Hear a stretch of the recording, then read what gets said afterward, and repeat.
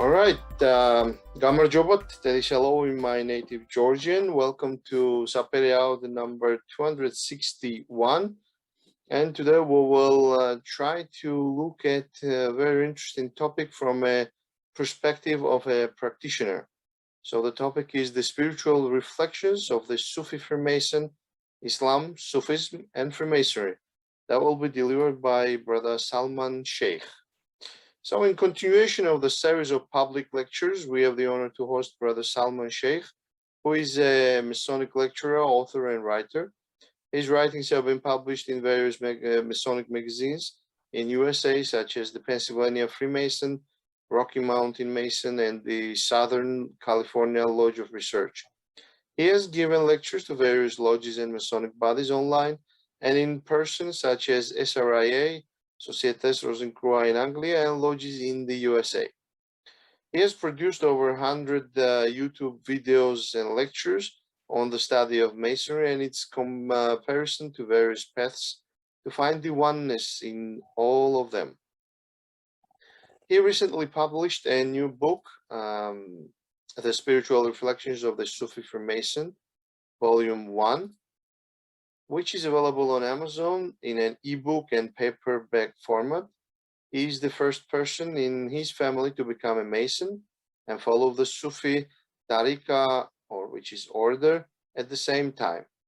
He belongs to the Grand Lodge of Pennsylvania, Free and Accepted Masons USA under the ancient accepted Scottish Rite Valley of Philadelphia, 32nd degree, and the Royal Arch Companion of Holy Royal Arch chapter number 183, also a Master Mason under the Lansdowne Lodge number 711 in Pennsylvania, USA.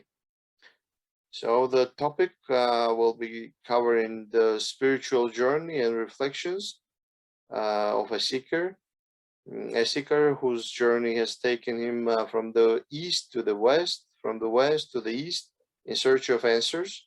What is the purpose of life? Why we are here? And what is the oneness of divinity that both Sufism and Freemasonry teach? How can we use Masonic principles to have more human unity? All these questions will be discovered in the event, reflected in his work. So it is my pleasure to present Brother Salman Sheikh to you, Brother Sapere audience. And I will use the opportunity to remind everyone, and for the recording purposes, the rules, very simple ones that we have on Sapere Aude. That is that we don't discuss interjurisdictional issues. We don't proselytize any political or religious views. We may tackle political or religious topics to better unfold the topic that is being discussed. Sapere Aude is an international, public, educational, apolitical, independent from any organization platform that welcomes male and female, members and non-members. Everyone is welcome to share their thoughts, comments, ask the questions, and the only thing that we require that the comments or the opinions or the questions should be put in a very civilized manner, and that's the only requirement to participate on the Zoom. Even though we may belong, the participants may belong to different jurisdictions, we may hold higher ranks in our jurisdictions. We come here as like-minded individuals who want to learn more about Freemasonry, its different aspects like culture, organizational culture, national aspects, spiritual part, and different things about this very ancient fraternity. And we don't limit ourselves to covering the Freemasonic issues or topics only, but we cover things that are around, connected to Freemasonry, or some traditions, whether it be esoteric or otherwise. So taking into consideration these very simple rules, it is my pleasure and honor to invite to the floor Brother Salman. Floor is all yours. Thank you, Brother David, and my thanks to all of the brethren, friends, sisters of the Sapere Aude platform. Thank you so much for giving me the chance to be here with you this morning. Today I have prepared a powerful presentation for you all, which will show you the similar comparisons that we find in Sufi Islamic teachings and also in the Masonic esoteric teaching. And again, as Brother David stated, I represent no grand laud statements or opinion, just myself as a free man. So I want to dedicate this presentation to Brother David Chichinatse because of the love and blessings that he has shown me by allowing me to be here. I want to dedicate this to worshipful brother Hasu Joshi, who could not be here, who has also been a pivotal part of my journey, to Right Worshipful Past Grandmaster S. Eugene Herritt, 33rd degree, here of Pennsylvania, who has also given me a lot of help in my journey. And also the fourth, Sheikh Wahid Azal of the Fatimiyya Sufi order, who has also assisted me. So besides that, this presentation is also dedicated to all of you. So without further ado, Yeah, I confirm I see the presentation. okay, the screen share is working. Yes, I confirm I see the PowerPoint Okay, presentation. perfect, perfect. So my dear friends and brothers, this basically teaches us about Sufism, which is the path of the heart. Brother Salman, sorry for Yes. interrupting. You may put it, well, click on from beginning, so it Uh-huh. will cover full page, and for recording Yes. purposes, it would be much better to view it in a Mm-hmm. recording. Okay. Can you view it now? It takes like 5 seconds before I see what you see. Okay. How is it now? No, it hasn't changed yet. You just Okay. click on that.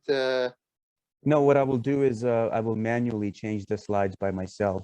Yeah, but it's not a full screen. It just we just see Oh, menus overhead. So you may want to put it on in a full screen size. okay. Just go to the, see there is a button from the beginning. Mm-hmm. Just click that. It should be. How is it? Do you see it? It hasn't changed on my side. Okay, what we have. Go ahead, please. Thank you, brother. So this path of Sufism and Freemasonry is basically the purification of the self and the heart. How to basically become a better human being and how to do the right thing with the time that's been given to you. So Sufism from the Islamic perspective is a system of morality veiled in allegories and symbols. Just like how in Freemasonry, we're taught the same values about making the best use of our one life that's been given to us, learning the seven liberal arts, learning knowledge, becoming a better human being, and also realizing the oneness of this world that we see, that regardless of who you are, where you come from, what you believe, we can all come together as brothers and sisters. So I would like to start a quote from William Preston. The true Mason is a citizen of the world, and his philanthropy extends to all the human race. Uninfluenced by local prejudices, he knows no preference in virtue, but according to its degree from whatever country or clime it may spring. So as Masons and as Sufis, we're taught to revere knowledge from wherever it may come, from whichever clime or country or environment it comes from. You're taught to give reverence to all knowledge that comes to you. And that is the importance of who we are, is that light comes from everywhere. And wherever it comes from, you must be willing to embrace it in your life. So the Sufi path is basically the concept of Tassawuf. So the path of the Sufis, the woolen cloth, having a personal relationship with the supreme being, your fellow man, and the system around you. And it's called Tazkiya nafs, purification of the heart. It's a system of morality to respect all systems you have been placed in, and respect for your country, your fellow man, God, etc. In the same manner that Freemasonry teaches us is to love your neighbor, love your friends, your family, respect the laws of the country you live in, to be a good citizen, etc. And what it tells us is that the human heart right now is currently under attack, where all these aspects of divisions we see in society, we've been desensitized to each other in many ways, where right now society does not feel any kind of sympathy towards one another. We're losing that human touch. So Sufism tells us to protect your heart. and trust the teaching of your heart, because that's where you will find the aspect of divinity. So those that are looking for God in their own journey, in whichever capacity that they're looking, the Sufis basically are teaching you to look within yourself, find that within yourself, because whatever you're looking, your whole life, you're working on the outside just to work your way back in. So that's what the Sufis are teaching. And they are known as the people of the bench, who were initiated into the inner mysteries of Islam. So it's similar to Mark 4:11, where you had those that were initiated into the inner mysteries, and then all those on the outside were taught in parables. So the Sufis were basically taught the oneness and of all humanity, of all the teachings around them, and the aspect of taskiya ul-nafs, which is purification of the self. And what the Sufis teach you is, if you have a pure heart, that is the greatest wealth, my brothers, that you can accomplish in your life. Because those with a pure heart will always be protected from evil. They will always have their needs provided for in this human life. And everything in this life will go in their favor, regardless of the good and bad times that come in all of our lives, which is inevitable, knowing that this journey that we're on. So Tassawuf is teaching us to be those that are of the woolen cloth, to have that aspect of simplicity and an aesthetic lifestyle within your hearts and minds as well. So there are the three stages of Sufism, similar to the three stages of Freemasonry. So the first stage is fighting the ego and coming to light, hakikat. That is the truth. Once you realize the hakikat, or the truth, you embrace that from coming from darkness to light. Second is the tariqat, to unite with the grand architect of the universe, which Rumi always calls being separated from his beloved. And the importance of being one with the creator is, right now, from the Sufi perspective, is that mankind is currently in its fallen state. We're in this realm right now. Yes, brother. Brother Salman, sorry for interrupting you. I guess you have changed the slides, or you may have not, but I see we are still on the first slide. Is that okay? No, I'm actually on the third slide. Yeah, because it hasn't changed here. That's why I saw the three stages down there. Yeah, now it has changed. Should I do it this way? Yeah, would be fine. Yeah. Okay. So sorry about that, everyone. Okay. How is it now? Can you see it? Yes, yes, it changes. Now we see Tassawuf. Okay, great. So Tassawuf is what I just explained recently. And now we go into the three stages. So the three stages, my brothers and friends, is basically the three stages of the degrees of Sufism, and similar to the three stages of Masonry. So the first is fighting the ego and coming to light, the hakikat, the truth, realizing that you have to come from darkness to light if you want to see the reality of the world around you. Second is the tariqat, to unite with the grand architect of the universe, which the Sufis refer to as their beloved, to be separated from their beloved. As right now, from the Sufi perspective, we're currently in our fallen state of mankind, in this realm where there is war, chaos, division, suffering. So the Sufis believe that we're stuck in this open air prison, this prison planet, and we have to basically purify ourselves more and more through the heart and the teachings of the Tassawuf and the Taskiya ul-Nafs, to be able to get back into the graces of the grand architect of the universe, as we see in Jacob's ladder, that we have to climb our way back up into the graces. And this is what Rumi calls to be separated from the beloved and to unite with the beloved. The third is the marifa, the act of know thyself and know thy Lord.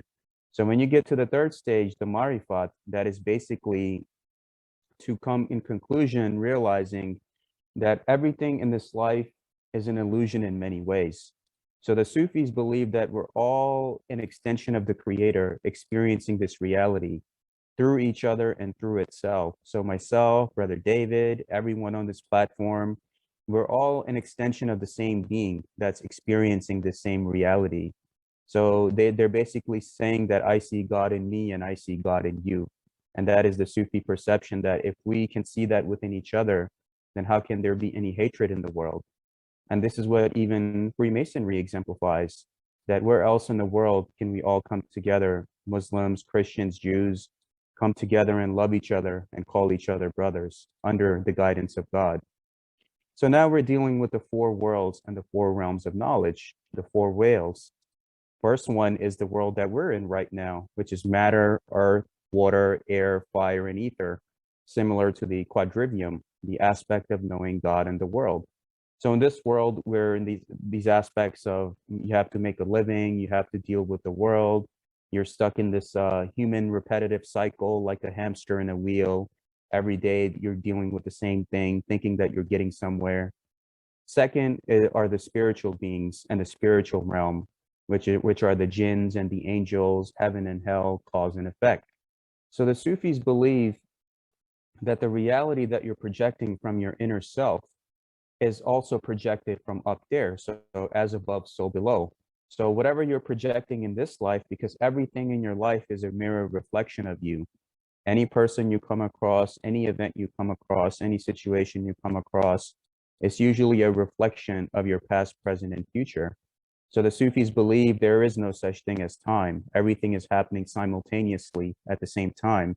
So let's say you're dealing with spiritual warfare on this realm. It's also taking place on the upper realms, and your angels and guides are guiding you. And you will have people in the form of angels and jinns who will come under the guise of human beings to test your character, to see, is this person really who he's claiming to be? So on this path, you will get tested by different beings in the aspect of they might appear as human to you, but the Sufis believe that it's all an extension of this ultimate reality that we're dealing with to pass the spiritual school and work our way to the next level. So the third realm that we're dealing with is the source of the lost world, the hidden tablet or the knowledge of spirit. And that's where the Sufis believe all the knowledge of the grand architect of the universe is inscribed in, is this the sacred realm where you have to be of a certain caliber to be able to access that. The fourth realm is the realm of the grand architect of the universe, which is pure essence, and God is the only reality. And this is what you see, Brother David, when you see the Sufi dervishes whirling around. It took Rumi had spun for 60 hours straight without stopping for him to reach that conclusion that everything in this life is an illusion, but God is the only reality. And that is the realm the Sufis are trying to find their way back to by letting go of this world. So now we have the three stages of realization in Sufism, which is Iman, Islam, and Ihsan. So the three stages of realization, we come with stage one, which is Iman, belief, faith, secrecy, and full trust in the grand architect of the universe, which is taught in our entered apprentice degree, similar to Freemasonry. Second is Islam, submission, obedience, knowledge, and practice, to reflect on your growth and continue the pursuit of knowledge, which is the fellowcraft degree.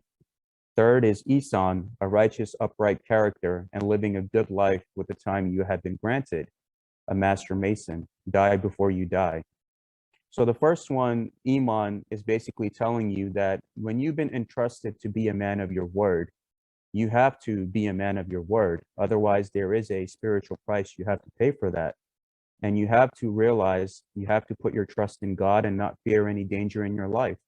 And right now, in these chaotic times, my brothers, that we're living in, people are quick to panic. People are lose trust in each other, break friendships, break bonds with each other.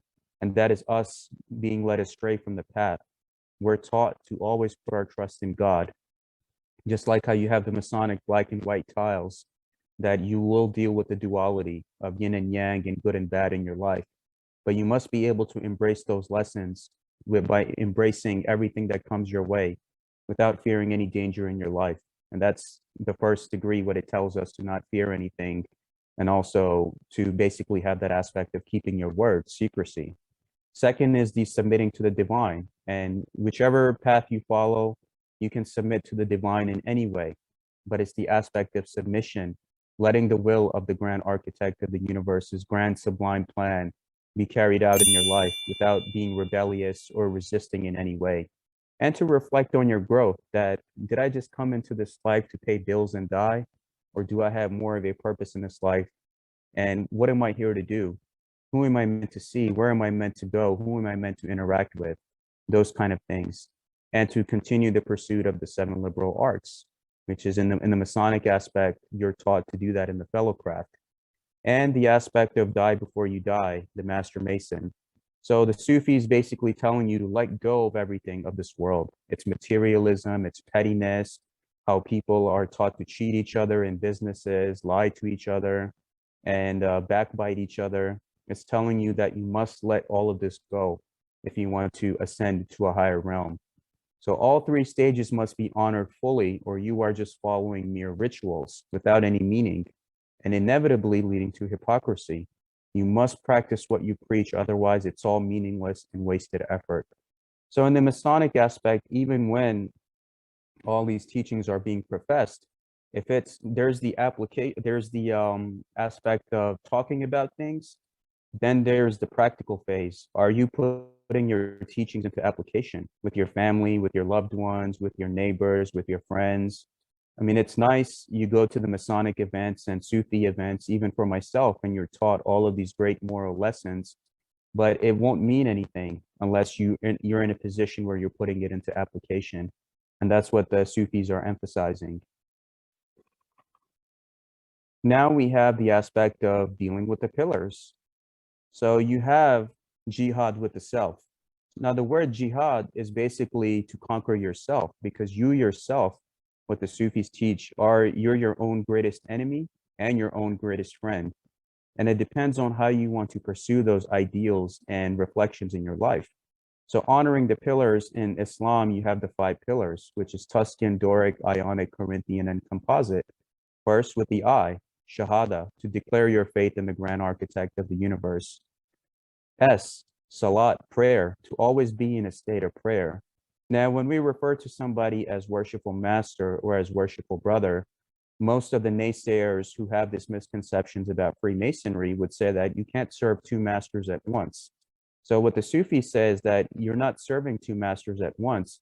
You're giving reverence to this brother who is a worshipful brother because he's full of worship for the grand architect of the universe, who has labored his way from the west to the east, from darkness to light, in his quest to not only educate and grow himself, but to educate and liberate his brethren, or those that come to him for aid and relief. L, which is fasting, which is to circumscribe your desires and live your life within due bounds.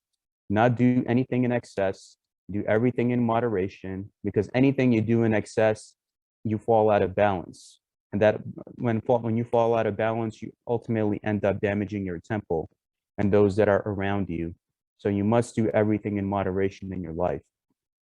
A is the Hajj, which is the pilgrimage to the holy city of Mecca. And that you're only allowed to do if you're financially capable to do so, to travel to the east for the pilgrimage in Mecca.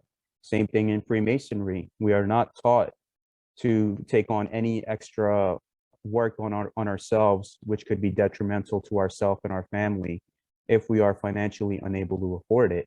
So it only tells you to be responsible and only handle what you can handle, and be upfront about it if you don't have the capability to handle it, and your brethren will be there to relieve you. So ask and you shall receive. M is zakat, which is almsgiving. So the aspect of the Sufi who has to give 10% of his income to the poor, whether it's a family member or a charity. And in the Masonic principles and organizations, that's also stressed. Every time you go to lodge, there's the importance of charity and almsgiving. Anytime you go to any Masonic event, Masons are known for their charitable donations and how they're there to relieve each other and take care of widows and orphans and take care of those that cannot take care of themselves. So the basic aspect is jihad al-nafs, which is to struggle against your lower self, such as lust, envy, greed, desire, fear, all of those things which are not there to ascend you into a higher being. And that is what is there, my brothers, friends, and sisters, to help you become a better human being. So you're dealing with the square and compasses of Freemasonry. On the left, you see the Masonic interpretation, and on the right, you see the Sufi interpretation. And it basically supports from the Sufi aspect on what Freemasonry teaches, that Freemasonry is open to those who believe in a supreme being, which is in supported by the volume of the sacred law in the Quran, Surah 2, verse 256. There is no compulsion in religion. So the Sufis will never force you to practice anything, and all walks of life are welcome to Sufism. It doesn't matter what your background or religion is.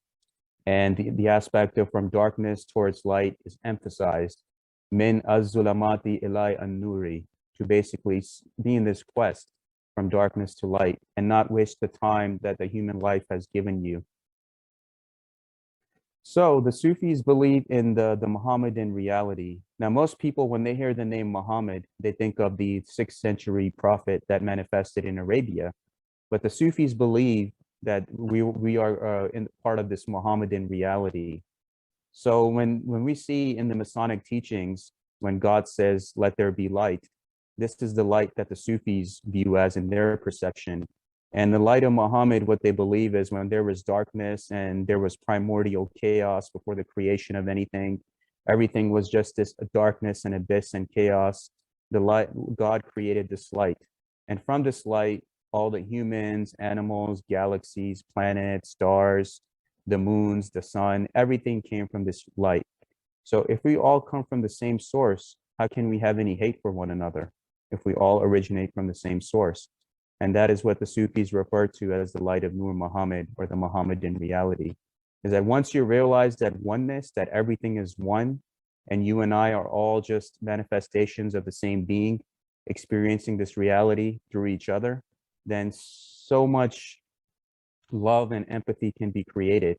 Where if I hurt somebody and if I tell somebody that when he's hurting somebody that, you know, in reality, you're hurting your own self by hurting him. Do you know that? Or if you say something good to somebody, do you know that you just said that good to yourself? And that is exactly what the Sufis are emphasizing. What is the goal of the Sufi and the Mason? The goal of the Sufi is to become one with his beloved, the grand architect of the universe, and to become better in his adab and his character, and being to honor self and humanity. The goal of the Mason is to believe in God, honor his brothers, smooth his ashlar, and be a better man. Now, the emphasis is related on tawakkul, which is complete trust on God, that no matter what happens, you always trust God, whether you're going through good times, bad times, moments of doubts and suspicions. Now, there's an interesting story that a Sufi master, how he tested his disciple with this exact scenario. So when the disciple was instructed to come see the master, there were about 5 or 6 stray dogs outside near the entrance. And it was done on purpose to see if the disciple would pass the test. And the master said, come to the place where I'm here to teach you and guide you. And first, so the disciple went and he got scared, like these dogs are going to attack me and they're going to bite me. But he trusted God and not felt any danger. And he proceeded further. And the master said, you passed the test. And that is basically what Freemasonry is teaching us, is that in the moment, in the heat of the moment, you might see that there are elements out there to get you, or you might feel some kind of danger. But your first stage of Masonry, that is the first thing that was emphasized to you, is to not fear any danger when you have tawakkul, the complete trust in the grand architect of the universe, knowing all the things that you're meant to do, people that you're meant to see, places that you're meant to go. Destiny unfolds in this grand sublime plan. And the creator is like a painter on a canvas, painting your life like a tapestry of different colors and patterns that is to be celebrated, not condemned. Tawheed is belief in a supreme being. So the aspect of Tawheed is the oneness of the supreme being. So whichever capacity you believe in the supreme being, that is your path for you to follow. As long as whatever path you're choosing is helping you become a better human being, then that is the path for you. It's like here, I'm in Philadelphia right now, and there are 6 different ways from Philadelphia for me to get to New York City. I can get in a car, I could drive there, I can catch a bus, I can catch the Amtrak, I can catch a plane from Philadelphia Airport. Whichever path I take, it's helping me get to the destination. So it's like how we have in our Masonic pyramid, where we have one mountaintop, but whatever path you take to get to that mountaintop, it's all relative because we're all going to meet each other at the same place, no matter which path you follow. So most people do not know that Prophet Muhammad was a widow's son. So Muhammad lost his father at a young age and was raised by his mother, a widow, till the age of 6.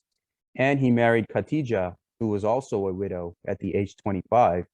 He said, I have come to perfect the adab character of mankind and establish religious and racial freedom with his decrees, dealing of Hazrat Bilal, who was an African slave, covenant with the monks of St. Catherine Monastery, and the Constitution of Medina, which gave rights to Jews and Christians who were persecuted by the pagan tribes.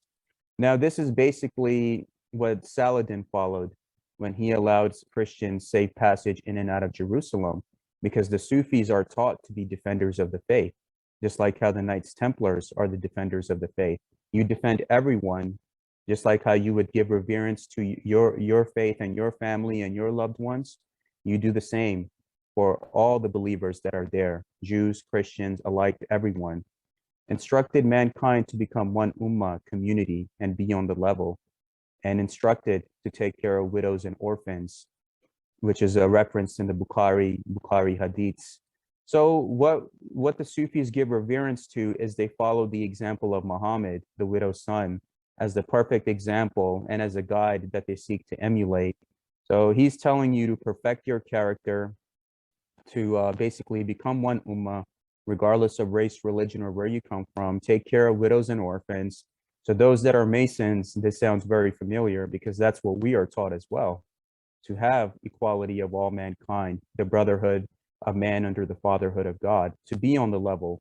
So if somebody's a janitor or a CEO, you give the equal respect to each other, because it's about the purity of your heart, not your worldly title or rank that's been given to you. And to take care of widows and orphans. And I know where I'm at right now, it's emphasized right now with the charity programs to take care of widows and orphans.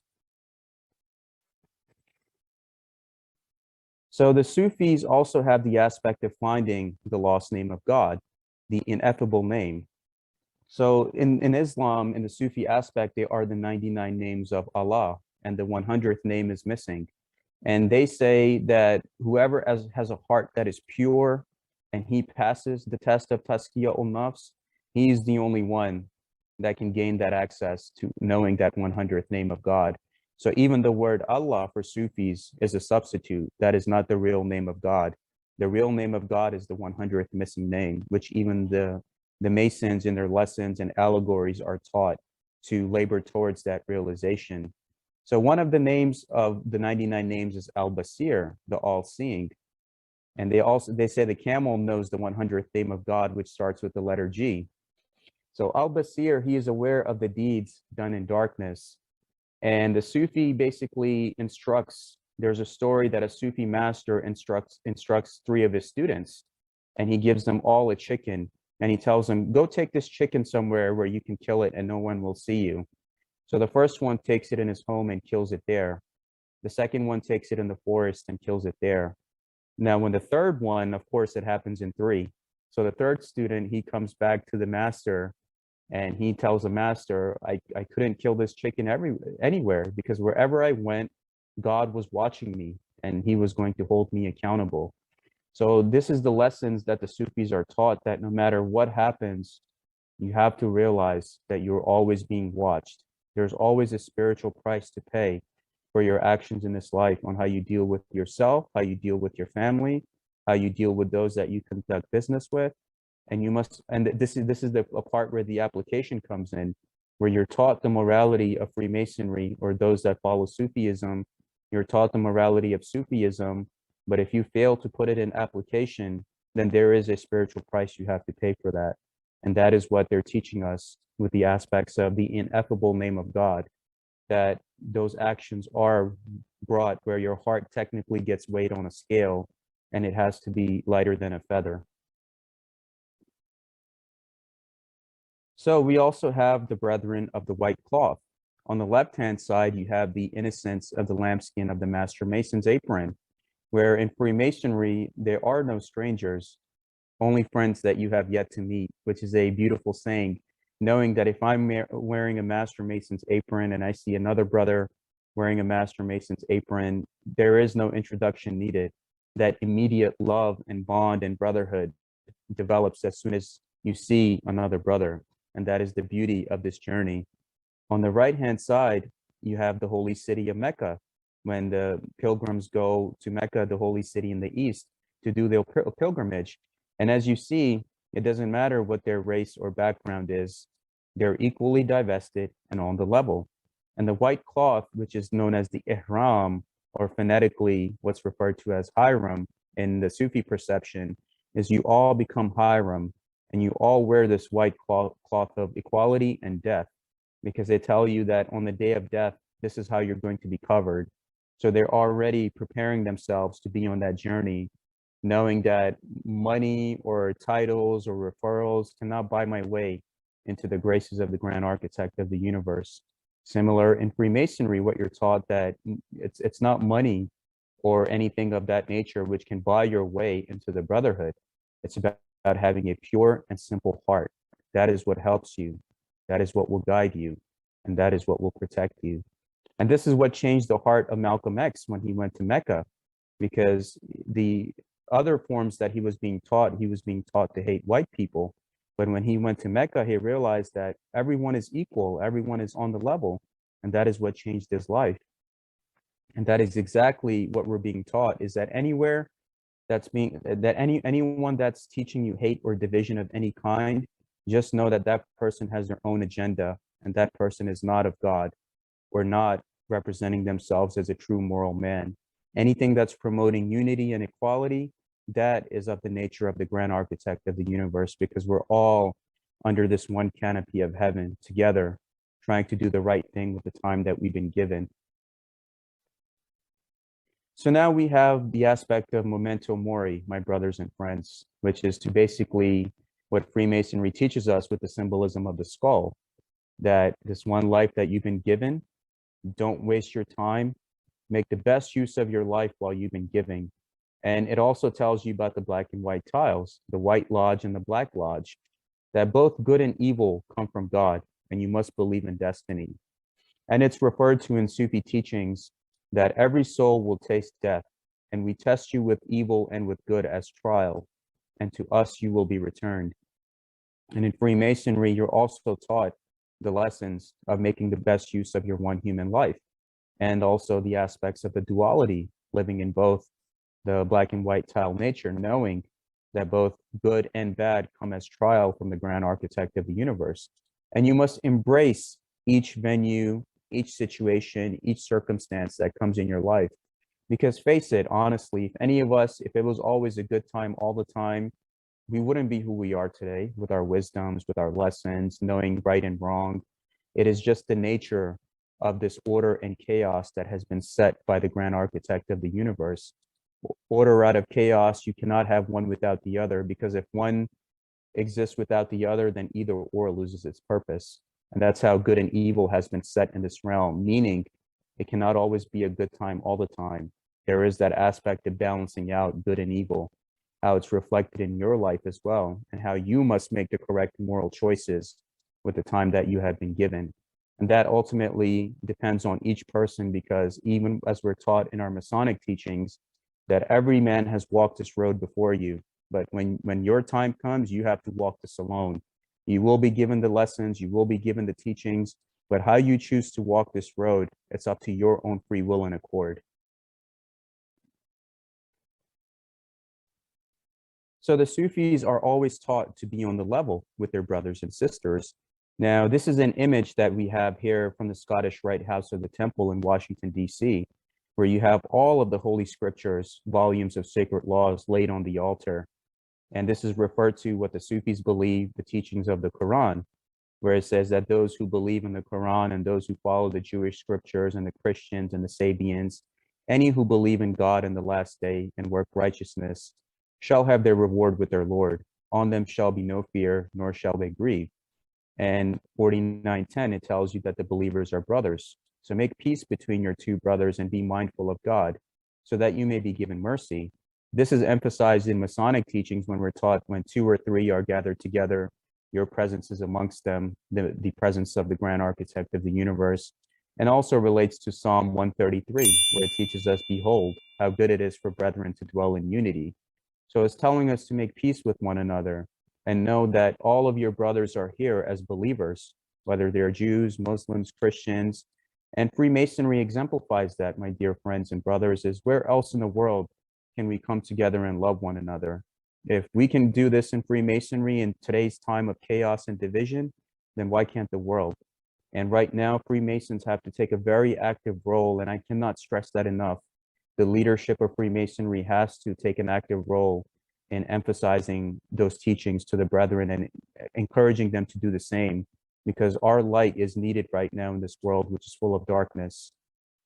And same thing, it's emphasized that we make no distinction between any messengers. So everyone is treated equally. So in the Sufi path, if you're of any race or religion besides Islam, you're still welcomed as an initiate. In Freemasonry, it's the same exact thing. As long as you believe in God, you're of a good moral character, and you're vouched and recommended. So you have the aspect of the cable toe, unity and charity. So the Sufis believe that the aspect of the cable toe is the rope of God, and it brings us together, where outside people would, if you look outside of a Sufi or Masonic setting, people would tell you, okay, you live here, this is your race, this is your religion, you stick with your people, you don't intermingle with anyone. It's like what we see here in America, where there is that analogy of the melting pot, but in reality, it's a set of different ethnic enclaves and communities where people just want to stick with their own and deal with their own and not go outside of that and not have any growth in any way. So Freemasonry and Sufism breaks those barriers where people you will never run into outside in your average life. Now you're sitting with them as brothers on the table of brotherhood. So the cable toe in unity and charity. So in the Quran, Surah 3, it tells you, hold fast together to the cable of God and be not divided. Remember the blessing that God bestowed upon you. You were once enemies. Then he brought your hearts together so that through his blessing, you became brothers. So it teaches us that in this aspect of Freemasonry and Sufism, when somebody is within the length of your cable toe and you're there to help them, you are duty bound to help relieve your brother if he comes to you to relieve him and his family, if it's within your power to do so, and vice versa for him to you, because you take his hand for yours, and he'll do vice versa for yours, your heart for his heart for yours, your life for his life for yours. So these things are taken very seriously when you take that solemn obligation of the brotherhood under the fatherhood of God, that you must be there, because it's what Rumi says in the Sufi teachings, is that we're all walking each other home and we owe this love and light to one another. So right now, my dear brothers and friends, we're living in such pivotal times where we need companionship with like-minded brothers and friends. Because right now, if we don't have the proper companionship, it's not going to help us go through this order out of chaos that humanity and the world is going through right now. And Rumi stresses this by saying, the company of the good will make you good. The company of the bad will make you bad. Those who are of the same nature will fly off together. Eagles soar with eagles, pigeons flutter with pigeons. And Ibn Khaldun, a Sufi master, emphasizes this, that hard times create strong men create good times create weak men, and weak men create hard times. So right now we're living in such a sensitive society, my dear friends and brothers, that everyone is scared to express their opinion with one another. And Sapere Aude and what Brother David Chichinatse is doing is a great, great blessing to humanity, because it's so important that we have these dialogues and conversations without us being offended from one another or saying that he or she believes differently than me. Because as soon as you create that separation, the Sufis believe you've been separated from the grand architect of the universe. Your connection has been severed from up there. So you can do all of the prayers, pray 5 times a day, do all the rituals, but if your intent is not pure and you created a division already between your fellow man and are not able to listen to somebody, then you already created that separation. And what is the beauty of Sufism and Freemasonry? We can agree to disagree with each other, but at the end, we're still brothers and friends, knowing that everyone is a free thinker, everyone has their own path, their own destiny, and that is the world that we have to envision. That is the great work, this one great work that we're involved in. And whether it takes, if I see it within my lifetime, I'm 29 years old. If I see it within my lifetime, I would be happy to, but if not, I will continue to labor towards it, because the world we inherit today is the one from our brethren who have fought for it, who have bled for it, and who have died for it. So if in today's times we're acting in a weak nature and not taking the chance to be revolutionaries and kingmakers and movers and shakers, what the Masonic Brotherhood was known for, then it's not going to do justice for the next generation. So moving on, in the Sufi path, we're taught to eat, drink, and fellowship, what in Freemasonry is emphasized as the fork and knife degree, where they tell you, brother, we know why you're here, but just don't make it too obvious why you're here. So we're instructed to eat together and invoke God's blessings, encourage for brethren companions to eat together and break bread together, because what is the easiest way to somebody's heart? Sit down and have food with them, and that will mellow them out, and they will share everything with you. And that creates a bond that you cannot have in any other setting. So it's very important why eat, drink, and fellowship is emphasized. And the best in the Sufi path are those that serve food to others. So in the Sufi path, there's a story that there was a few people that came to Muhammad, the widow's son, and asked him, oh, great teacher, there's this pious man praying 5 times a day. He's going to the mosque, he's doing all of these great things, and he's doing whatever he's supposed to do. And then Muhammad asked him, who is serving him food, who is providing his needs, and who is providing his toiletries? And they're saying, we are. And he said, you're better than them. So the Sufi path is telling you that if you're a person that serves others, lives your life in service to others, puts others before yourself, even what Freemasonry teaches us, that is more greater than you praying 5 times a day or reading the Quran or doing these different things, because service to humanity is the greatest form of worship that you can do. Because if we're all an extension of that same being, the grand architect of this universe, who's manifested in these different avatars, then if we're serving each other, we're in technicality serving him. And that is what the Sufis are emphasizing, is take care of your brothers, find out if his family is okay, find out if his kids are okay, as if they were as if they were your own. And that is most important, my dear brothers and friends, is right now we live in such a society where the neighbors don't even say hello to each other. They do not say hello to each other. There's the aspect of division that's been created in society. And we need to eliminate that by working towards what's right and what's wrong in this world. Please excuse the phone ringing in the back. So now we move on to kashaf, removing the veils to know God. So if you've seen those that have witnessed the Master Mason degree and the Royal Arch degree, without going any further into its teachings, you would know what it means to remove the veils. So the 7 wheels to God, the grand architect of the universe: reason, knowledge, the heart, the self, senses, desire, and will. Only the true seeker will find God's reality, which can be found only through self-realization. You are given the tools, but must do the work yourself. So this is the esoteric teachings of Sufism and Freemasonry, where the wheat gets separated from the chaff, where those that come into Freemasonry are saying, I didn't learn anything from them. They don't know anything. They don't know any knowledge, and they didn't teach me anything. No, they did teach you. They did give you the tools. They gave you everything you needed, but it was you that failed to realize. And no one is going to hold your hand on this road and walk you. You are told up front that this is your road. Here are the lessons. Here are the teachings. Now, how you choose to walk it is between you, your brethren, and the grand architect of the universe. And that is what the Sufis are being taught as well, is that you are given these different teachings, but if you're not failing to do anything about it, then that's on you. It's like with the Sapere Aude platform. When the pandemic happened in March 2020, the entire fraternity got shut down. But what did the brethren do? They improvised, and they used the tools that were given to them, and they created, as builders like they are, a platform which to this day is serving the brethren and community of the world, not just to bring everyone together, but also to eliminate the misconceptions of Freemasonry that many have. So it's all about lifting the symbolic veil between the heart of the believer and the true reality of God. And as we see, the Sufi symbol, which is the crescent Islamic and moon, has the wings around it and flying.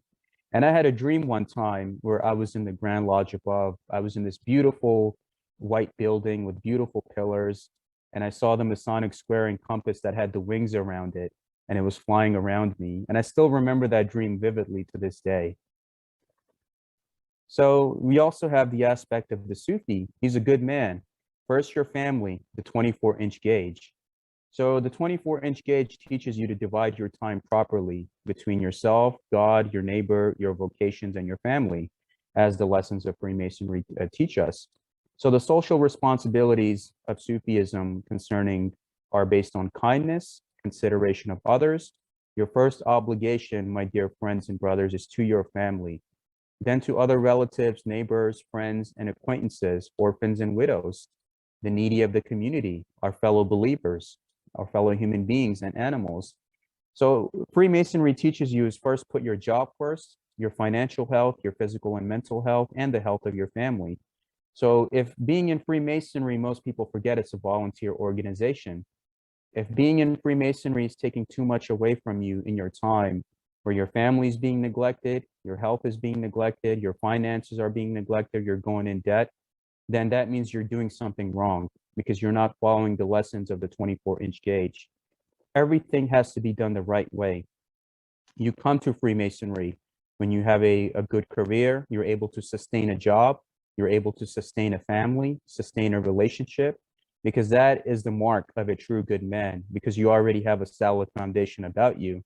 And that carries over into Freemasonry, where good men become better men. So it's most important that you put your family first and realize that there's no neglect happening while you're dedicating time to Freemasonry, and also your first obligation coming to your family. So in the Sufi path, my dear friends and brothers, you have the concept of proper vetting, recommendation, and mentoring, what they call as tarbiyat in Arabic. You have to truly be about it for you to gain anything. Proper recommendation of the seeker is needed, or the Sheikh, who is the equivalent of the worshipful master, and the proposer, who is the equivalent of the recommender, have to deal with spiritual consequences from God. The seeker must be of a pure heart, intent, and soul. Once initiated, the seeker must be carefully mentored and counseled, quality over quantity. Uplift the seeker's heart so he can do for others. What's the first thing that happens when there's any kind of Masonic issue? They find out who the proposer is. So in Sufism, as you see on the left side, there's the Sheikh who's sitting with his disciples and students. They're doing the proper initiation and recommending. On the right-hand side, you have the worshipful master who's instructing the new brother with his lessons and morals and degree work that he's being taught. So in Sufism, they tell you that if you bring any wrong person into the order, you have to deal with spiritual consequences from the grand architect of the universe, because it's like a chain, like how you have living past masters in a lodge. It's like one chain connected to the other chain, connected to the other chain, passing it on. So in the Sufi Tariqa, you also have the sheikhs, what they call the silsila, or the golden chain, where one sheikh goes to the next sheikh, goes to the next sheikh. So you have to deal with spiritual consequences if you bring somebody that is not of a right nature, that is a ruffian, or is there with an improper motive. So in Freemasonry, it tells you that if you're there for an improper motive, then that is not for you. In Sufism, you're taught the same way, that proper recommendation and mentoring and tarbiyat, meaning that if you give the brother the correct initiatic experience, the one who's there with a pure heart, you mentor him and guide him properly, not contact him when it's time for him to pay his subscriptions, or if the lodge needs an active role from him. Call him. Hey, how's your family doing? Tell him about your family and ask him about his.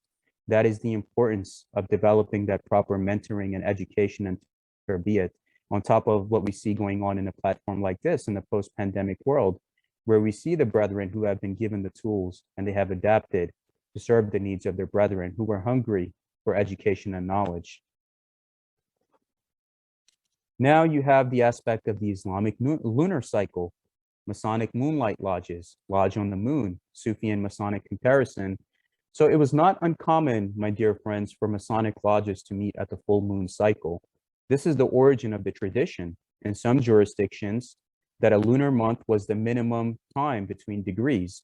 In the Sufi Islamic point of view, the lunar months are also followed for practices, holidays, observances, ceremonies, etc. And there are still lodges that follow this. I believe there are a few states here in America that still follow this tradition, that have a moonlight lodge, or their lodge meets on the evening when the moon comes out.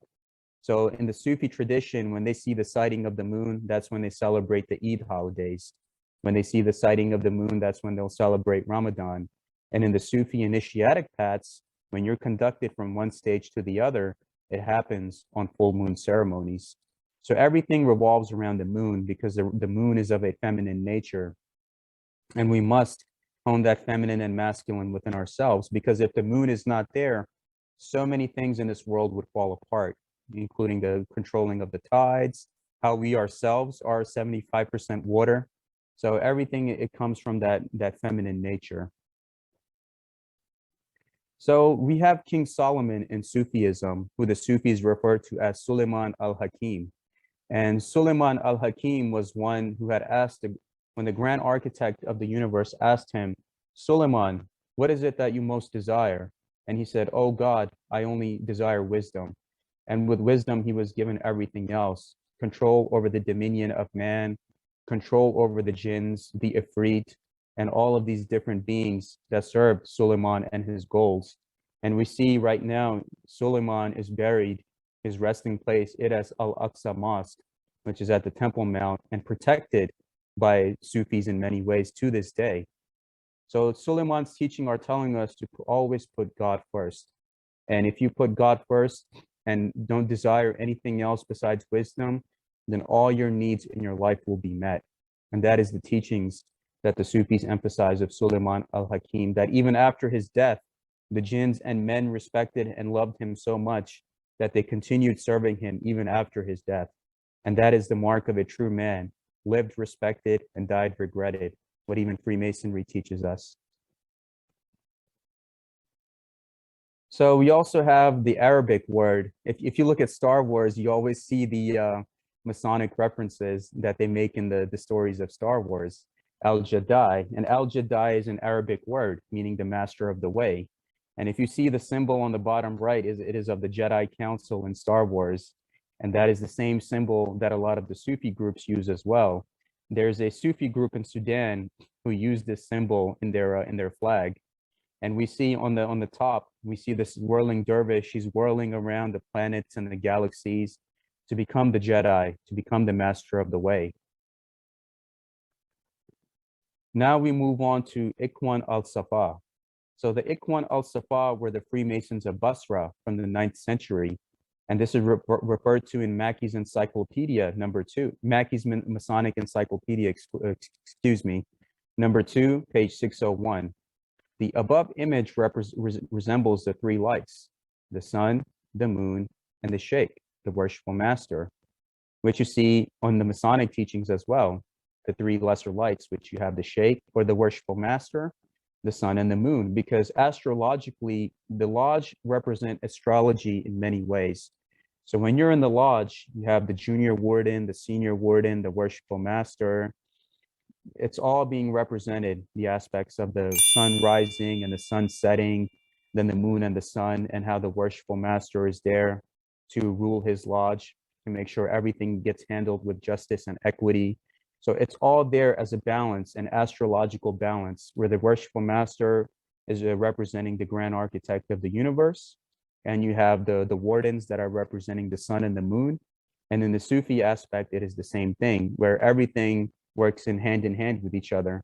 And it shows you for the initiate as well, is when you go from an inner apprentice to master mason, you go through that astrological change yourself. Something in your life changes after you become a master mason. It is something that cannot be explained. Only those that have been through the path can explain that to you, that there is something that changes in your life. And that is what the Sufis emphasize as well in their teachings. Now, the ranks of Ikhwan al-Safa were at the age of 15, you were considered a craftsman. At the age of 30, you were considered a leader. So the craftsmen were the one who were like working their way up. They were learning the knowledge. They were coming from darkness to light. And they were putting everything into practice, just like how in Freemasonry, you have the LOIs and you have to learn the work and become the master of the work. And if you're certified and deemed worthy, then you're able to go into the chairs and become a master or a warden.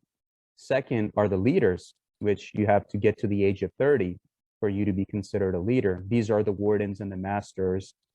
Once you get to the stage 3, which are the kings, that's 40 years. That's like equivalent to a provincial grand master or a provincial inspector, like those kind of things, or those that have grand ranks, those that have labored their whole lives for the craft. And in the Sufi aspect, it's those that have also labored for the Sufi teachings for their self and their brethren. Fourth are the prophets and philosophers, which if you look at the grotto organization in America, they symbolize, and the Shriners and the grotto symbolize a lot of Sufi Islamic teachings in their organization, the master of the veiled prophets and those kind of things. And that you have to be minimum age 50 years to be considered, where you're being compared to the great teachers and messengers that have walked this earth, because you have spent your whole life laboring from the west to the east in search from darkness to light. And these are the equivalent of grand master levels. So they taught esoteric knowledge with their 52 epistles. And they also initiated Christian Rosenkreutz, who was visiting the Near East and Morocco during that time, the Ikhwan al-Safa, because they accepted anyone. It didn't matter what your race or religion was. Even though they were a Sufi group, they accepted everyone and anyone into their group that was there, that believed in God, that believed in a higher nature, that had purification of the self. They were well recommended and vouched. So that's when Christian Rosenkreutz came into their life, and they were taught these secrets of immortality, because even Christian Rosenkreutz was able to achieve that immortality of the soul in many ways. And this is a group that also encountered the Knights Templars, which existed, and this group has existed since the 9th century. And they're all learned from each other. So most people would say that, have any kind of bias, that everything in Freemasonry comes from Sufism. No, that is not true. The beauty of Freemasonry, my brothers and sisters, is that you find a little bit of connection in each teaching and philosophy that's there, whether Western or Eastern, Neoplatonism, Greek philosophy. The Ikhwan al-Safa were teaching all of this to their initiates. And it was telling you that if you can find oneness and reverence for all faiths, philosophies, and teachings, that is when you become a true initiate. So you must be willing to accept anyone and anything around you as a source of light. And that is why they got along so greatly with the Christian Rosenkreutz and the Templars as well. And this group was also linked with the assassins, the Hashashin, and Hassan Saba, the old man of the mountain, as all of these groups collectively studied with each other and helped each other throughout the world and throughout the ages. So you also have another example. On the left-hand side, you have a drawing of the Bektashi Sufi order in Turkey. And on the right, you see the sun, the moon, and the worshipful master, which represents the grand architect of the universe in his lodge as the highest authority in the East. And on the Sufi painting, you see the sun, the moon, and the master. So a lot of the Sufi masters that I have dealt with, they know when you're doing something wrong. They have that spiritual intuition, and they will call you or text you right away, because that all-seeing eye of the creator is always observing you and watching you. So don't think that if you fall out of line, oh, nobody's here, nobody's here. No, you're still being watched and observed. You're always being watched and observed. That is the responsibility that you must carry on your shoulders if you become a Sufi or a Mason, and know that there is a higher power that will hold you accountable. So always hold yourself to a higher standard, and to know the astrological changes that not take place within yourself, but around you, because this Masonic brotherhood that you're dealing with is not only for this world, it's a universal order that you're dealing with, which principles can be found anywhere and everywhere. I remember when my recent trip in 2019 took me to the border regions of India and Pakistan to visit a lot of the Sufi shrines. There were people coming out of nowhere offering me their friend, their brotherhood and friendship. And it just shows you how small Freemasonry, like this world, how small that it becomes when you are an initiate of that path, knowing you are not taught to fear any danger. And wherever you go, there will always be somebody there to help you, aid you, and assist you. So now, my brothers, we move on to the aspects of honoring each other through the wages. So in the Sufi path, we're taught that give the worker his wages before his sweat dries. Now, the allegorical teaching of this is make sure that those who come into your gathering, they don't leave away dissatisfied in any way. And Freemasonry teaches you the same thing, whether you see the Mark Master Mason's degree or the Fellowcraft degree, where you're taught the importance of honoring each other through the wages. And the Masonic equivalent, as Brother Benjamin Franklin tells us, is that Masonic labor is purely a labor of love. He who seeks to draw Masonic wages in gold or silver will be disappointed.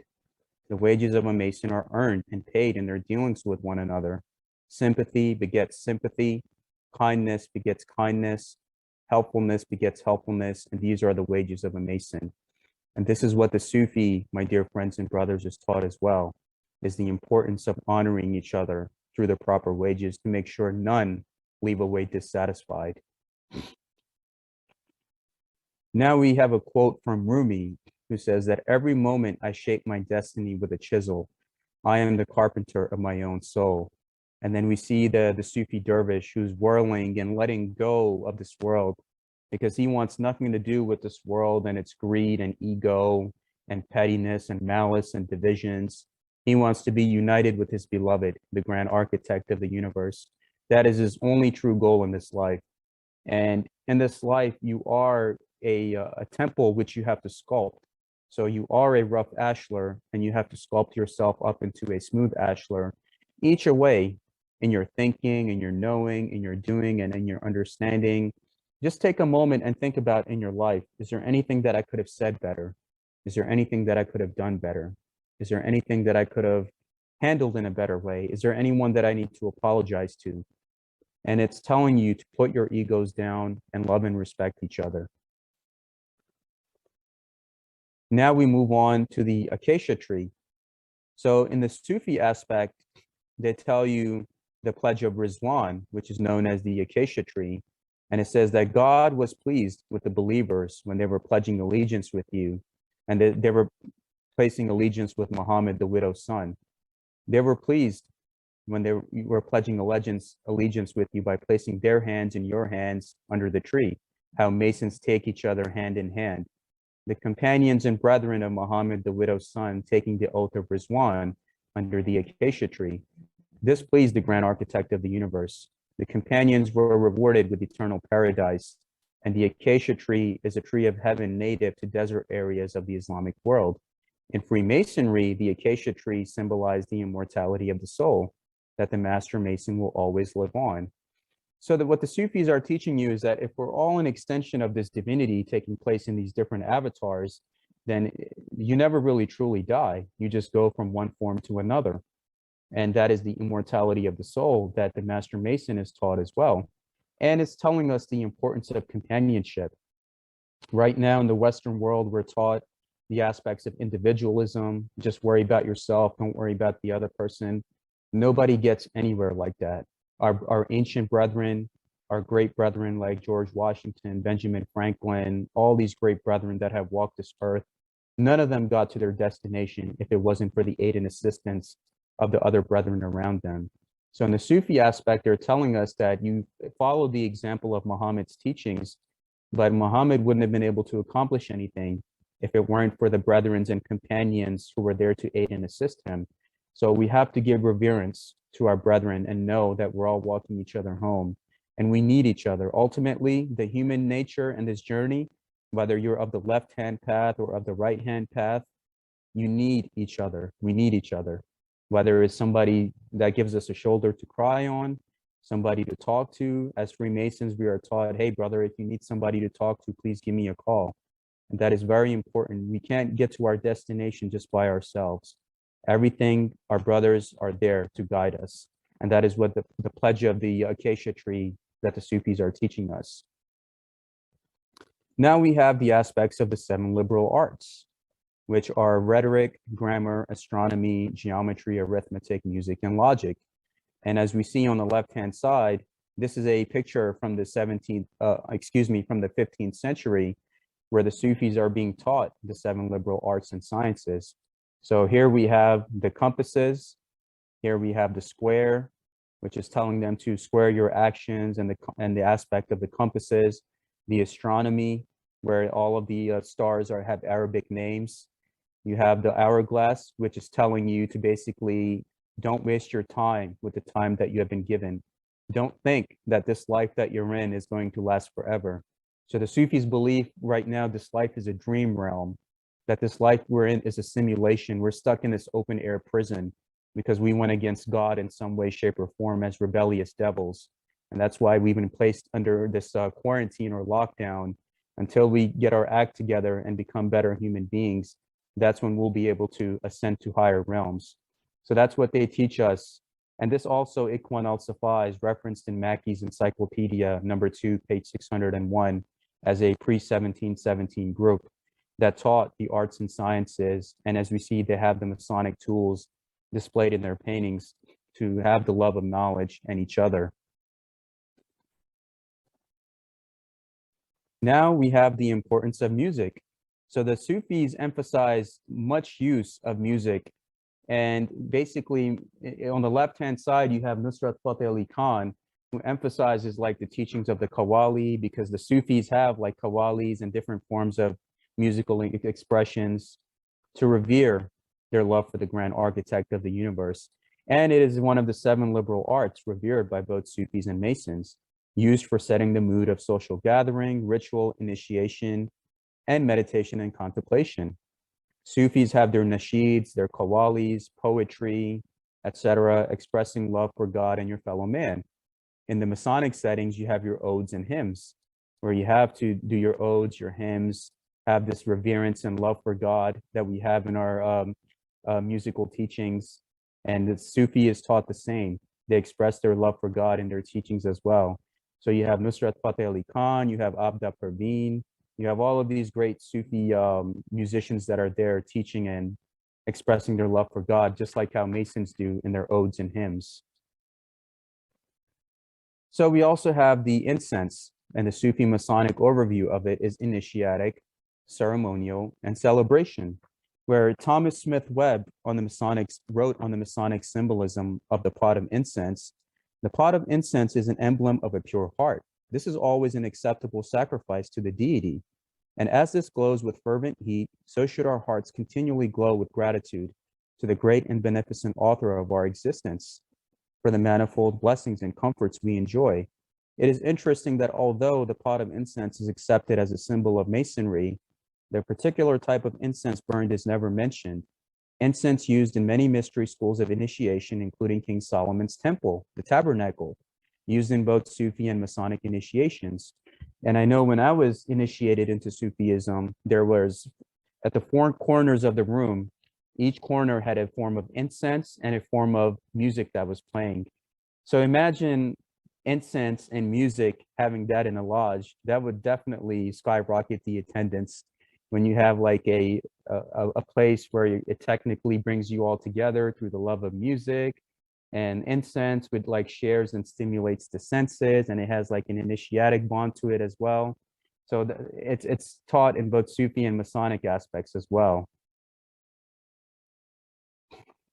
So the Sufi is taught to be a fakir, and a fakir is like the equivalent of a beggar. So I talked to this great Sufi master once, and this guy was a pediatrician by profession. And I asked him, sir, who are you? What do you do for a living? Because that's the first thing people ask us is, what do you do for a living? So they can base the kind of respect that they want to give you. In today's society, that's how it is. So the Sufi will always tell you that I'm a fakir, and I'm a Sufi. I have no other occupation or vocation. And this comes from fana, which is annihilation of self. So fana in the Arabic word is to just, they want nothing to do with this world. And it's just annihilation of the self, ego. So when you see the Sufi master, this is how he will be. He will have the cane in his hand. He will have like a long beard, preferably long hair, if he has that. And he will always portray himself as living an aesthetic lifestyle, meaning this world and its pettiness, he wants nothing to do with it. And in Freemasonry, we're always taught that ego is not needed here. When we go through the aspects of ego, sometimes that is ultimately our downfall. And even in our Masonic teachings, we're taught to not have any ego. Now, the basic Sufi mantra that they teach you is La ilaha illallah. La ilaha illallah. There is no God but God. God is the only reality. So La ilaha illallah comes up to 7 syllables, which symbolizes the 7 chakras, meaning right here, your root chakra is your fallen state. So symbolically, you have to work your way up to the crown chakra, spirituality, and the graces of the grand architect of the universe. And in Surah 50, it tells you that if you're looking for God, God is within. You're looking for God over here, you're looking for God here, but God is ultimately within you. And that's where you have to find the teachings of God is in your own self, where Rumi says that I tried to find God in all places, but the teachings of the grand architect I found within my heart. So it's telling you to work your way up through basic trust, through honoring your creativity, wisdom, power, love and healing, communication, awareness, and eventually getting to spirituality, where even if you see the Egyptian pharaoh, you have the symbol of the serpent on his crown, because that is the energy of him working his way up to the graces of the grand architect. So now we have the concept of being duly tested and tried. So in Freemasonry, one thinks that, okay, I have to pay my dues, I have to pay my membership fees, and the only way I maintain my membership is through financial means. But you pay your dues in more ways than once. And in the Sufi path, when I was in Pakistan, the Sufis would always disguise themselves as beggars to test me. That is this person who he is that he's claiming to be? Is he going to help me? Same thing after you become a Master Mason. You'll have brethren that'll approach you thinking that, is he going to relieve me of my distress? So those, you get tested and tried in both scenarios. And many of these Sufis are connected to the initiatic orders of the Salominari. And the Salominari is a group in Romanian mythology. And as you see, he has a stick, a Masonic stick, the staff. He has a gavel, the book with the double-headed eagle. He's wearing his collar. And the Salominari basically are in Romania who come from the inner earth civilization. And there are wizards that disguise themselves as beggars. And if you pass their test, meaning if you pass by a beggar and give him some money, he will open up the heart of Romania to you. And that is the same way the Sufi master will test you as well, because Salominari, and they're also connected to Suleiman al-Hakim, Solomon, Salominari, and the Sufis have also interacted with them, meaning if you pass this test, then you are duly tested and tried and vouched for. So there is a lot of things that you have to take into consideration. So now we have the master of the work, the Sheikh and the worshipful master. So the Sheikh is the one who has memorized all 114 surahs of the Quran, front to back, back to front. The worshipful master of the lodge is equivalent to that, one who has memorized his LOIs and all of the work that he needs to do to be the master of that lodge. So we inherit our organization today from those that have worked hard and passed it down to us. We wouldn't have it today if it weren't for those brethren that worked hard and passed down this fraternity to us. So what the Sufis are emphasizing in their teachings is, if you want to become a master, you have to take it seriously, become a master of the work. Same thing right now in today's Freemasonry, where you go to any lodge, and I've been to lodges all over the world, where you'll have maybe 7 or 8 people show up, the minimum that they need just to open and close. And that is not enough justice being done to this fraternity, where one day if our grandsons and their grandsons come knocking on the door of this fraternity, and if it's not there for them, then we failed that test of how it was passed down to us and how we must pass it down to others. So that's what the Sufi path is also teaching you, is if you want to be a master of the work, you need to take it seriously and learn the work and pass it down to your brothers. So now we have the aspect of God being our guardian, that God is the guardian of those who believe. He brings them out of darkness into the light. So the Sufi path tells you that when you put your trust in God, do not fear any danger. What's taught to us in Freemasonry. And how many people we have in today's world? 7 or 8 billion. And out of them, you have 6 million that are Freemasons, meaning not everyone is meant to get it. Even in the Islamic tradition, the Sufis are the minority. Not everyone is meant to get it. Well, you have different people like the Sunnis and the Shias who have their own divisions and sectarian issues. The Sufis are about love and purity. They're a minority. Freemasons in the world, they're a minority. So we're here to basically have this unity amongst one another, knowing that you could place all the knowledge and books and credentials in front of somebody. If they don't have the light and heart to understand and have empathy, they won't get it. So that's why only those that are meant to be brought from darkness to light, they are amongst the companies of like-minded brethren and companions. Now we have the story of Sheikh Abdul Qadir al-Jilani, who is one of the greatest Sufi masters. Now, Sheikh Abdul Qadir al-Jilani teaches us to be humble. And what he teaches us is that one day he was walking in a market with his students, and he told the students, "Do you see that beggar over there? He's better than me." And they said, "Sheikh, why would you say that? You're a sheikh and he's a beggar." And they said, "Overnight, the grand architect of the universe can put me in his position and put him in my position." So when you're coming across different people, never look down upon anybody, because your whole world can turn upside down in a matter of a few seconds and minutes. What happened to our world recently in March of 2020? We never expected it. We never prepared for it. And to this day, we are suffering for it because we were not mentally, spiritually, and emotionally ready for the challenges that were waiting for us, such as this phase, order out of chaos phase that we're going through, where you have weak men that are creating hard times. And of course, the hard times ultimately will create stronger men. So ultimately, there's always a cycle that comes out of this. And Freemasonry teaches us the same, is always be humble. Never think anyone is above you or beneath you. We're all on the level equally. Now, most people do not know, when you look at the holy Kaaba in the holy city of Mecca in the east, they do not know inside there are the 3 pillars and the altar. And behind the black covering, you have the perfect brick ashlar stone. And Abraham and his son Ishmael were told by the grand architect to lay the cornerstone of this temple. And there is what they call a meteorite, a stone that fell from heaven. So this symbolizes the house that is not made with hands, with that cornerstone from heaven that is there. And inside the altar and the pillars, it's also teaching you the aspects of Jacob's ladder, where you have the 3 pillars and the ladder, and you have to work your way back up into the graces of God. And you see the pilgrims who are dressed in white, equally divested and on the level, the rite of circumambulation going around the altar. Same thing, a Mason. You have the symbolism of the Kaaba right here. And you have the 3 pillars or the 3 lights, and you go around the altar, same way that a Sufi does when he tries to get close to God. So what the Sufi teaches is that everything that has existed since ancient Egypt, ancient Sumerians, till this very day, everything was Sufism being revealed in stages. Just like how you have Freemasonry that gets revealed in stages. They believe that everything since day one was Islam or Sufism. That's their perception. So you have the aspect of the Ka, which is your soul, the Ba, the Kaaba, and you have the Ak. So Muslims refer to each other as Ak. Hey, Aki, how are you? That means brother.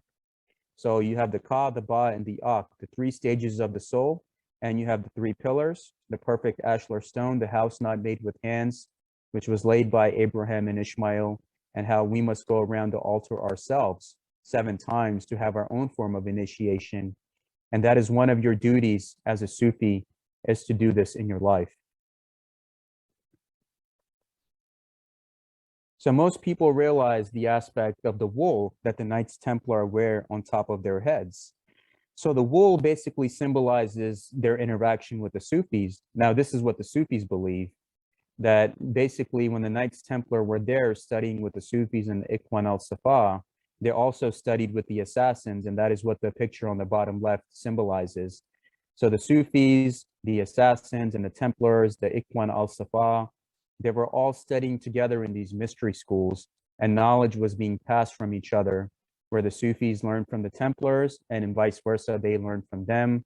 And this is what the Sufis believed when they went back to France. That's why they were persecuted on a Friday, which is a holy day for Muslims, because they were believed to be worshiping Baphomet in secret, which is what the Sufis believed is a bastardization of Muhammad or Mahomet, Baphomet, the as above, so below, and the masculine and feminine within you. And the wool symbolizes the purity, the Safa, the woolen clothed Sufis.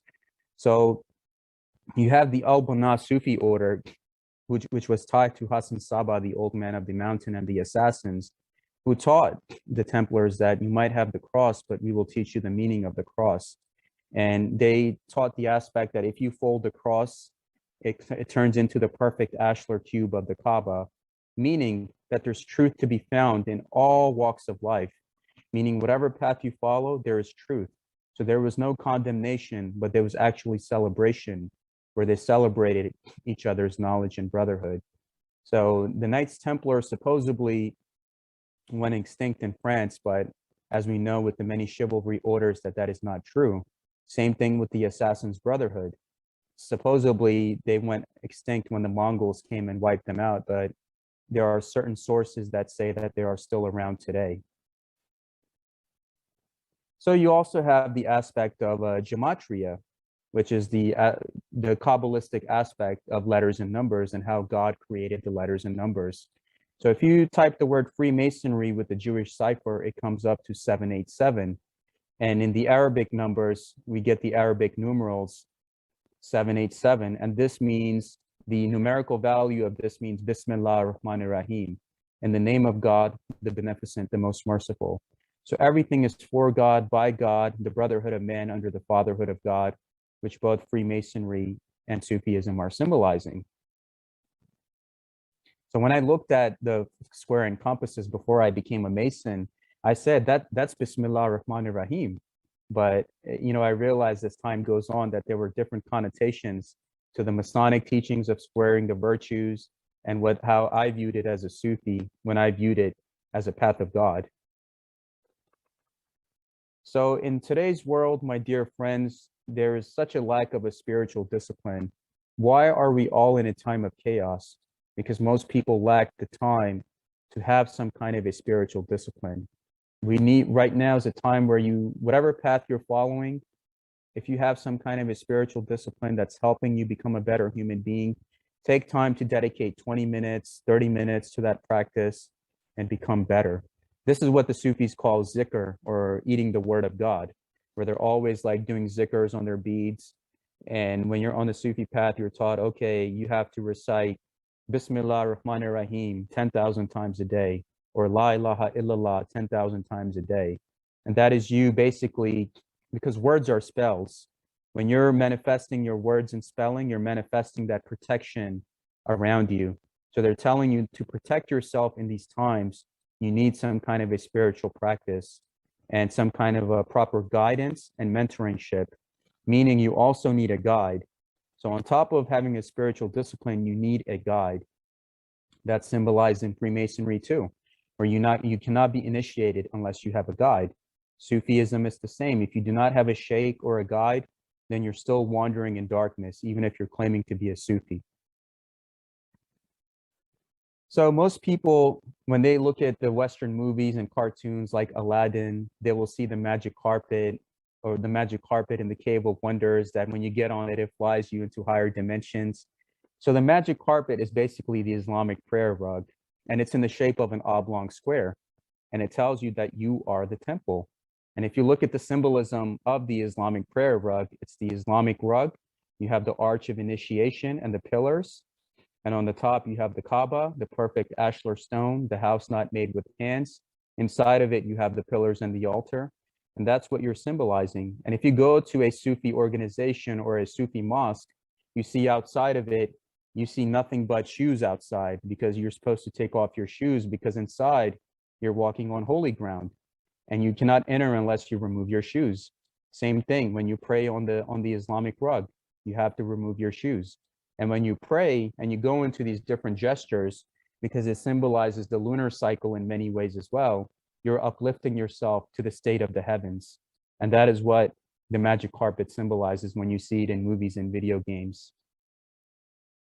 All right, moving on. So now we have the Sufi and Islamic connection to America. On the left-hand side, most people do not know that there is one state in America that every September they have a state holiday known as Islam Day, and that is the state of Hawaii, because Hawaii, their last king, King Kamehameha, was an Islamic Shriner. And the Shriners organization that you see and the grotto in America has heavy Sufi and Islamic influence upon its teachings. And on the left-hand side, you see the Kingdom of the Banner, the Kingdom of Hawaii banner from the 1500s, 200 years before America's existence. And it shows two Moors wearing the red fezzes, holding the banner of the Kingdom of Hawaii. And also Morocco was the first country to recognize America post-independence, a Muslim country. And this is George Washington's letter to the Sultan of Morocco from the city of New York in December, late 1700s, which he refers to him as a great and magnanimous friend who had basically helped him in his journey in many ways, even though it's not taught to us in our history books. On top, you have Jamal al-Afghani. Jamal al-Afghani is referred to as the old man of the mountain. And he had also taught Madame Blavatsky as well, where they were in this Brotherhood of Luxor, and she referred to him as Serapis Bey. So Jamal al-Afghani was going around here and there as a Sufi master and Freemason, teaching the right knowledge of brotherhood, equality. And in this winter of 1882, 1883, he was in Chicago here in America with his disciple, Muhammad Abdu, who was also a Sufi master and Mason from Egypt. And together they went to go see the parents of Noble Drew Ali. And Noble Drew Ali is the founder of the Moorish Science Temple of America, who established the quote unquote first official Islamic presence in America in 1916. So these hidden masters of the East had a precognitive knowledge that these parents will ultimately pass that teachings on to him. So this is what they did in terms of making sure everything got handled the way that it did. And even in the John Wick movie, if you see the John Wick, the third movie, you will see that the person running everything was a hidden master of the East who had the only power to get the assassins to leave him alone. And those individuals of the hidden hand still exist today in the Sufi aspect. Because most people who have the conspiracy mindset, they can Google Rockefeller family or Rothschild family, but the people that are really in charge of running world affairs, those are people you cannot Google. And that is basically the Sufi path is teaching you is you might live next to the person, but you don't know. So always be humble and respect everyone. So we're always taught in the Sufi aspect of brotherhood, of sparing each other's life. That is taught in Masonic lessons as well. When you see the American Civil War, or you see the world wars in Europe, when Masons recognized each other as brethren, they spared each other's lives. And they even sat in lodges together in the, I believe, World War I. They were on opposite sides. So here we have Saladin and Richard the Lionheart. They were initiates of the same esoteric schools. Anytime Saladin would be in any kind of distress, Richard would relieve him. Anytime anything would happen to Richard, Saladin would relieve him. And they were always brethren on the level, and they were defenders of the faith, which is even why Saladin allowed Christians safe passage in and out of Jerusalem. And he protected their churches, their relics, and their women and children, because that is what the true Mason does. And that is the respect that Richard and Saladin had with each other. And this is a tradition that you see in the teachings of the American Civil War, the World Wars, where brethren on opposite sides, if they recognized each other, they were able to pass through areas unmolested. So now we have,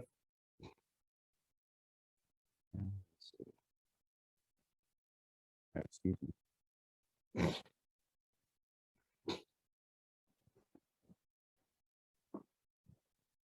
Oh, yes, excuse me. Sorry, got stuck for a second. So now we have the Knight of St. Andrews, which is in the ancient accepted Scottish Rite, which is a degree in Scottish Rite Masonry, and also the 17th degree, where you have the green symbolism of Islam in the back, along with the Knights Templar And if you look at the 17th and 18th degrees and the 26th degrees of the Scottish Rite, or the ancient and accepted Rite, it shows you how Sufis and the Knights Templars interacted with each other, and how this balance represents the balance between Islam, the green, and the Christian brothers, and how there's the symbol of hope, how we're supposed to come together and relieve each other and love each other under the reverence of God. Same thing, the double-headed eagle. When the Sufis are praying, they say salam to the left, salam to the right, because God is in both directions. He's the Lord of the East and the West. So you must be able to gain knowledge from all aspects. Don't have bias for anything, whether it's Greek philosophy, Western philosophy, Eastern philosophy. The Sufis tell you to embrace everything as teachings from God and embrace it in your life, because it's all there to teach you allegorical lessons for your life. And of course, spes mea in Dio est, in Latin means my faith is in God. So the Sufi teaches you to know thyself. I searched for God and found only myself. I searched for myself and found only God. So it's telling you that what we know as the grand architect of the universe, in reality, there is no separate being that's taking place on this realm, whether it's angels, jinns, humans, animals. It's all this one being that's projected into these different life forms. So it's telling you to find God within yourself, find it in each other, and to love and respect each other. And if we have that realization that you and I come from the same source, my goodness, it would eliminate so much hatred and misconception in this world. So now we have the teachings of Muhammad, the widow's son, who says that all mankind is from Adam and Eve. An Arab has no superiority over a non-Arab, nor a non-Arab has any superiority over an Arab. Also, a white has no superiority over a black, nor a black has any superiority over a white, except by piety and good action. And what is being taught to us is take your hand for his hand and be with each other, brethren, hand in hand, as we are as Freemasons and as Sufis, to realize the essence that no one is above you or beneath you, no one is better than you. It's about the content of your character, not the color of your skin or what you look like, which is emphasized in both spiritual schools of thoughts. So on the left-hand side, now we have Masonic architecture. On the left-hand side, you have my home country of Pakistan, and this is the capital of Islamabad. In Islamabad, they have the King Faisal Mosque, or what they call Faisal Masjid. Faisal Masjid was constructed by a Turkish Masonic brother named Vedat Deloke, who was financed by many of these families to construct this piece of architecture. And this is one of the landmarks if any of you go to Islamabad in your life's journey. And as you see, right at the entrance, you have the pillars, doorway of initiation, the square, you have the compass, the pillars, and this is basically revered as a house of God. And most people do not know this. On the right-hand side, you have the Oriental Room here in the Grand Lodge of Pennsylvania, where I'm at. And the Oriental Room basically symbolizes the Alhambra, the time when the Moors were in Spain, and there was knowledge being exchanged. And this also relates to the Ikhwan al-Safa, that there is the Oriental chair of King Solomon here, and you have the pillars of initiation, the archways, the beautiful mosaic gatherings. I was just in this room last evening, and what happens is it teaches you how there's different aspects and teachings that have been passed on. So as we see, even the Oriental Sufi teachings are symbolized in today's Masonic architecture.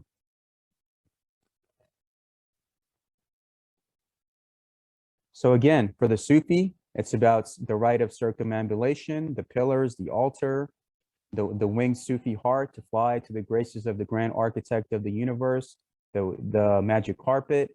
But all these things that I've expressed, whether you're following Sufism or Freemasonry, and this is the blessing that I've been able to get, because as somebody who's part of both Islam and Freemasonry, I've been able to eliminate many misconceptions in the Islamic community who had this misconceptions that Freemasons are worshipers of the Antichrist or devil worshipers. And I taught them that that is not true. You've been misled. And many of the Masonic brethren who had misjudgment of Islam, I've been able to eliminate misconceptions, because what is our goal as builders and as Freemasons? To eliminate the doubts and suspicions in each other's heart and bring everyone together so we can be in the graces of the grand architect of the universe. So as I pointed out, whether you're following Sufi Islam or Freemasonry, it's not much of a difference at the end. Again, my brethren, I represent myself only. I represent no Grand Lodge statements or opinions, no Masonic authority. And I thank you for allowing me to be here. And all the images used are the rightful property of their owners. And this is for education and awareness. Thank you. I love you all dearly. And back to Brother David for Q&A. Wow, just splendid, just splendid. Speechless with the richness of information and so much similarities. Some of them are so obvious, some of them just require additional explorations, definitely, and definitely there is a dimension to explore, and just amazing. Thank you so much for your time, for this wonderful presentation and this thoroughly prepared presentation. Just I've learned a lot. I knew some, I've learned a lot, and I go much more enriched today, and that's my I believe it's not my only personal opinion here. So let's go to Q&A session. There are plenty of questions already posted publicly or privately to me, so let's not lose time. I will just stop sharing the screen so we can have you on the screen. I'll just remind those who are here on the call to raise the hand, which is hidden under the reaction icon, so we can follow up in a due form. Those more than 20 who are following us thoroughly this almost 2 hours on YouTube, please use YouTube chat room to share your comments or questions, and I will pick them up for our speaker. For a second, Brother Salman, you will be muted because I have to enable everyone's microphone, and that's how it happens. So let's go. As we have a lot of questions, and I want to cover all of them, as long as Brother Salman can handle with the time. I don't know to what extent you have your applications coming up. So if, just keep your questions precise and focused, so we can cover all the questions that are in the chat or in directly with the speakers, the participants. So we go first to Denmark, to Charles. Charles, floor is yours. We don't see you, but we believe it's you. Charles? Can you hear me? Yes, now we can hear you. Okay, 2 quick questions and 1 short comment. I forgot. Hello? The star and crescent moon in Islam, what does it mean? And in the winged heart, what does it mean? I forgot.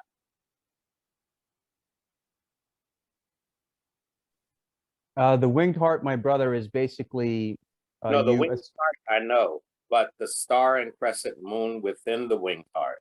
Mm-hmm. That's what I forgot. So the star and crescent basically within the winged heart represents like the 5 points. So you have the 5 pillars of Islam, and then the 5 points of fellowship in Freemasonry.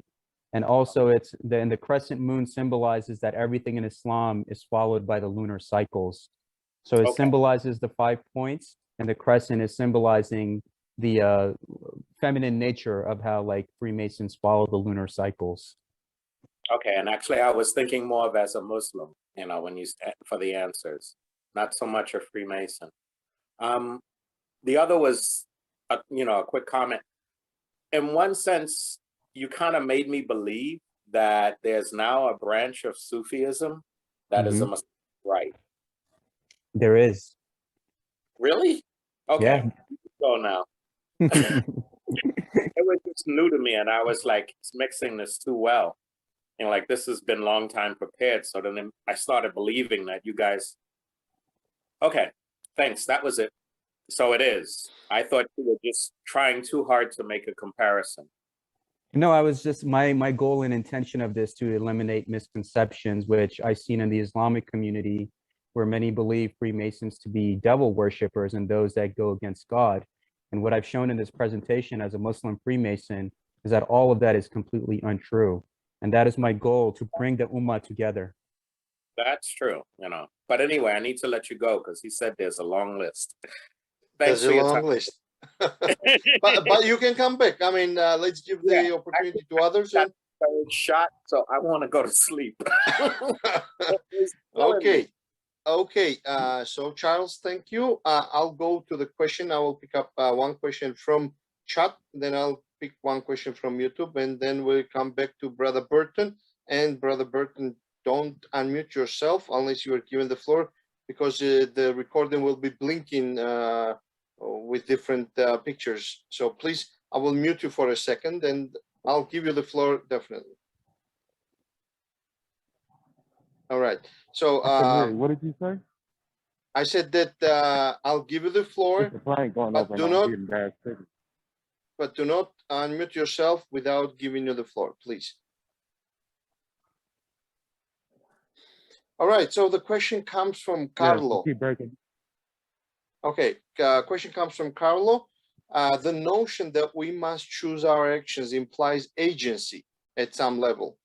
But the notion that we are all part of one fundamentally unified being that is observing and revealing itself, unfolding, I suppose, implies that there is no free will. I'm struggling to reconcile these two with one another. Are we truly free to choose the Masonic path, whether we choose it or not? Is that truly our choice, or just a grand architect of the universe interacting with his own self?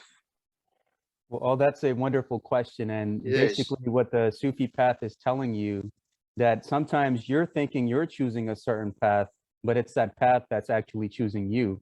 And you get put into different situations and things falling into place accordingly, like a sublime plan, when you relate the past, present, and future, thinking, who was I 5 years ago? How did I get to this point? And you realize, oh, because I met this person, I talked to this person, then it led me to this situation, it led me to that situation. So it's all part of the grand plan. So you do have free will, because both good and bad come from the creator, the black and white tiles. But at the same time, there is that catch-22 where the creator is also basically, we're all a manifestation of that being trying to understand itself as that perfect hidden treasure. And you have to look within your heart, because that's where you'll find it. So that's a great question. And it's a combination of both, where the creator implements his will and also you are given your own in some ways, but ultimately it all balances itself out. All right. So, but I would follow it up by saying that to what extent free might be still free. We might, again, we are unified with the one, right? Yeah. So whatever is ours is his.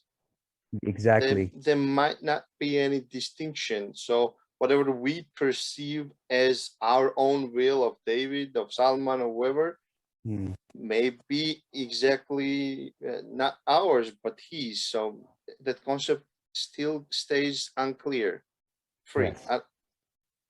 That is exactly right, because if it's all of us are part of that same being, then in reality, it's his will that we're carrying out in whichever manner or fashion that we see fit.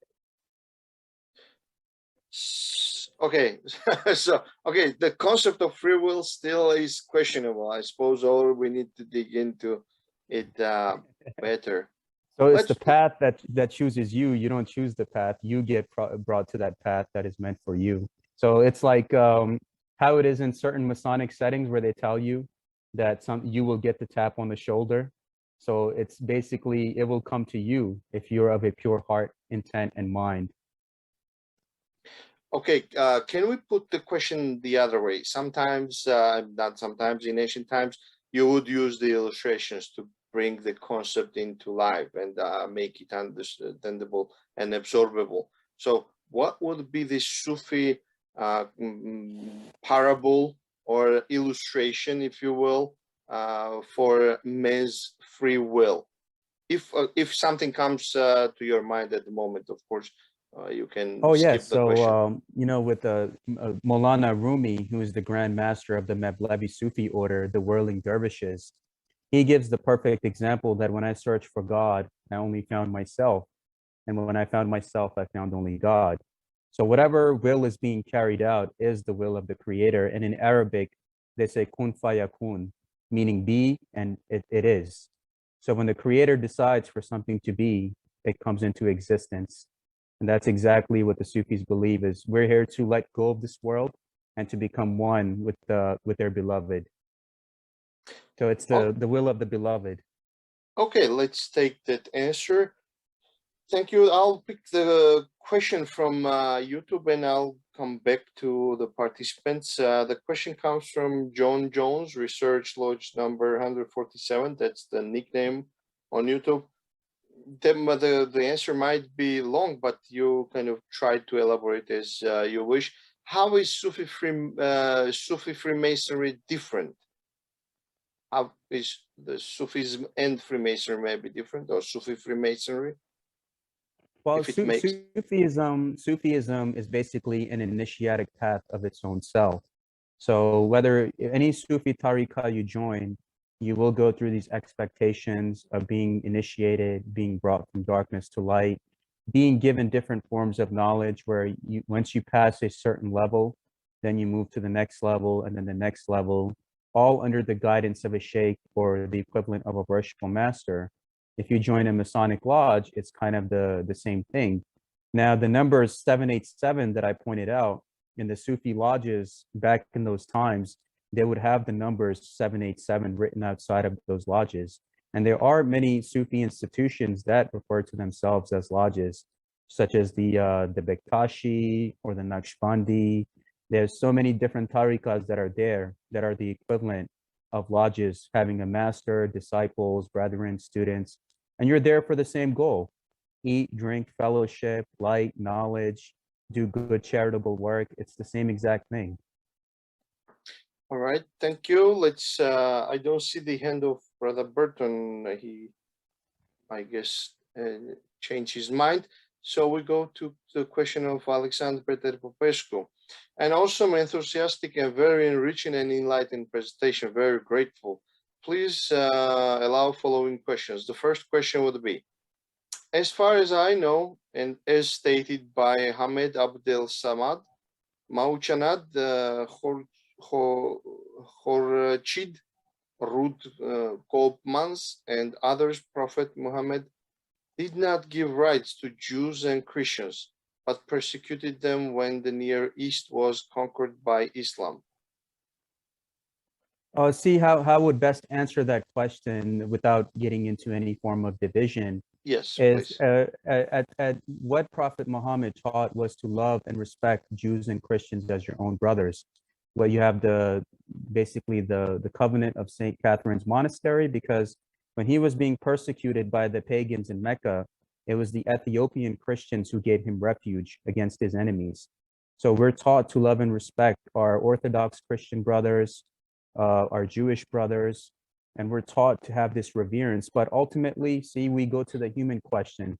It's not the scriptures or the teachings that are wrong. It's the human ego and perversion that after the death of each leader, you have those that want to maintain their power. They want to divide it into Sunni, Shia, or they want to believe this or that. They have their own perceptions on how they want to pursue their agenda. While in Islam, you're not being taught to be any of that. You're just being taught to be a believer, believe in the messenger, believe in God, do good for yourself and others. So those that did that, anyone that hurts Jews and Christians and claims to be Muslim or Sufi, they are not. They are serving their own hubris and their own ego. Just like you have those that take the title of religion and they tell you that I'm better than you because your God and my God. But see, anything that's division, you're falling into the aspect of ego and the shaitan, which the Sufis tell you, you must not fall into the clutches of the shaitan, or you will stay stuck in this realm. So we must look at the teachings and not the perpetrator. Thank you. Answers taken. Let's pick one question from YouTube, and it comes from Greg from Philadelphia, I suppose. Greg PHL. Did I understand you correctly that one can be Christian and also be initiated as Sufi? I thought one had to be Muslim to be Sufi. No, that's incorrect, Brother Greg. And to be a Sufi, you only have 3 requirements: to believe in a supreme being, no compulsion in religion, and to be a good man, one who is properly vouched for and vetted, and one who has a pure heart. The same initiatic requirements for Freemasonry. Now, there are so many Sufi tariqas, even in Philadelphia, you can reach out to. And they will never tell you, Greg, you are not welcome here because you're a Christian. And we go back to the 9th century with the Ikhwan al-Safa and the Knights Templar and Christian Rosencreutz all studying with each other.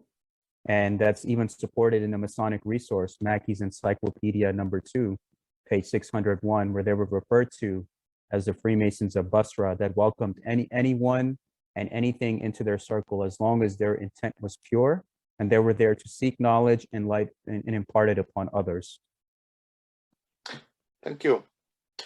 Second question that comes from Alexander, which is a little, or may sound a little political, or which we try to avoid, but if you could handle it as academically as possible, without judging what's wrong, who's right, that would be fine, or you just can skip it. Taking into consideration some assumptions which we try to break here, but people might be still sensitive to it. So the second question is, how is the relationship between Sufism, Islamic Freemasonry, and fundamentalism, fanaticism, Islamism, Judaism? As far as I know, Sufis are persecuted in Muslim countries. Yes, that's correct. So Sufis are basically the people of the bench. They were taught the inner mysteries of Islam.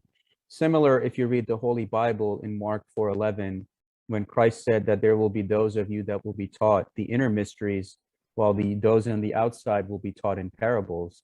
So the Sufis were the inner initiates of the Prophet, and because they lived right outside of his home and were known as the people of the bench. So they are the ones that were persecuted to this day because most people see them as heretics.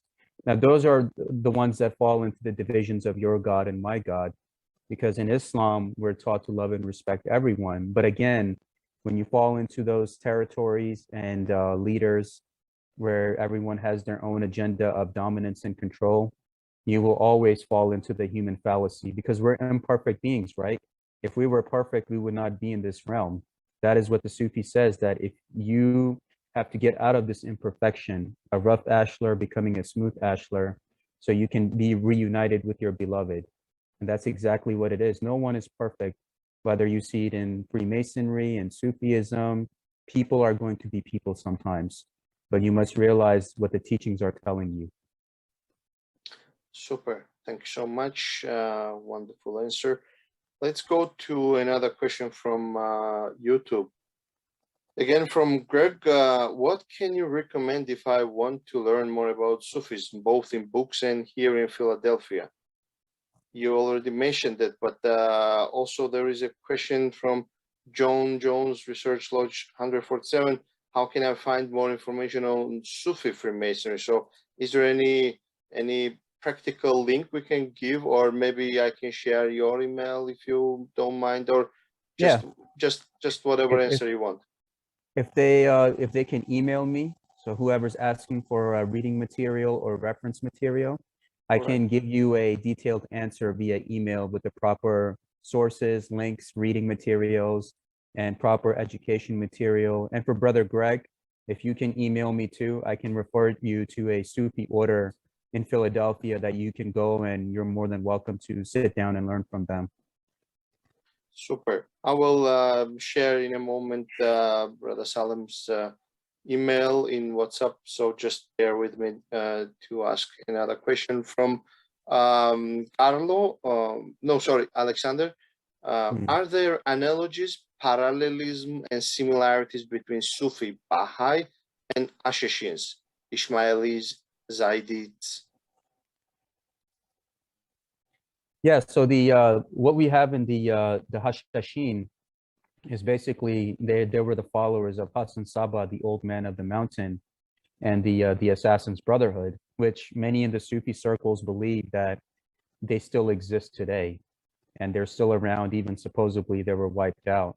So right now the Ismaili family is led by Aga Khan, who does a lot of like philanthropy work, and he's involved with like different families. So the Ismailis still exist today, but not in the capacity that they were known as at that time. So right now they're known as successful businessmen. They have lots of charities that they do. There's a big Ismaili community here in Texas, here in America, and they're all like big successful businessmen, and they do a lot of philanthropy and charity. So that is what Freemasons do as well in terms of being charitable and helping those that cannot help themselves. Super. There's another question that comes from now from Siva Subramanian, which has been partly covered already in your answer, but maybe this could be a different angle to respond to. How does Orthodox Islam view Sufism? Does traditional Islam encourage or even tolerate Muslims embracing Sufi Islam? Yes, that depends on the individual that you're dealing with. So if you have someone that's educated in Islam thoroughly, he would tolerate Sufism because he realizes they're trying to exemplify the Prophet Muhammad.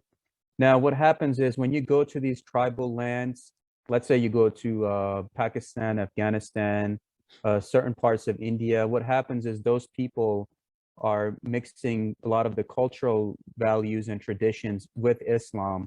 So if you see anything that takes like any kind of a honor killing or a crime that takes place, that is a cultural crime. That is not an Islamic crime, because in Islam, the woman has the right to choose her husband, the right to divorce her husband, to start her business, and to do all those things that a woman is given her divine rights to, because the moon is the symbolism of the moon, the divine feminine.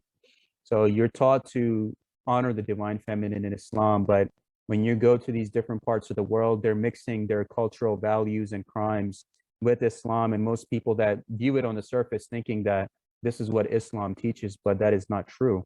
So those that are educated, they know how to separate the right from the wrong. So the ones that are educated, they accept Sufis. The ones that are ignorant, they view it as a heretical group. I see. Thank you for the answer. There is a question on YouTube posted, which might be rhetoric in the nature, but for the lack of my knowledge in some nuances, I still will pose it, but you decide how to answer. Ben Tai is saying, love you, brother, but which Quran are you reading? So is there any other versions or translations? I don't know. So that's why it could be rhetoric, like he might be so amazed about what you're saying. See, unfortunately, I love you too, brother. But unfortunately, what we have seen in the Western world in the last 20 years is you have now I have to go there. The media has played a role in creating divisions amongst people. And the media has played a role in fear-based mind control. Because what benefit will they get if all of humanity comes together as one? They want to put that poison in your mind day after day, that there's crazy Muslims out to kill you. You have so many Muslims, even in my street where I live, in my neighborhood. There are Jews that live here, there's Christians, there are Orthodox Christians, Armenians, white, black. I live with them peacefully here for the last 20 years. The Quran tells me to love thy neighbor as I love myself, as I love my family. So those that are going against that, they've just been fed that poison, who I call the agents of chaos. And mind you, the agents of chaos also exist in all races, religions, countries, and groups of the world, whose agenda is to create divide, not bring unity. And anything that's bringing disunity of any kind, that is not of God, that is not of true Masonic principles, that is not true Sufi principles. And I hope that answers your question, and I wish you well. Thank you. There is another question from Alexander. Can one say that in periods of more Occidental and the Western or liberal enlightened progressive colonial influence in Ottoman Empire and in the Muslim world, Sufi Islamic Freemasonry has been more free than in times when anti-Occidental and anti-European and anti-American tendencies were dominant in the Muslim Arabian world. Mm-hmm.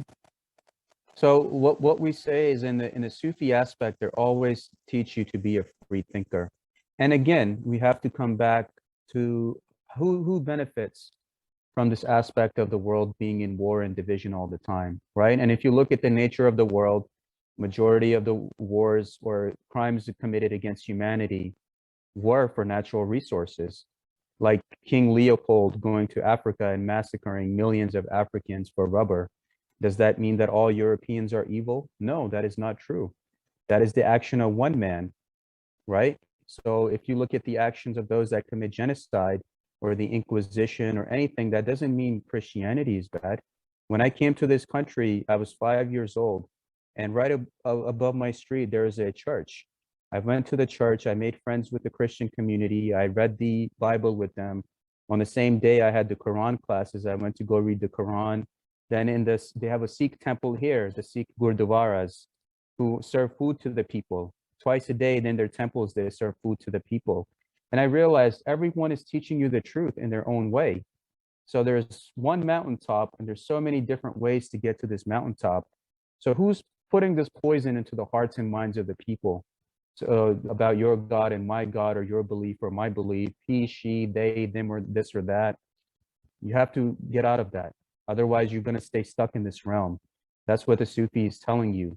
You have to detach yourself completely from this world for you to become the fakir and to be in graces with the beloved. So I hope that answers your question.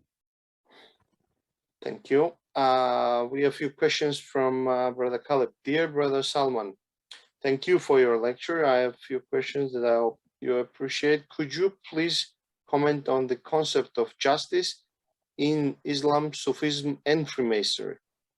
Mm-hmm. So in Sufism, we're taught to resist against evil, defend those who cannot defend themselves, and to resist evil and wickedness wherever you may find it.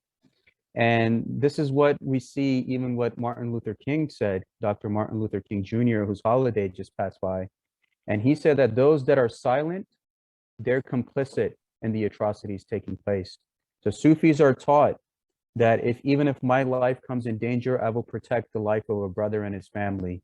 And if I see injustice taking place, I will stop it. The Freemason, whether they're following Greek philosophy or Templar teachings or anything else, they're taught to respect everyone, as all the claims of the household of the faithful, they have a claim upon your kind offices. And there is much truth to that. Everyone that is of the household of the faithful, Jews, Christians, Muslims, Hindus, Buddhists, we are all one. And everyone has a claim upon you. And your job is to relieve distressed mankind. So if you see anyone, whether in Sufi or Masonic organizations, that are silent in the face of atrocities or just to protect their title or rank, then they don't understand the real picture that's taking place. So I hope that answers your question. Thank you. Can you share some of some of the physical aspects of Sufi practice, such as dance or hand signs? Oh, sure. So in Sufism, you're taught to focus on breathing. And one Sufi master that I asked is, what advice can you give me for my life? And he says, Salman, the greatest advice I could give you, just breathe. Because if you have that breath of life, you have everything connected with you. So everything the Sufis will be like this. La, ilah, ah, il, lal, la. So everything is about breathing and la ilaha illallah, meaning that God is the only reality. Let go of the pettiness of this world, its divisions and egos and materialism and fighting with each other. What good has it done any of you? Why don't you try coming all together and see if that helps you? And that's what the Sufi path teaches, is just breathe, contemplate, and the importance of having a guide and a sheikh and spiritual a practitioner, having a practice, meaning If you recite La ilaha illallah 10,000 times a day, or if you recite Bismillah ar-Rahman ar-Rahim, that is the equivalent of a Christian brother who can recite the Hail Marys or the Lord's Prayers 100 times a day. That will create the same level of protection around you because your words are spells and you're manifesting that protection around you when you say those prayers and spiritual practices. So in whichever path you're in, do that and do it diligently. Any hand sign that would be interesting? No, I cannot reveal that. Okay, okay. So this just like Freemasonry. It's for recognition of each other. Yes. Okay, thank you. Could you comment on the idea of shirk? So the shirk is basically saying, it's telling you to not be idol worshippers. So it's telling you with the shirk is basically, if you're following the true nature of the Supreme Being, you're not associating anything with that Supreme Being. So your complete trust, as in Masonry, it tells you to put your complete trust in God. And in the Sufi aspect, they tell you tawakkul, the Arabic term, to put your full trust in God. Meaning if you're associating any talismans or any like bracelets of protection, like those kind of things, then you're believing God will not protect you. You're putting your faith in that talisman more than you're putting in God. So that's what they mean by shirk. Don't associate anything with the blessing you're already getting. Because if you have your complete trust in God, then what danger do you have to fear? Thank you. There is a question from YouTube again, and that is, are the Druze part of Sufi community?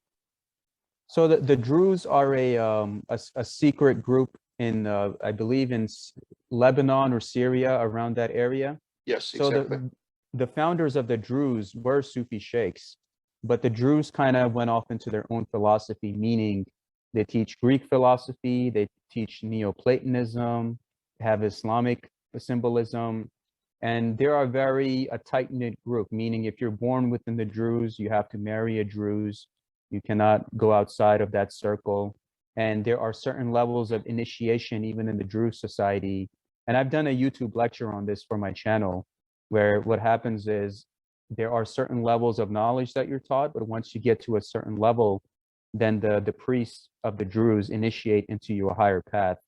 And you have to give an oath of secrecy, meaning only that are the Druze they know. Nobody else knows, because they're such a secretive community.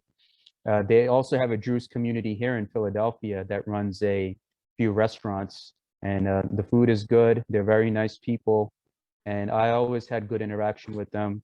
And the Druze are kind of the same Sufi philosophy. Let go and let God handle it. Live and let live. Be nice to me, I'm nice to you. You're my neighbor, I'm your neighbor. Those kind of things. And the Druze, their original founders were linked to Sufism, but they branched off into their own way of life and philosophy. Super, thank you. We have Brother Hasu with the hand raised, so floor is yours. We go to London. Thank you, David. Brother Salman. Greetings, my dear brother and elder. Greetings. I love you. I love you dearly. And in the beginning, I dedicated this presentation to you. I love you for that, and I love, as I know that you are a very intelligent young man with high hopes for the world, but you tread it and you walk on stone and you walk on thorns and you still walk the path. So, yes, well done, well done. Thank you. Thank you.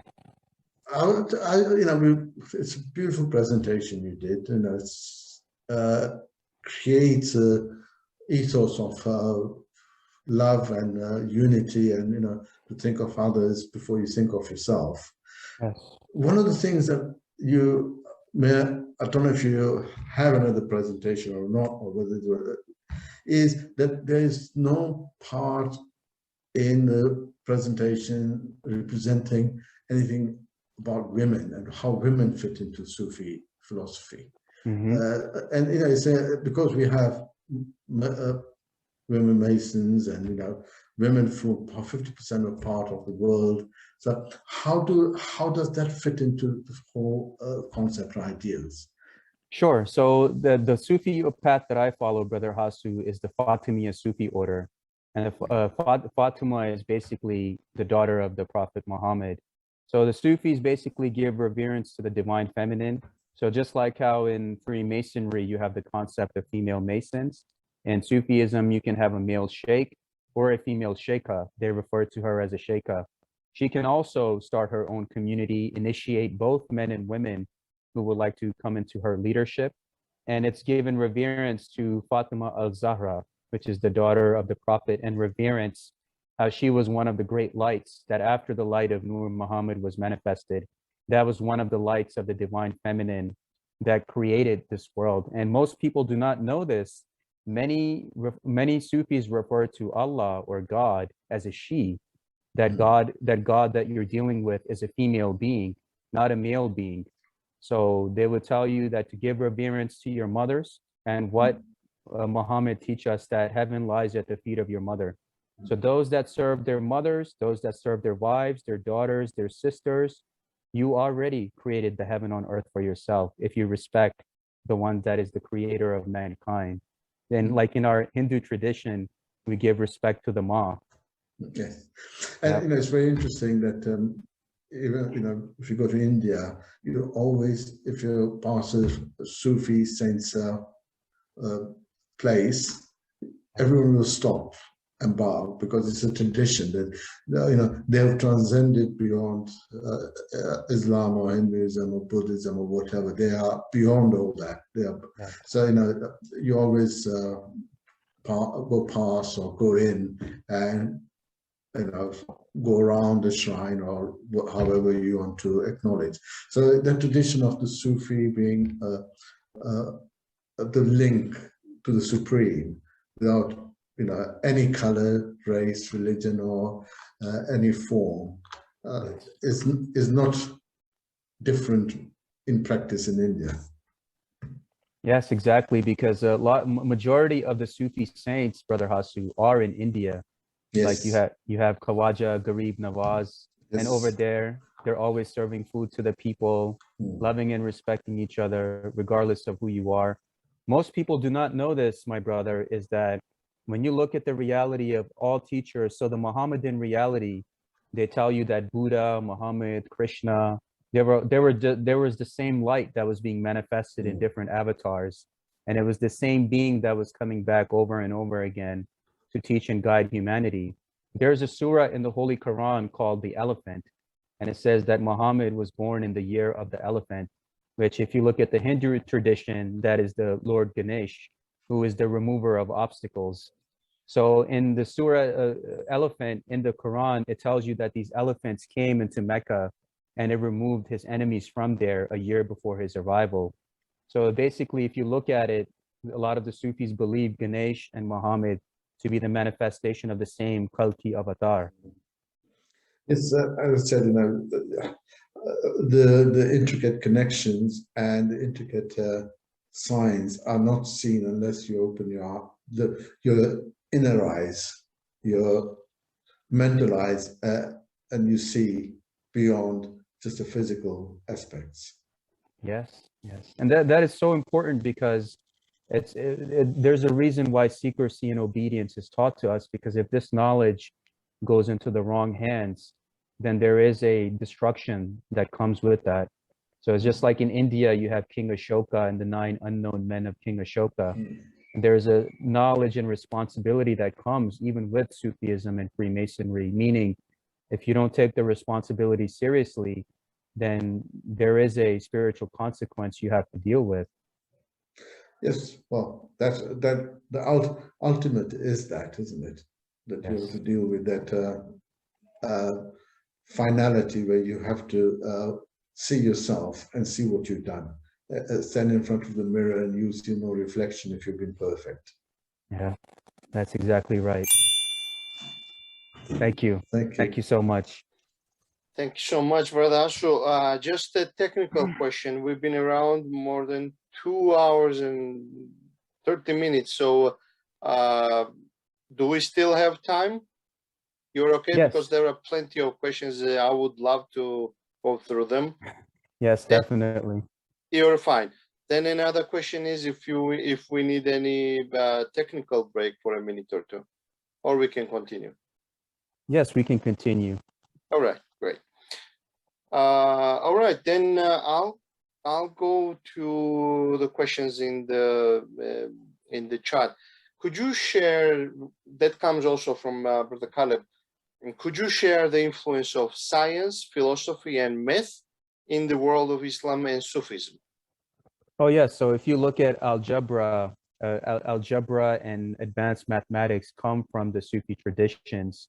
So, and you have astronomy, which are all named after Arabic stars with that illustration that I pointed out. And the sciences, you have the chemistry, and there's so much, Brother Caleb, so much occult knowledge and occult literature in Arabic that has not been translated properly into English. It's still out there, and it needs the proper translations. Even what we see in the occult world with the Simon Necronomicon, you have many of it traces back to Abu al-Hazrat, who was known as the one-eyed mad Arab. And a lot of those teachings of the astronomy, algebra, the jinns, the ifrit, so many of these things are tied into those teachers and beings that have existed. And still to this day, you have many Arabic translations and Persian translations that have yet to found its way to the proper source, so it can be put out there. Even with H.P. Lovecraft, you have the concept of Cthulhu, and Cthulhu comes from Arabic, al-Cthulhu, the deserter and the forsaker, which H.P. Lovecraft, most people do not know, was a secular Muslim, and he gained many of his inspiration for his Lovecraftian mythos from Islam and Sufism. And I did a whole 7-hour presentation on this on my YouTube channel to go into very, very deep details. All right, and definitely when I will be asking you a question, you might share the link to your website as well in the public chat, so people can enjoy the recordings that you're referencing here in your responses. Yes. So another question from Brother Caleb is, can you share a Sufi or Islamic perspective on the idea of the Mahdi or Mahdi, Romanized Al-Mahdi, meaning the rightly guided one? So the Mahdi, what Islamic tradition refers to him as, is this lost Imam who will come during the end times to save and guide humanity.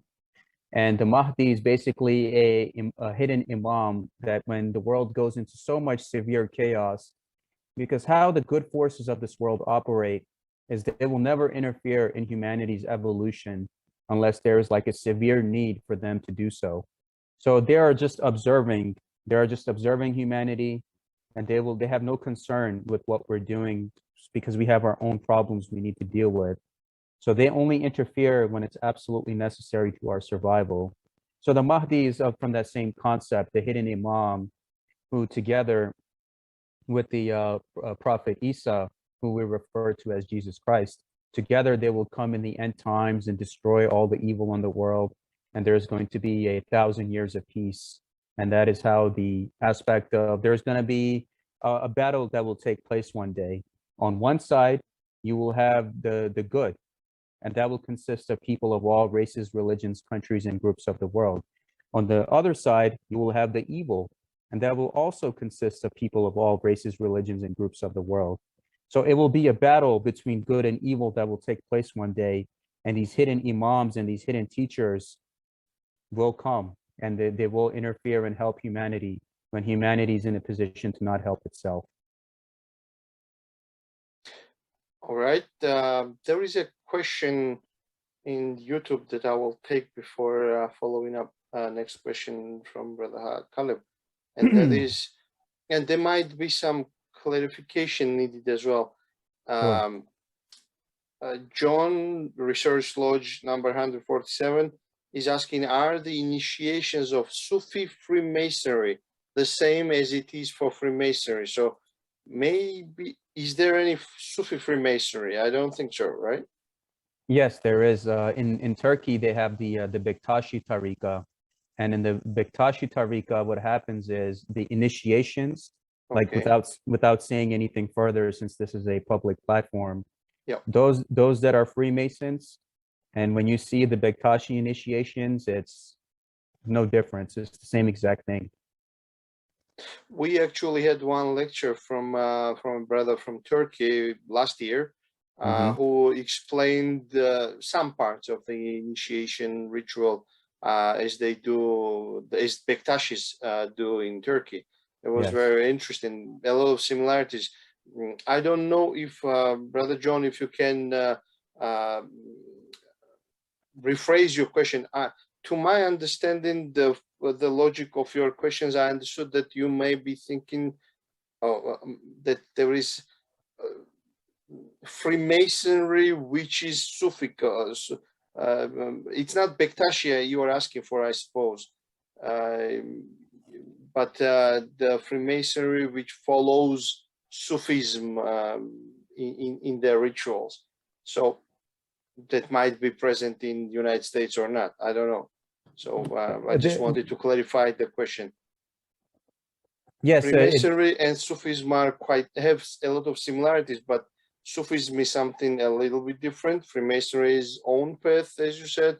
Bektashi is another part of which correlates a lot with Sufism. Druze also correlate with Sufism, but still their own path. So that's why I just want to make it clear. There is no Sufic Freemasonry in that sense, that there is like recognized Grand Lodge, which kind of works under the Sufic rituals or something like that. There's nothing like that. In Sufism, what they have is the tariqas. So you can be a Naqshbandi, you can be in Chishti, you can be in Inayati, you can be in Bektashi, you can be in Fatimiyya. So just like how you have different Grand Lodges all over the world, exactly. so these are the different jurisdictions. So if you're a brother from any of these jurisdictions, you're a recognized Sufi brother. So meaning if you go to another Sufi jurisdiction, let's say if I'm Fatimiyya and I go to a Murid Sufi order in Senegal, West Africa, they will accept me as one of their own, and vice versa, because we recognize each other with the same practices. That is the same in Freemasonry. Those that are following the ancient landmarks of the fraternity, they are recognized as regular and recognized. Those that are not, they are clandestine.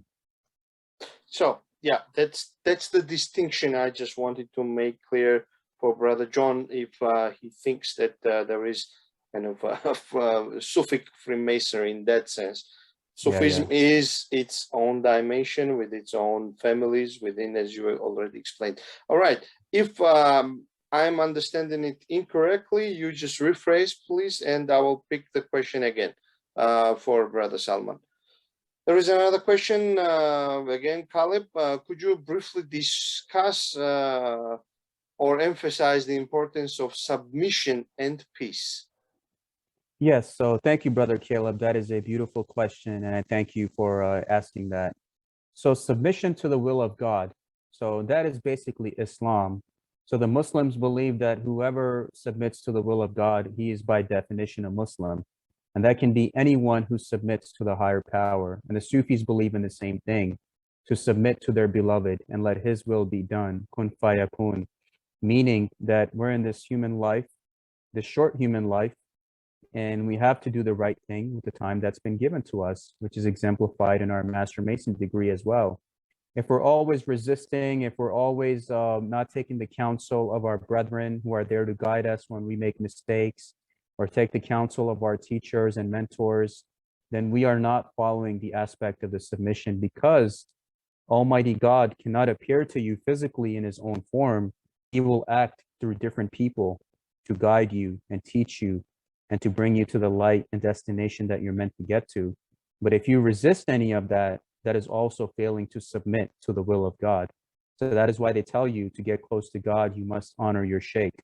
To be successful in a Masonic lodge, you must honor your worshipful master and do the proper work that is there to be done so the lodge can sustain itself.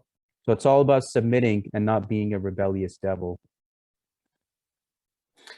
All right, thank you. And Caleb's, he says, final question. His questions are always very thoughtful. And the final question is, would you be willing to give future lectures on Sapere Aude on other subjects such as Moorish science and converts to Islam, Sufism, such as René Gugnon and Titus Burkhardt? Sure. Again, thank you, Brother Caleb. And as I said in the beginning, that this presentation is dedicated to Worshipful Brother Hasu Joshi, Worshipful Brother David Chichinatse, the Brethren Distinguished of Sapere Aude, Sheikh Wahid Azal of the Fatimiyya Sufi Order, and Right Worshipful Past Grand Master S. Eugene Herod, 33rd degree here in Pennsylvania. All of them who have played a pivotal role in my Masonic and spiritual journey. So I can come back as many times as deemed worthy by my peers and brethren, because when we're deemed worthy by our brethren, that's when we are considered as a worthy brother. So however many times Brother David would like me back, the honor would be mine. Definitely, invitation is already extended automatically. So we'll discuss some logistics and possible titles, including these two, or whatever he says being just suggested by Brother Caleb, and we'll update our calendar respectively. There is another question, which is more common. Siwas Manyan is saying that the slide that shows Sufis, Templars, and Hashishins together makes a fantastic claim that they are all they all learned from one another from the same mystery schools, as Brother Salman said. Isn't it a fantastic claim? Please tell us the basis for this inference. So basically, at that time of the Crusades, when the Knights Templar were in the Holy Land, it was basically, many of it was to study knowledge, and the Hashashin had the same goal as well, to be basically at one time they would adapt to any situation that was given to them. So at certain times, the Hashashin and the Knights Templar, they worked with each other. At certain times, they went against each other. So this is portrayed in like the Assassin's Creed video game, but like in a fictionalized setting, where it shows like Masonic and Templar and Sufi symbolism in its video games as well. But that's what they said, that a lot of these orders supposedly went extinct, but there, you have these rumors that technically they still are around today if you know how to look for them. But in reality, they're all studied with each other. And even if we see in Mackey's Masonic Encyclopedia, and Albert J. Mackey is referred to, 33rd degree, as a great Masonic historian, and all of his encyclopedias, including the second edition, page 601, refers to the Freemasons of Basra, Ikhwan al-Safa, which predate 1717, who were already teaching all of this knowledge about the sun, the moon, the worshipful master, and all of these things about the different ranks and what you have to do to get through those ranks, and the work that you have to put in your spiritual and esoteric knowledge. So all of that is already there, but you have to look at the proper sources, because sometimes you will have those that will have their biases, or those that will not want to cover certain subjects. But as Masons, we are taught to be seekers of light, as we see in the Masonic double-headed eagle. Whether the knowledge is coming from the West, from Greek philosophy, whether it's coming from the East, from Sufi or Hindu philosophy, Vedic philosophy, even what Albert Pike in Morals and Dogma gives so much reverence to Buddhism and Vedic philosophy in his book. He even refers to Buddha as the first Masonic legislator who was able to bring all of the caste systems of India together. So anyone that's promoting the unity of brotherhood and mankind is a promoter of Masonic principles, and they are given regard as such. Just like how you have a Grand Master who can make a Mason at sight, because the real initiation happens from above. The Sufi Grand Master also, when he looks at you with his nazar or with his vision, can also initiate you on sight. So those that have that blessings upon them, they are able to do so. So it's up to you to make that connection, because at the end, if everyone thought the same, this world would be a boring place. So we're all learning from each other as free thinkers. So I will have my perception, the brethren will have theirs. But at the end, as Freemasons, we're here to have discourse so we can become better in our knowing, understanding, and thinking. Thank you. They've been asking on YouTube your link to your YouTube channel, which I shared with their permission, which is public, right? Yes, So thank you. anyone can kind of enjoy. So, yeah, on please. YouTube, my brother, if they go onto the playlist, so go to my channel and go to the playlist section. And on the playlist section, I have two playlists. One is Islam, Sufism, and Freemasonry, which is a collection of 33 videos and lectures that it took me about 2 years to put together, including about different Sufi teachings, about even my home country of Pakistan, how it was created through Masonic principles and influence, just like how America was created through Masonic influence. And the second playlist I have is Masonic education, which is over 100 videos that I made exploring Masonic principles with Sufism, Hinduism, Buddhism, Shintoism, Kabbalah, all the traditions and philosophies that are there, to compare that, you know what, everyone is teaching you the same exact thing. Whatever I came across, everything was teaching you the same thing. It's all a code of conduct, and it's all teaching you to be a good human being in whichever teachings that you're following, with whatever name that it's associated with. It's all one divine ultimate truth. Great, and thank you. The participants have been asking if you could kindly share your presentation file in PPT, if it's okay with you, because some of the authors kind of. Oh, it's sure. up to Just you. please send me an email, and I will send you the PDF presentation of what I have presented here. Yeah. All right. Thank you. Or you can share it with me as well, and I can share whoever requests. Understood. All right.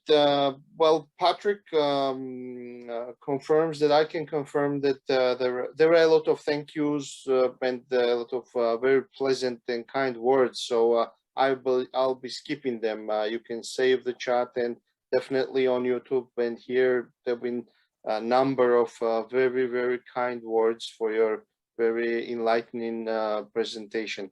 So I'll just skip those for time sake. Patrick is saying, I confirm that there are Knight Templar preceptories under the Great Priory of England, and etc. All whose meetings are dictated by the phases of the moon. This can be seen in the annual Liber Ordo Templi. So that's kind of a reflection of what you've been commenting. Yes. Just an idea which comes from Brother Siva Subramanian that would have been, it's like a feedback to improve your presentation, would have been better, even more even more informative if the presentation started with 1 or 2 slides on the history of Sufism, a few slides on the fundamental tenets of Sufism, and then went on the relate to Masonry. So that could be. Oh, sure. I can answer that question for our brother now. Go ahead. The Sufis were basically mystics that existed since the 5th century, even before the time of Muhammad. Just like how you have Gnostics that existed before the Christian tradition, these were mystic teachers who had already existed in the Near East at that time, and how they believe everything till the time of the Sumerians up until Islam and beyond was Sufism in continuation, being revealed in degrees and stages, just like how Masonry is. So basically, Sufism comes from the Tassawuf, meaning wearers of the woolen cloth, those who represent purity, the people of the bench. And their history is basically what I covered with Tawakkul, Tawheed, Taskiya ul-Nafs, purification of the heart, and to basically be in union with the Supreme Being, with your fellow man, with your neighbor, and the principles that what you express on the outside, you have to express it on the inside. So yeah, it's nice, you pray 5 times a day, you read Quran and all that stuff, but if you're cheating and lying to people, and if you're hurting people, then none of that counts. That your connection is severed with the Creator until you make your heart pure. And that's why the symbol of the Sufi, you see the winged heart, because it tells you to give your heart to the heavens, give your heart to God, and eliminate all impurities of your heart, and make it a better person, make yourself a better being. And even if we see in many traditions, even Aleister Crowley, when he was in Egypt, there was a certain portion of his life where he studied with Sufis. And when he recited Surah Ikhlas from the Quran, he was instructed by the Sufi Sheikh to recite it 100 times. And after that, a gateway opened in his heart, which he got the inspiration to write the Book of the Law. So Sufi prayers and initiatic ceremonies are very, very powerful. If you recite certain surahs of the Quran like 100 times or 40 times, it opens up chambers of your heart, because the human heart right now is the most thing that's under attack, and why we must protect our hearts and connect it with each other in times of great division and chaos. So the ultimate goal of the Sufi, purification of the heart, that is their main teachings. Super, thank you. That definitely adds into the presentation. So, brother, what should be content, and just one of the comments which I think should be in the recording. Shanmugam Subia, that's what I see here. Sorry for mispronunciation, if any. Fantastic, you have opened my eyes to see the commonality between both Sufism, which is Islam, and Freemasonry. How I wish the rest of Muslim world would understand Freemasonry as it is, and not brand us as Illuminati, devil worshippers, and the dark forces of anti-Islam. That was a wish, but it's interestingly stated, so I just decided to. You know, in my life, if I will labor towards that, and this is why I'm doing what I'm doing, to eliminate the misconceptions in the Islamic world. Because when I was first interested to join Freemasonry, I went on YouTube and I saw everything about Freemasonry was saying that they have a spiritual war against Islam. They're worshiping the Antichrist. They're part of the Illuminati. They're devil worshippers. All of that is untrue. That is all false. Those are all lies by the agents of chaos who want us to be divided from one another. And that is the goal of my presentation, as both as a Muslim and as a Freemason, is that what you see, what I pointed out, is whether you're a Muslim or a Freemason, you're following the same exact thing. You're following the same teachings. There is no difference. You're all being taught to love each other, love your brothers, relieve those that are distressed, protect the weak, trust God, everything that a Muslim is being taught. And what I've shown about the Kaaba and how the Muslims participate in the same rituals.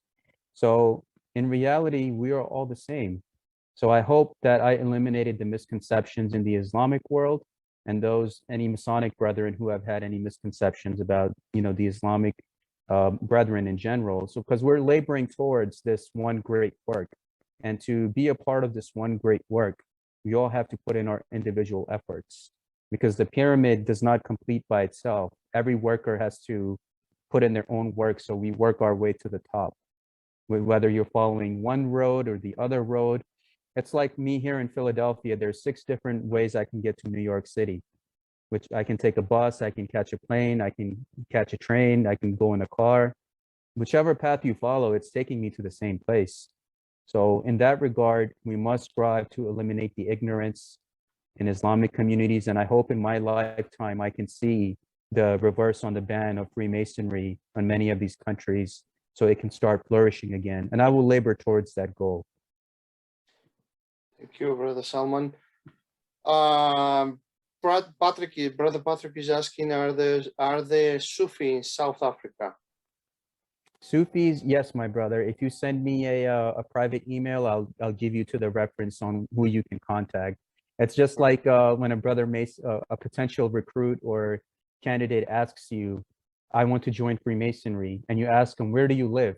And you find the recognized lodge and jurisdiction where he lives. So in Sufi, it's the same thing. You reach out to me and I'll find out where you live, and I'll give you the regular recognized Sufi path that you can go to. Excellent. I haven't scrolled down to the huge chat, so have you shared your email in the public chat? Yes, I'll do that. Yeah, please do that, so anyone can just simply copy paste without any errors there. Brother Denise, I guess your question has already been asked by Brother Hasu and has been answered. are the Correct. female Thank you. Sufi Masonic order. So I hope you heard the answer. Is that okay for Yes, you? I did. Okay. Yeah, that was good. Thank you. There's right. also my sister. There's also in China, they have an all-female Sufi order and the all-female mosque in China known as the Pink Mosque. So in mainland China, they have the all-female Pink Mosque, and if you Google female Sufi orders, there are women who only feel comfortable dealing with a female sheikh and only dealing with an environment where there's a female teacher and female disciples. So the all-female Sufi orders do exist. Even here, I'm in Philadelphia, they have the Bawa Muhaiyaddeen Fellowship. And in Bawa Muhaiyaddeen, you will have the males and the females that are separated just to respect each other's boundaries and nobody feeling uncomfortable in many ways. Well, that's interesting. I live in Jersey, so I'm not far from you. I'm about an hour outside of Philly. Oh, great. I hope to meet you one day. And thank you for always giving me your love and support. I'm grateful for you. Same to you as well. Thank you. Thank you. Siva Subramanian is asking, please tell us more about the old man of the mountain who studied with Blavatsky. So the old man of the mount, basically, when you look at the concept of Hassan Saba at one time was an individual who existed, who was the leader of the assassins, but he transcended into a spirit, meaning that spirit can overtake any individual or person that the old man of the mountain sees fit. So you can't contact him, he comes to you if he needs you. In the spiritual and occult sense, that's how it works. If you look at the Haitian, the freedom fighter, Toussaint, I can't remember his full name. Toussaint, what he did was he turned his followers into zombies, just like how Hassan Saba would put hashish into his followers to go on these drug-fueled rampages without being hurt or without dying right away. So what the Toussaint did in Haitian against his revolution against the French was he turned many of his followers into zombies. And that's why they referred to him as the old man of the mountain. Jamal al-Afghani is referred to as the old man of the mountain. Even William Burroughs, the American author, he refers to Hassan Saba, the old man of the mountain. So it's the spirit that you're dealing with that comes to you when it deems you worthy of doing any task for it or for its purpose. Thank you. Okay, no. Okay, just repeated question. I just wanted to check. Okay, I shared the link here as well to Brother Salman's YouTube channel. Thank you, brother. Okay, I guess we have covered all the questions. If I missed any of them, please repost it. The scroll has been very long, and I've been trying to be very attentive and not to miss any of it. I'll check again here on YouTube if there is any other question, so we can cover all and be fair to everyone. I guess no, all is fine here.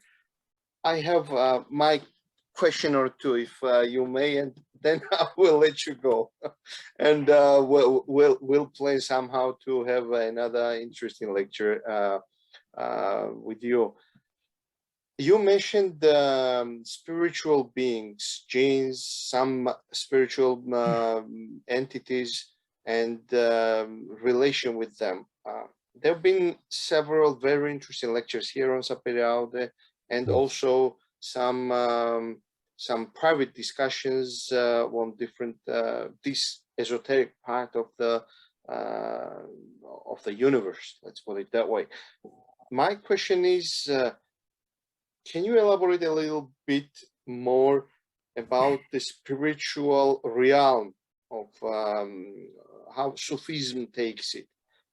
What is the hierarchy? Are the jinns the energy vehicles which you can make be good or make with your intentions wrong? Or do they have their own characters by definition or by default? and what are the other spiritual beings? What is this spiritual world Sufism believes in or relates with? Yeah, thank you, Brother David. That is an excellent question. So the Sufis believe God to be this grand architect who constructed humanity out of clay. So he was like this fine potter who constructed humanity out of clay. The angels were made of, we were made of clay from dust to dust. And we go into the ground too. That is our reality. Angels are made of light, and the jinns are made of smokeless fire. So the jinns are, you'll have good jinns that are there to help humanity, and you'll have the evil jinns that are there to entrap you or to bind you in some kind of a way. And just like in humanity, you have good and bad. And what Sufis teach you, and like how you have the Masonic black and white tiles, that both good and bad come from the Creator. So you get tested with that white lodge and the black lodge in both formats to see what kind of character do you really have. So in reality, you might come across human beings who might be an angel in disguise, who might be a jinn in disguise, disguised as a beggar testing you. You might have a individual that might come in your life as a friend, a mentor. On the outside, he or she might appear as human, but in reality, the Sufi is teaching you that nothing in this world works the way you think that it does. What your 3D naked eye is showing you, there's so much going on around us. Everyone's asking, where are the aliens? Where's everyone? They're already here. You just don't have the spiritual insight to look into all of the things that are taking place around us. Angels, man, earth and heaven and jinn, the shaitan, God, Iblis, Allah, all of those realities and paradigms that are taking place right now as we speak. Like worshipful Brother Hasu said, that if you have the spiritual insight, those that know, they know. And that is ultimately what it comes down to. And if you're one who is of a good nature, the Sufi believes that if you want to be protected from occult attacks or from any dark occultist, the only requirement you need is a pure heart. And nothing in this realm can touch you because you are of the light. Thank you. Then follow-up question would be, as you have been exposed to both tradition, Masonic one, okay, in Masonry you have other diversities, but still generally more or less the same legend, same philosophy, kind of is on the, at least for the first 3 degrees. And you've been exposed, of course, you are a practitioner of Sufi. My question is, to what extent you personally see that Freemasonry can be not a religion, but a way of spiritual experience? Sure. So modern Freemasons, they have to start getting back to the spiritual roots of the Masonic organization. What you see as like lodge social club Masonry, where you just come to lodge and do what you need to do, have a social club, have social activities. That's not what Freemasonry is. Freemasonry is not a social club. And Freemasonry is a way of life. It's not a religion, of course, and we're not representing or endorsing any views. But what we see this is a Freemason is one who gets light from everywhere. Where even myself, I found light as a Muslim. I found light in Buddhism, Hinduism, Christianity, Judaism. And I realized, you know, I can take each thing and apply that to my life. Take the good from everything and apply that to my life. Just like how you have our ancient brethren when they made Freemasonry. And I'm not making the claim that everything from Freemasonry comes from Islam. Our ancient brethren had aspects of Islam, Greek philosophy, Vedic philosophy, Buddhist philosophy, Confucius philosophy. Even if you look at the Chinese gods, Nuwa and Fuxi, they're holding the square and compasses, recreating the world, showing the aspect of the masculine and feminine coming together. So one has to realize that Freemasonry is everything and anything around you.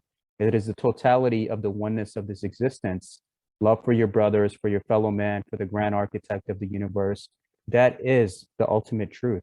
What the Sufis refer to as haq, ya haq, that is the truth.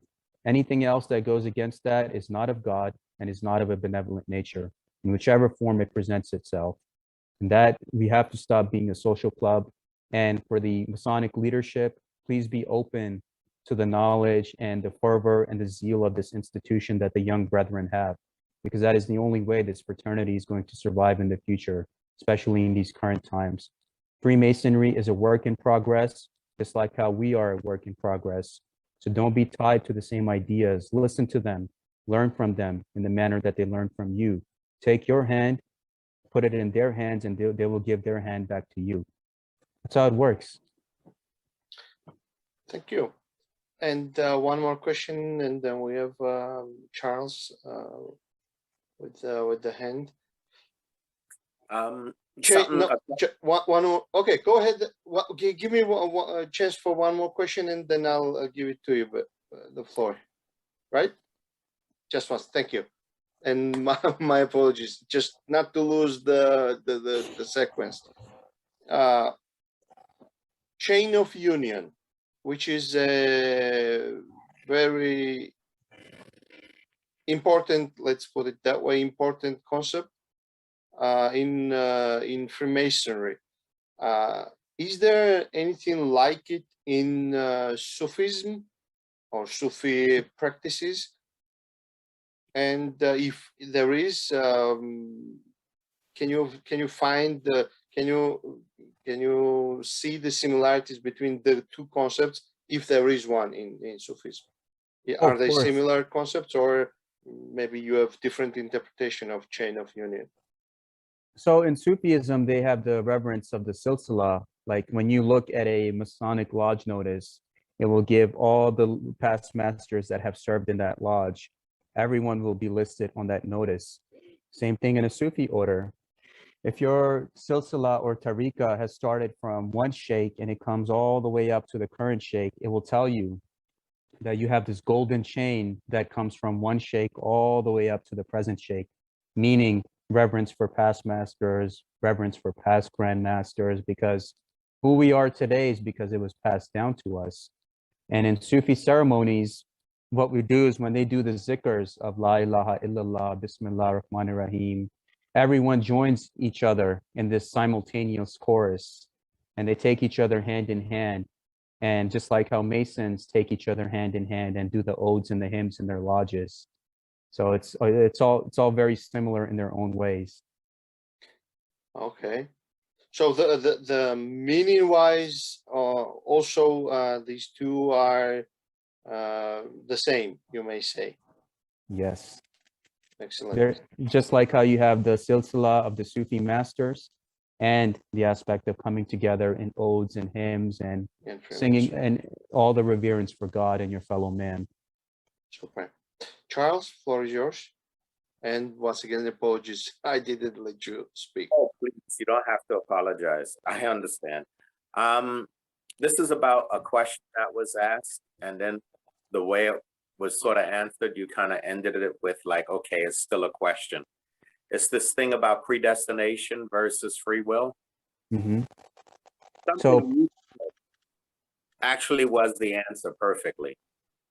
You said there are those who are waiting for this, something about a sheikh or imam. Yeah, that's it.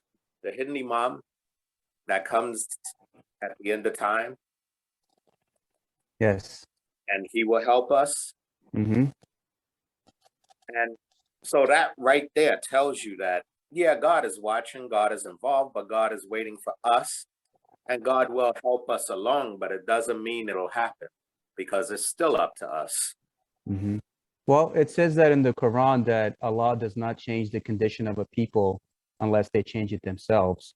So there is that. That's the answer. That's the answer. It's free will. Thank you. So it's the aspect of free will, the changing our conditions through our own selves and through our own efforts. And it's also coming together in brotherhood and taking this world out of this darkness that it's in right now. So my thanks to you, Brother Charles, and I hope that verse from the Quran helps answer your question. Yeah, no, it did. Thank you, my brother. Thank you for being here, and I'm grateful for you. Me too. All right, that was just it. I've been hearing that question so much that I figured it's time to start speaking out about it. Because yes, there is free will, but the predestination is the hope. Yes. You know, God hopes for us, and we got to get there. He'll send messengers, others to help us along the way. And that's order with some Martin Luther's group. What do you call them? Protestants, but before Lutherans. Yes, Lutherans. Somebody early, I had a theologian here in Denmark tell me that in reality, what Martin Luther believed, you know, because all this talk about predestination and all this stuff and the hell on earth and how could all this be, was that he said God came, showed us the way, and left, and is waiting for us to get it right. Sooner or later, he's going to get pissed and tired of waiting, and he'll Yeah, Wait, that's exactly it. time but to get but right. but regarding the Lutherans, those Lutherans have nothing to do with the Martin Luther King. No. I'm talking about Lutheran, the Protestant. Yeah. Just so the recording could not be misunderstood. So Lutherans are a Christian denomination originally from Germany, sorry. Yes. While the other guy was the civil rights fighter in the United States. Yeah. Sorry, just No, glad you cleared that. But that okay. was Okay, any more questions? Any follow-ups? Okay, that's it, you said. All right. Then full 3 hours nonstop discussing so much, and I think Brother Salman deserves some rest from us. We squeezed as much as we could. So hopefully you enjoyed the Q&A session as well. We try to really understand the notions, the statements that are made by the speaker here on Sapere Aude, and we don't come here just for formality reasons that another lecture is will be delivered. We come here because we try to kind of absorb the knowledge that surrounds us, and despite of the fact that some may be acceptable, some may not be acceptable, we enjoy learning process, and definitely try to treat all the speakers, all the Q&A sessions, opinions, questions shared in as much academically way possible as possible. So thank you once again for your excellent lecture and brilliant Q&A session that we spent together on. Just final question or remarks if anyone wants to make it, or questions.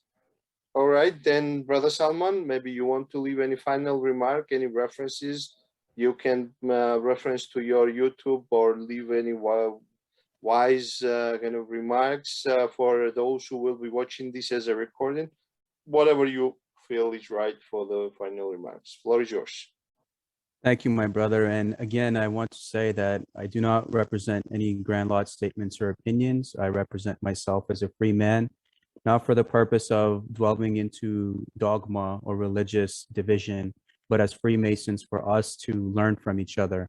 Because the only way we can come from darkness to light is if we make the effort to learn one another. I want to dedicate this talk again to worshipful Brother Hasu, who has played a great role in my life and whom I love dearly, to Brother David Chichinatse, to illustrious Brother S. Eugene Harrod, 33rd degree, Right Worshipful Past Grand Master here in Pennsylvania, and to Sheikh Wahid Azal of the Fatimiyya Sufi order, and to the sheikhs and masters of the Naqshbandi, the Murid, and all of the Sufi sheikhs who have given me their blessings as well on my path. Because in this short human life, we're all walking each other home. I could go in my room right now and take a nap and I might not wake up. I have no guarantee with this human life. And in Sufism, they teach us that the angel of death visits you 5 times a day during the 5 daily prayers. So just like how in Freemasonry, you have the Memento Mori, your death can come at any time. Do not hurt anybody. Apologize to those you have to apologize from. Love everyone. Love your children, love your sisters, your brothers, your family, your wife, your mothers, your fathers. Don't hate anybody. Love everyone, respect everyone, And if we can do that, then our world day by day can become a better place. And we can create this heaven on earth. What Sufi says that in order for God to help you, you have to help yourself. So you must be willing to put the work in and just do the right thing with the time that's given to you, with the philosophical lessons that are not only taught to you in Sufism and Freemasonry, but everyone. To my Masonic brothers, I would tell you, please love and respect each other and save this fraternity, because it is a beautiful fraternity. And in these times of chaos, it is up to the leadership to do the right thing to make sure that it falls to the next generation. Don't fall into elitism of any kind. If you have a past grandmaster next to your name, or 33 next to your name, or anything next to your name, same thing with the Sufis. If you have a Sheikh next to your name, all these titles are just for this world alone. We are all brothers, we are all on the level, and we all have this duty to each other to leave a better world behind than it was given to us, because we have inherited this world from our brethren who have fought for it, died for it, and bled for it. So it would be wrong for us to not take any actions in time of chaos and not be cowards and love one another and do the right thing. So with that, my love to all of you, and thank you for having me, and continue to be great mystics and warriors. Thank you so much for wonderful words and ending.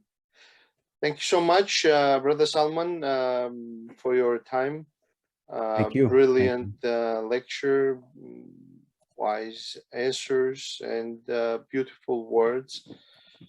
I will remind those who've been watching this or have been still participating and still following on YouTube today that we had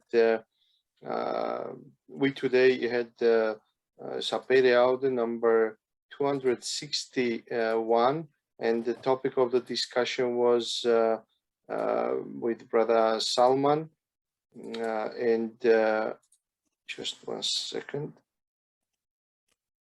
No, there's no question or so. So sorry about that.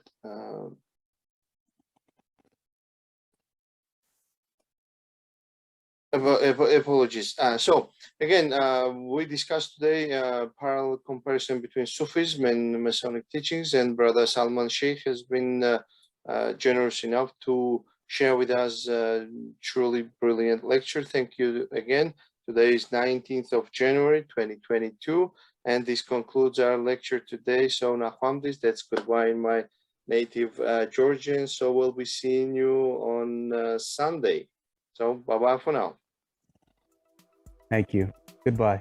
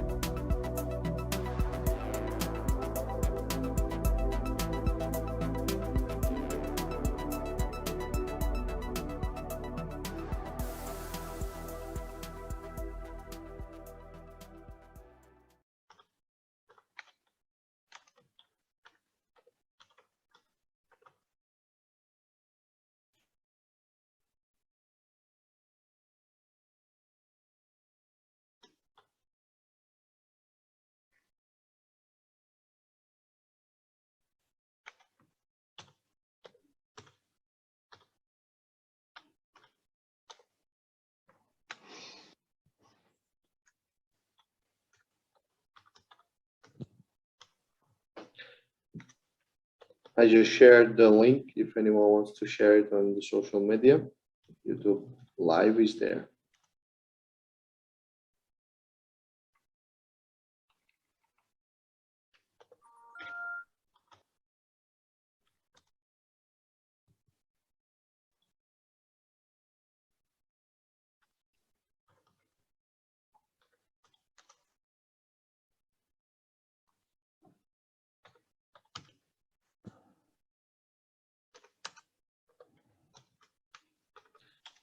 All right, let's give additional 3 minutes, and then on sharp 15 minutes we'll start the lecture. Meanwhile, floor is open for anyone for announcements or anything you want to share with us. If you liked Laurentius' compositions, if you want to share it, we are recording. It's live, so it will remain in our Sapere Aude warming up, ice breaking part before the lecture starts.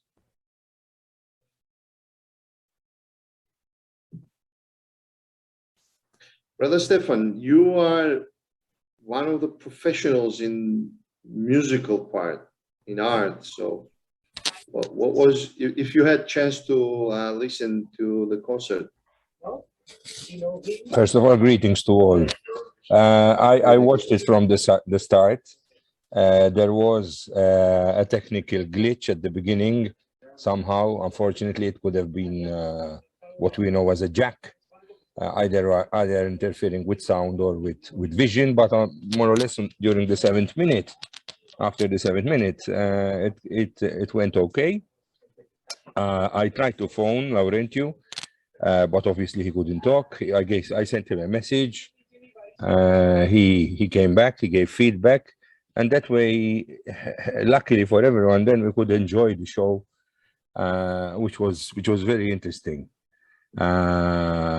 Especially the Song of Songs, which was totally unhindered then. But the first pieces, even his introductory speech, hopefully they have a backup now, needs to be re-edited because we were deprived of the sound somehow. At least at my end, I checked other sources, musical sources, and the sound was coming out fine. So this was a minor glitch, basically.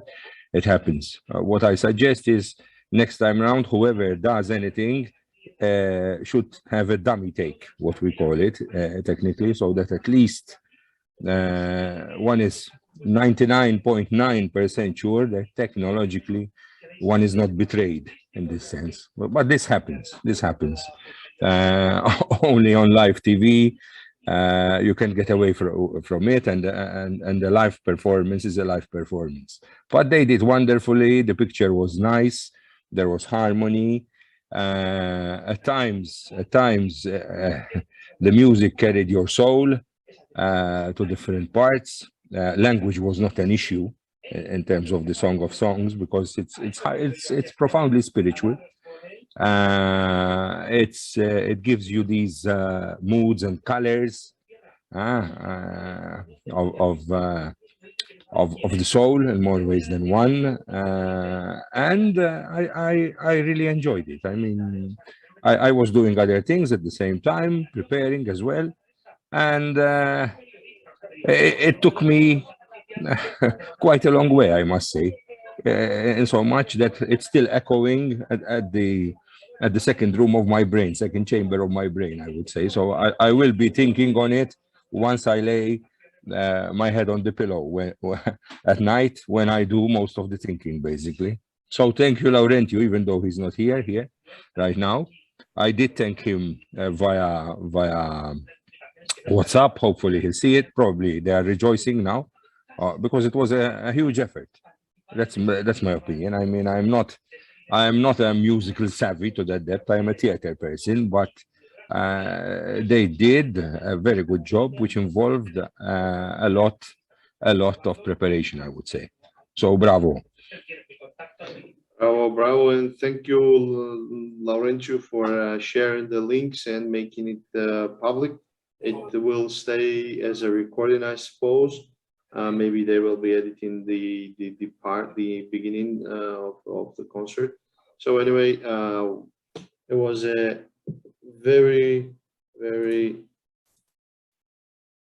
good concert, and I think professionally speaking, it was a beginning of a new era when you can go live and kind of broadcast your compositions through different channels, and you don't necessarily need TV stations today. You can do whatever you want with this technology. But hopefully we get to see more of it. Hopefully. As Shakespeare said, Hopefully. if music be the food of love, play on. Play on. Yes. Brethren, then with your permission, I will disable your microphone so we can ensure that the recording is fine. Brother Hasu, you should be able to control your side. Brother Salman, there is a request on your screen. I'm not making you co-host, so that way you kind of, I'm trying to avoid you from listening to these beeps all the time when someone comes in or leaves the room, and that way it doesn't distract your attention. So let's go to the lecture part, to introduction. And before introduction, I will use once again the opportunity to congratulate Brother Laurentiu for very, very beautiful work that he has performed, his own composition with his colleagues. I congratulate them for the very nice concert that many of us enjoyed today live on YouTube.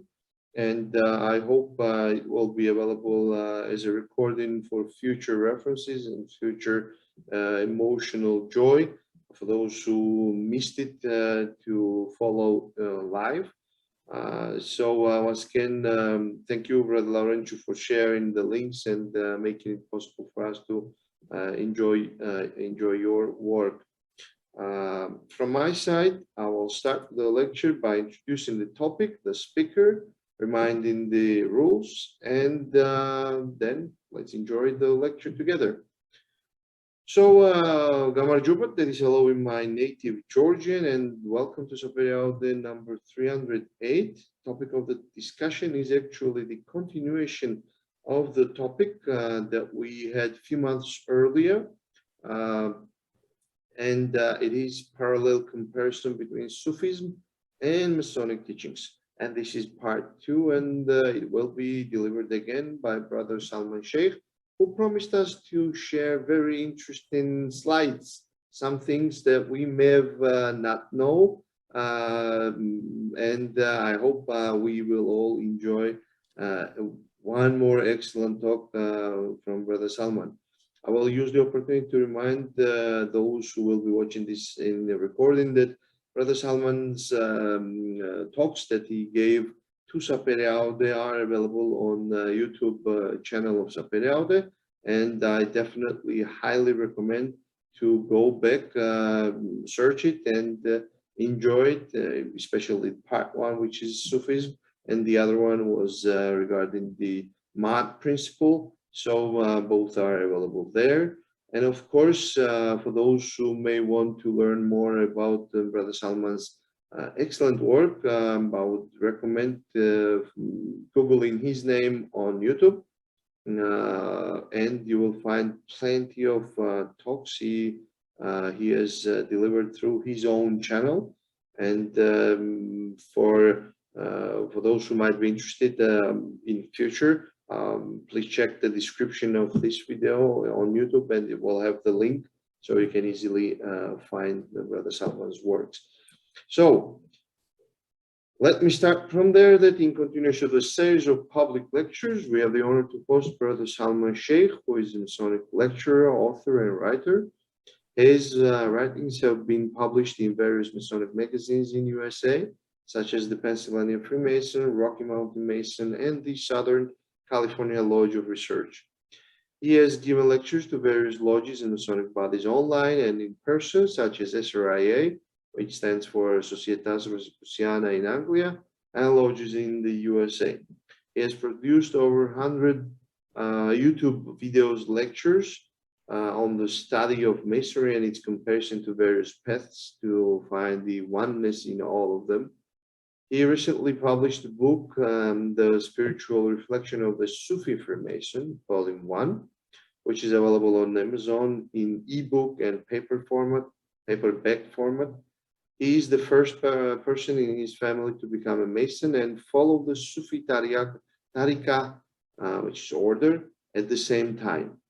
He belongs to the Grand Lodge of Pennsylvania in the United States under their ancient accepted Scottish Rite Valley of Philadelphia with the 32nd degree and the Royal Arch Companion of Holy Royal Arch, chapter number 183. Also a Master Mason under the Lansdowne Lodge, number 711, Pennsylvania, United States. So later on, I will share the link to Brother Salman's YouTube channel in the chat room here on Zoom, also in the description of this recording. And for those who are following us on YouTube, I will share it in several minutes. Again, I will use the opportunity to remind that Sapere Aude has rules, and that is very simple, that we don't discuss interjurisdictional issues, we don't discuss politics and religion for political or religious purposes. We do not proselytize any political views or in religious traditions or in Masonic traditions or in any esoteric schools. We come here to learn, understand, expand our worldviews on different things, mainly focusing on Freemasonry, but not limiting ourselves to this particular tradition and trying to see beyond the universe that surrounds us. So for that reason, we come here as individual members of our societies, and we do not represent any institution, Masonic or non-Masonic, that we may be member of or be affiliated with. And every single opinion or question that we'll share here during the discussion or talk should be treated as our own personal opinions, and definitely should not be interpreted at all as any official standpoint of any institution whatsoever, but only our own personal ones, which may not coincide with the official standpoints of the organizations we may be part of. And sometimes it could be contradicting as well. So again, it's our personal opinions that we share here, or experiences. Sapere Aude being an independent, apolitical, public, international, absolutely independent institution and platform, welcomes everyone, male and female, members and non-members. Everyone is welcome to join us, enjoy the lecture, participate in the lecture, express themselves. The only requirement to participate in the Zoom is just to express yourself in a civilized manner and with a common sense and delicacy, and that's the only thing that we want from it. Otherwise, we'll try to elaborate on anything that you may be questioning us on. I think that's it from my side, and Brother Salman, looking forward to another brilliant talk that you always deliver, and an interesting discussion. Sorry for those who had to miss the lecture because of our rescheduling it because of the concert, but I hope you will enjoy it through YouTube and in future as a recording. Brother Salman, once again, the floor is yours. And because of some internet limitations, which I'm working through here in the United States, today the host will be Brother Hasu. And if I disappear or disconnect, nothing changes. Everything is being recorded, everything is done that way. So Brother Hasu is in charge of the whole session. So once again, thank you so much. Floor is all yours. I'm here with you as long as the internet allows. All right. Okay, let me hit share screen. Okay. Do you see this, Brother David? All right. It's coming. It just needs a few seconds, I suppose. Okay.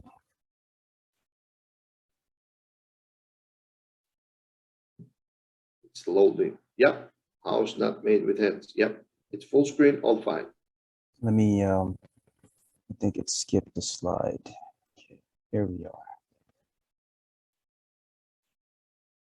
Should be fine now. All right. Greetings and peace, everyone. Thank you so much for joining me for this presentation. Tonight, or this afternoon, I have the honor and privilege of doing the Islam, Sufism, and Freemasonry presentation.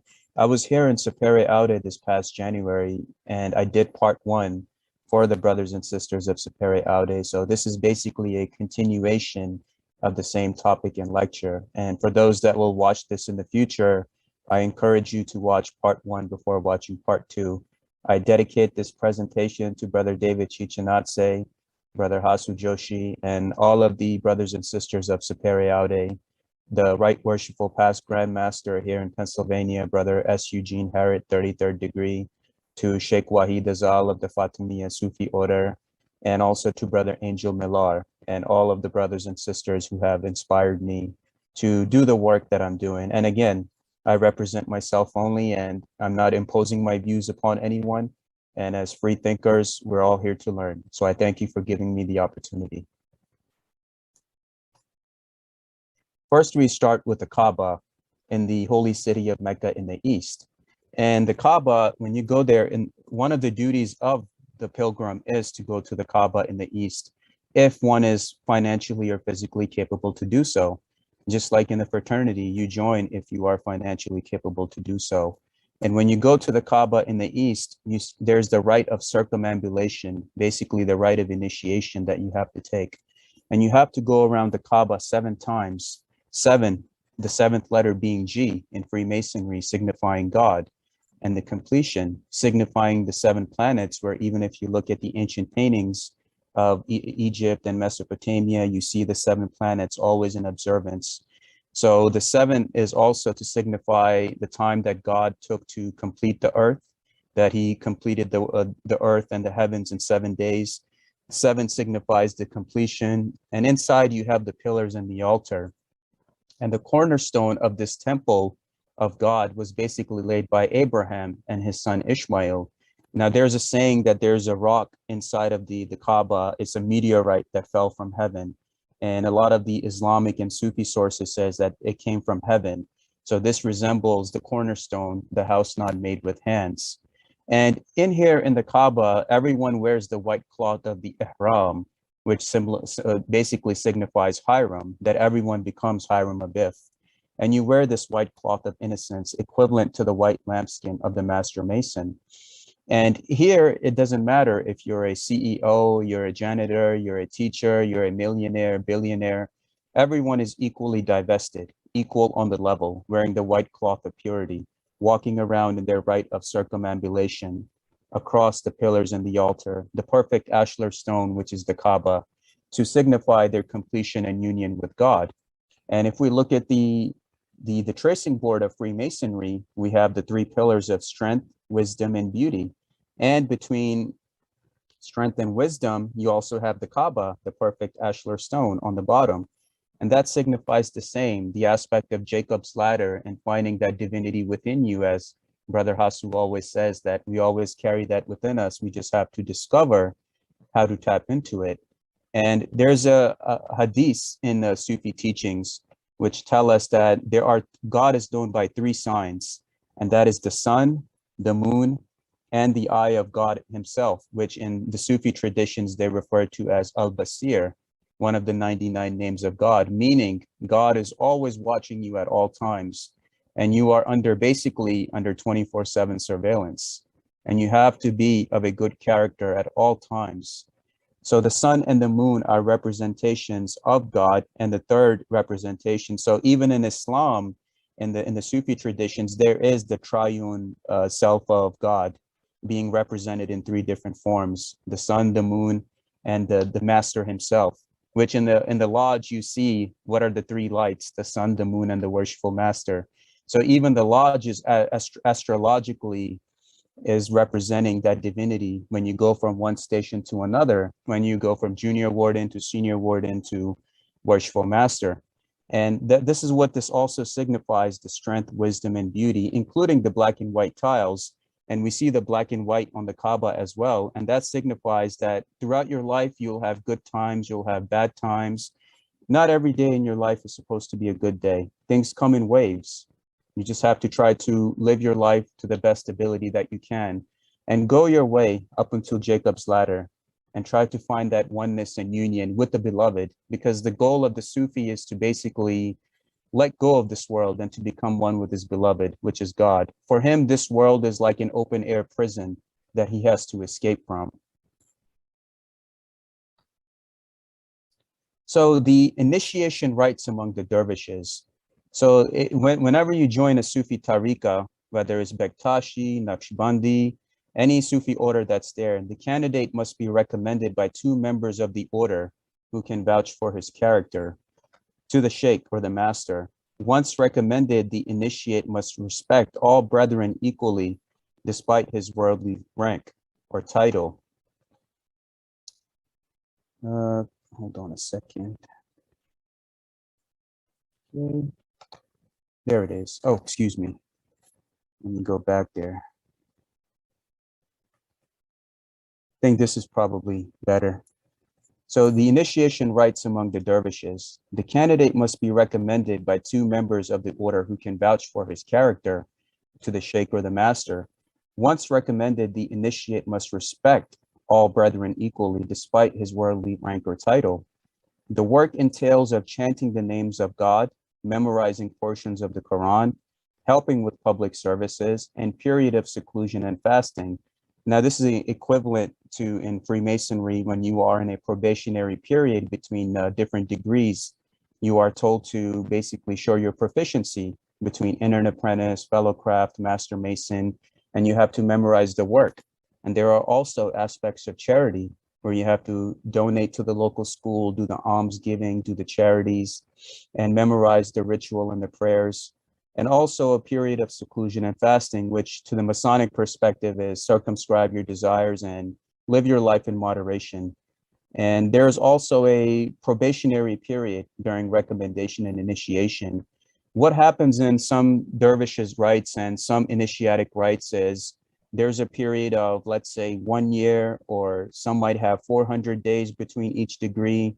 Some might have like a 1,000 days, like Rumi's order, the Mevlevi order of Sufism, the dervishes.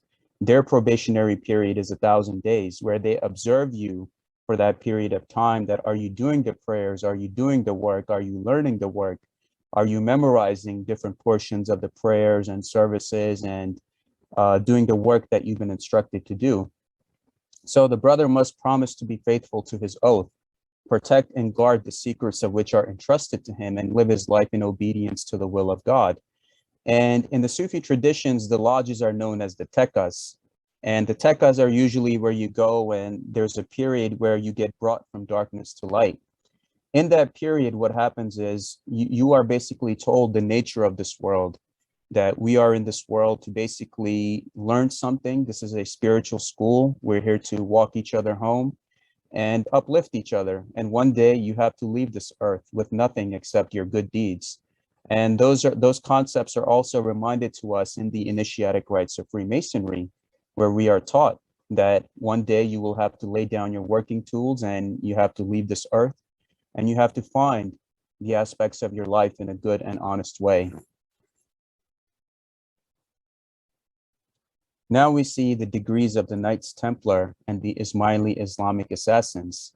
Now, during this time, during the 13th century, both the Knights Templar and the Ismailis were being persecuted in their own ways during that time, and they had a very similar rank structure. The Knights Templars, they had the Grand Master, the 3 Grand Priors, the Provincial Prior, the Chaplains, the Knights, the Esquires, the Serving Brethren, the Donato and the Obligati, and the last rank, Affiliati, those who were affiliates.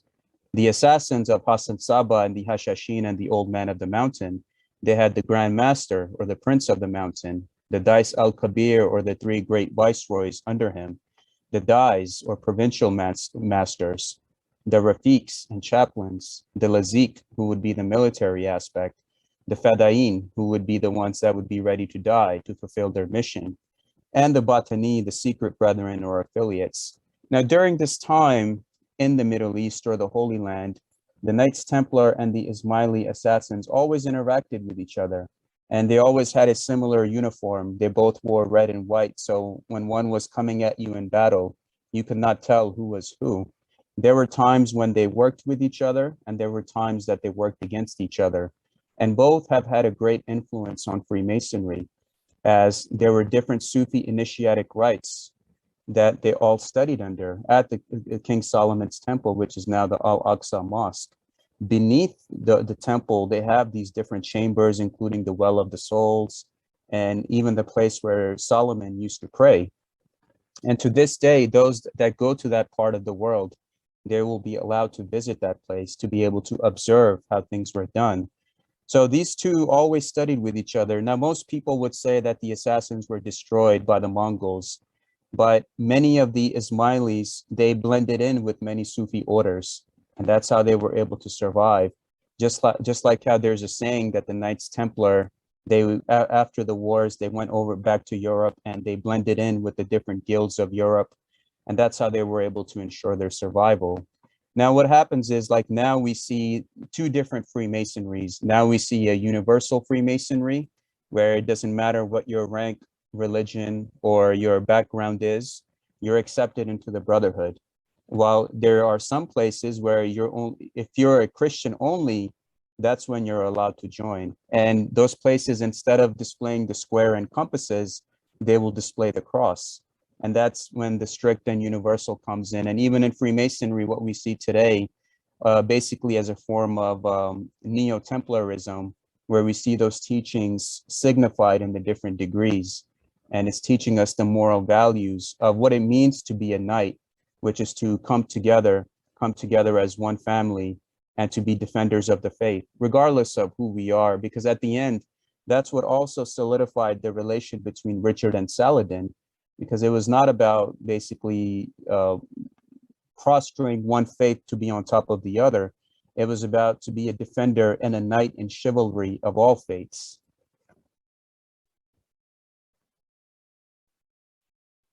Okay. Now we see the Arabization of the Knights Templars. Now the charges against them accused them of being crypto-Muslim with the worshipping of Baphomet, which was basically, the name was changed, and Baphomet really represented Muhammad or Muhammad, and they were charged with the denial of Christ.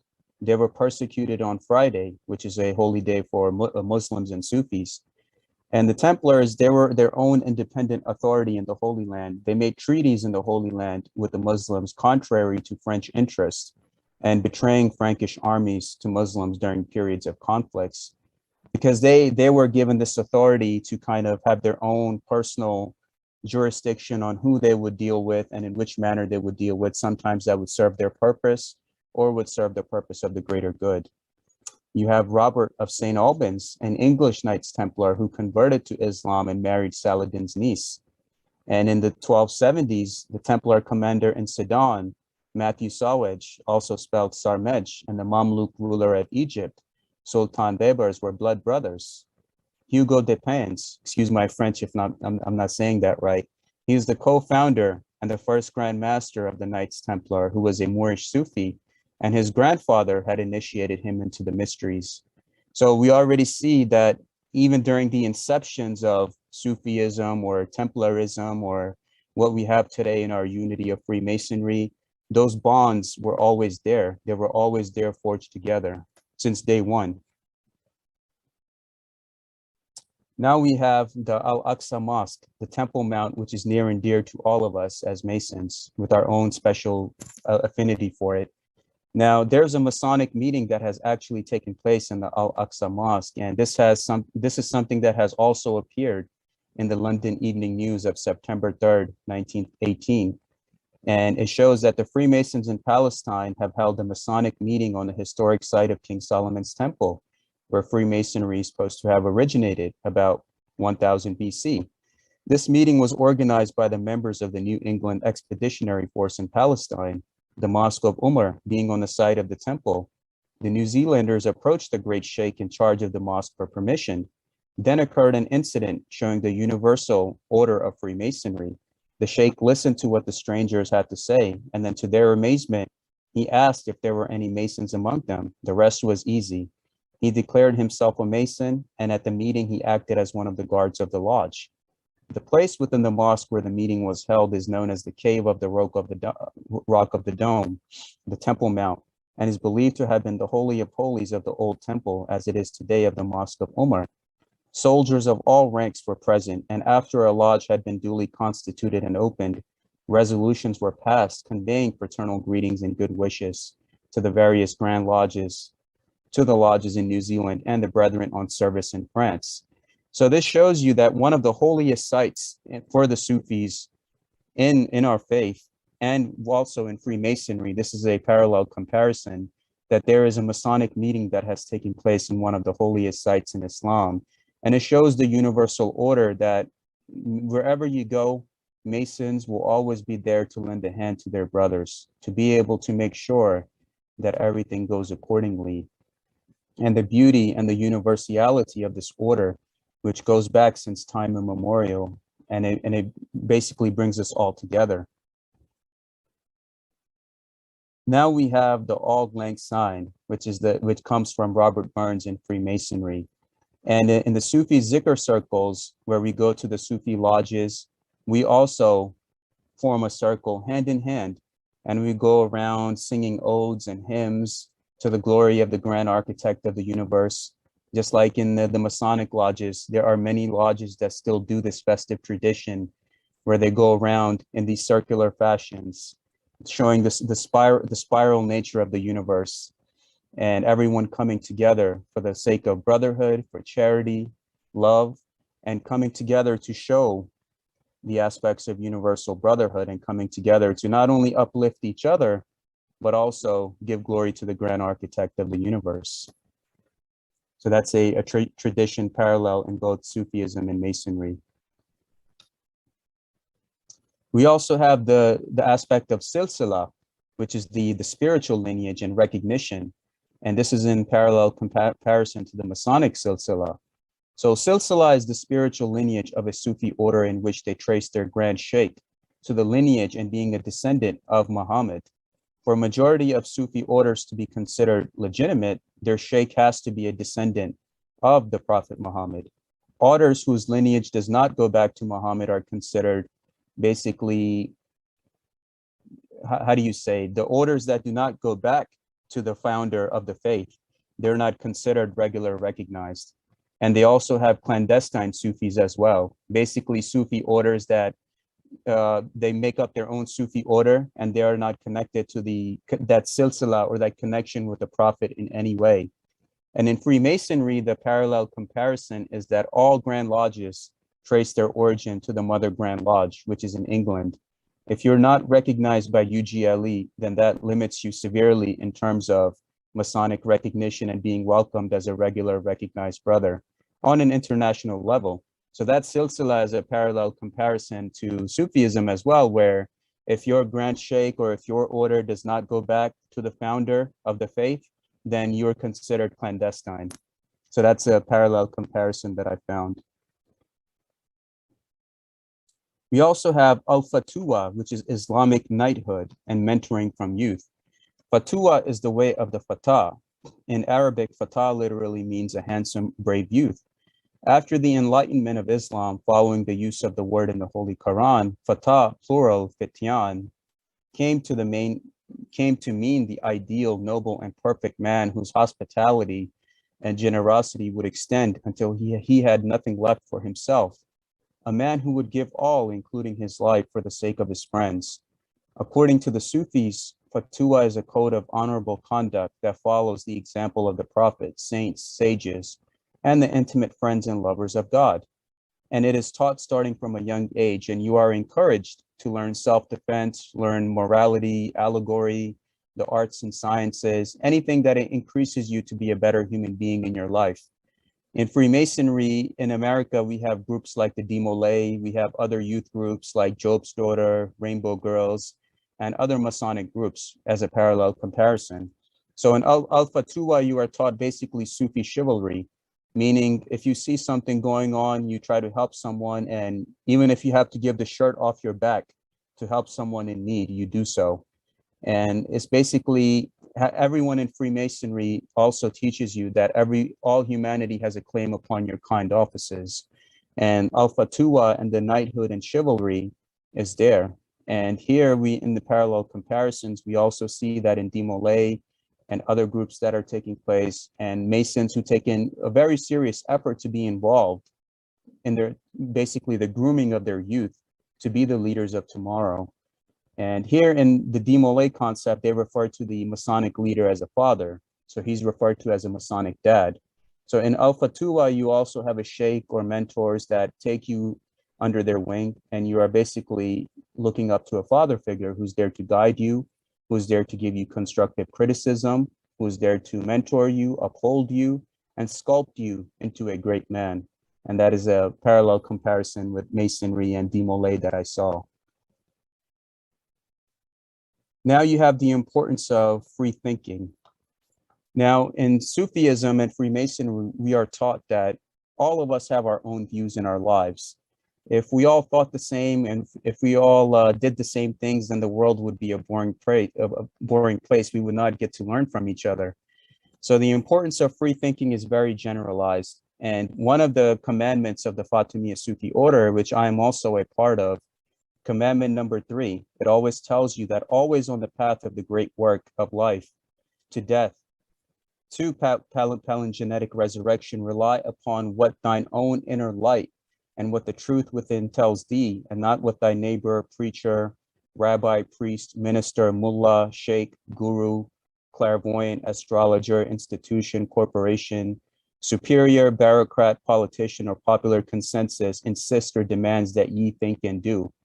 Therefore, the only obedience due on the path of the great work of life to death, to palingenetic resurrection, is obedience to that voice of truth emanating forth when truly unveiled from within the essential light of thine own inner being, or to that living, vertical embodification of the proof of that truth in the outer world and nothing else.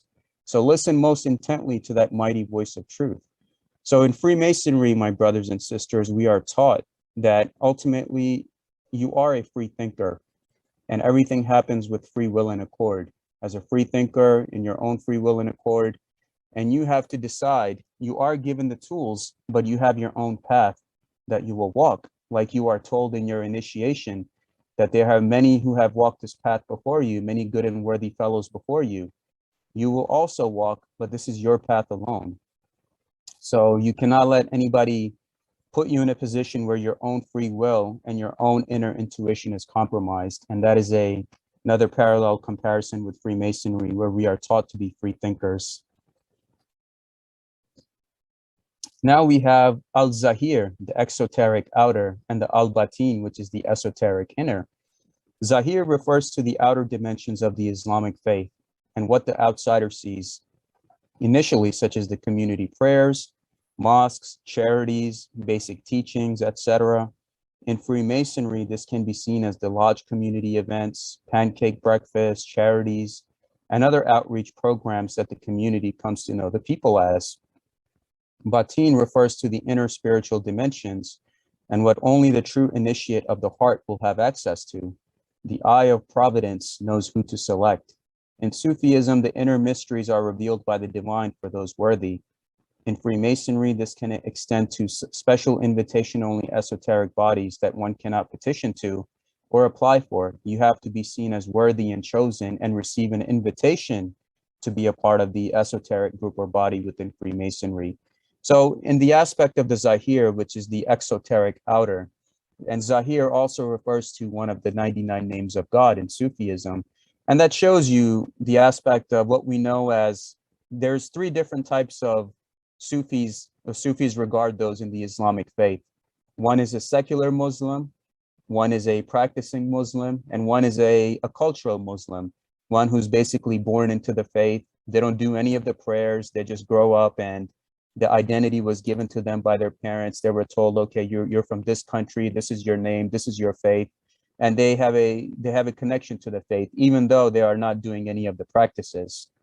And now we have those that are the practicing one, those that are the inner initiates. Those are the ones that usually go on the path of Sufism.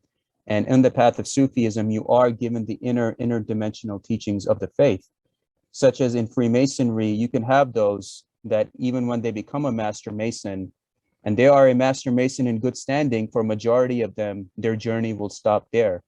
They will not extend to other bodies. They will not they will not go forth for other forms of knowledge. They will not get involved to a point where they will be selected for other esoteric initiatic bodies. Now we have the Salik, the traveling man. A Salik is a follower of Sufism from the verb salaka, which means to travel or follow, related to suluk, pathway.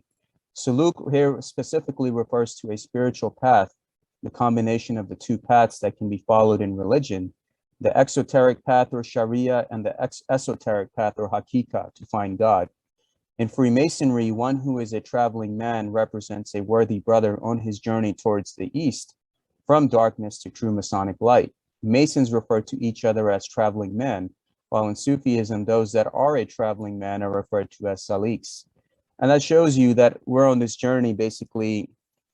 See, in your life, everything will have a shelf life, including people, places, things, and organizations. Your life is like a storybook. Your people will come and go in your life. Things will come and go in your life. Experiences will come and go in your life. Jobs will come and go in your life.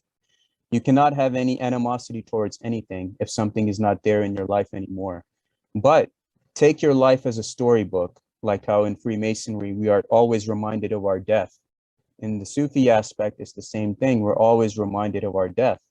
And to realize that each day in this life that you've been given, you are a guest house here. You checked in at a certain time when you came out of your mother's womb, and you can check out at any time as well when your time is over. So embrace all the lessons that come your way to try to find the truth of self and God. When you know thyself, you know thy Lord. You know thy Lord, you know thyself. And that is what it means to be a salik or a traveling man. Now, most people don't know this about Aleister Crowley, that he was also a Sufi initiate, and of course he was a Freemason as well.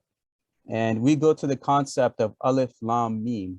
Aleph, I am. Lam, or Aleister Crowley's Lam, an abbreviation of God or Allah in Sufism. Mim, an abbreviation of Al-Alim, or the knowing, means I am God, the knowing. Crowley was initiated in 1904 by a Sufi Sheikh in Egypt, and he details this in his book, The Confessions, in the early 1900s. Crowley recited Surah Al-Ikhlas, Declaration of God, from the Holy Quran as he was instructed by his Sheikh, continuously 111 times without any break, consecutively. Afterwards is when he opens the inner gateway and is inspired by Lam, or God, one of the Arabic names of God, to write the Book of the Law. The Thelemites have Islamic influences and respect Islam as much as did their founder, who was also a Freemason. And this is a parallel comparison that I came across looking into the teachings of Crowley and how his time spent in Egypt and learning from the Sufi sheikhs there, learning the prayers, and how there it was exactly where he met Lam. So that's when I was able to draw that connection, that he was also a Mason, and he built a society or a group of society that has a universal respect for all faiths. And here we will see Crowley in his Sufi attire, where he's wearing the Sufi turban. Now we have Insan al-Kamil, the perfect man. As Brother Hasu says, you have divinity within you. And as we see the way the Insan al-Kamil is positioning himself without giving away too much on this public platform, you can see that as Masons, that looks very familiar. So as Insan al-Kamil, basically you have God in you, and it has the word of God written in Arabic inside of you. And we spend our whole lives thinking we're looking at the sky, we're looking at the different religious places, we're looking over here, not realizing that God is in a place where you least expect it, which is yourself. And you are that temple. Even in Freemasonry, you are building that temple within. You are that temple in construction. So in reality, what the Sufis basically are teaching you, that every living being on this earth, including myself, Brother David, Brother Hasu, everything is an extension of that divine infinite being that's experiencing itself through these different avatars and infinite realities and simulations and possibilities and outcomes on this planet through plants, beings, animals, minerals, trees, the rain, the sky, the light, the moon, the sun, everything. So Insan al-Kamil, as the Mason, strives himself to become that perfect ashlar and to become that perfect being. Each day he's chipping away at his imperfections to try to become that archetypal temple within. Insan al-Kamil in Sufism also teaches you to strive for the same. So there's another parallel comparison that I was able to draw. And of course, the way the Insan al-Kamil is positioning himself physically will look very, very familiar to all Freemasons without saying anything further. Now we have the Sufi and Masonic importance of free will and accord. You get out what you put in.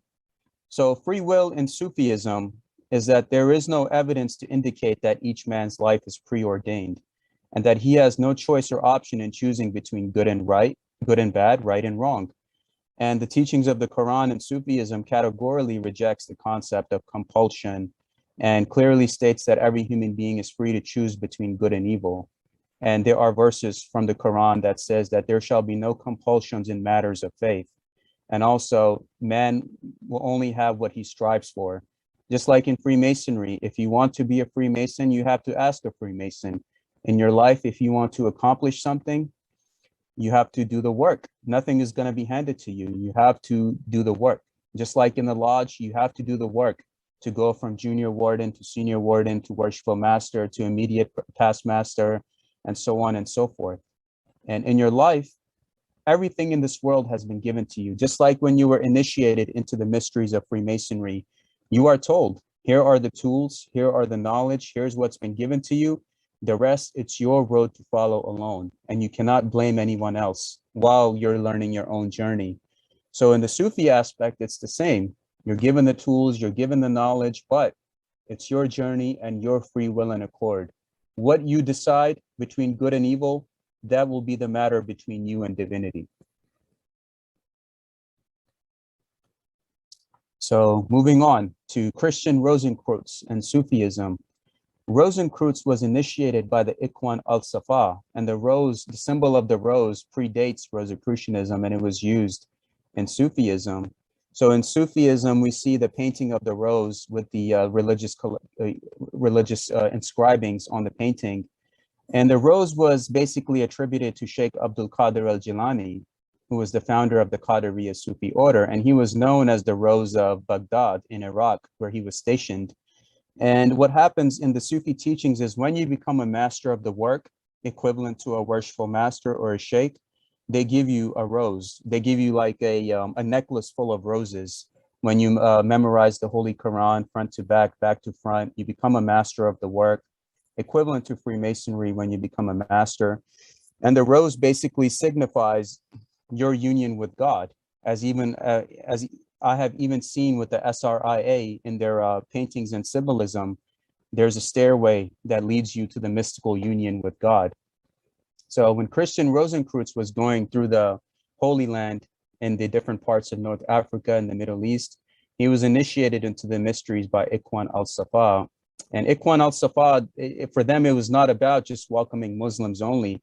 They welcomed all people who were of a good recommendation, of a good report, good background, and they wanted to join on their own free will and accord to learn knowledge.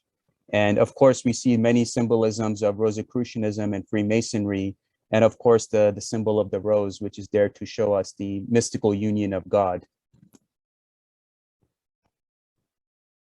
Now we have verses from the Quran pertaining to each degree of Freemasonry. And this is just for the purpose of parallel comparison. So the first degree, which is the inner apprentice, you come from darkness to light. Chapter 2, verse 257, that God is the guardian protector of the believers. He brings them out of darkness and into the light. Do not fear any danger and walk your path, as you are told when you are initiated, that do not fear anything and continue to walk your path as long as you trust God and do not fear any danger. Second degree, fellowcraft, the knowledge of the arts and sciences. Chapter 58, verse 11, you who believe, if you are told to make room for one another in your meetings, then do so, and God will make room for you. And if you are told to rise up, do so. God will raise up by many degrees those of you who believe and those who have been given knowledge. He is fully aware of what you do. And this basically, when you are given the middle chamber lecture in the fellowcraft degree, you are basically told of God and everything implying God. So basically in Freemasonry, it's establishing that connection within our temple and our heart and mind with divinity, and also telling you to basically continuously strive to become a better person each day in your knowledge, in your thinking, in your knowing, in your doing, and all that you come to know yourself in between. Now we have the third degree, the Master Mason, chapter 21, verse 35. Every soul will taste death. We test you with bad and good as a trial.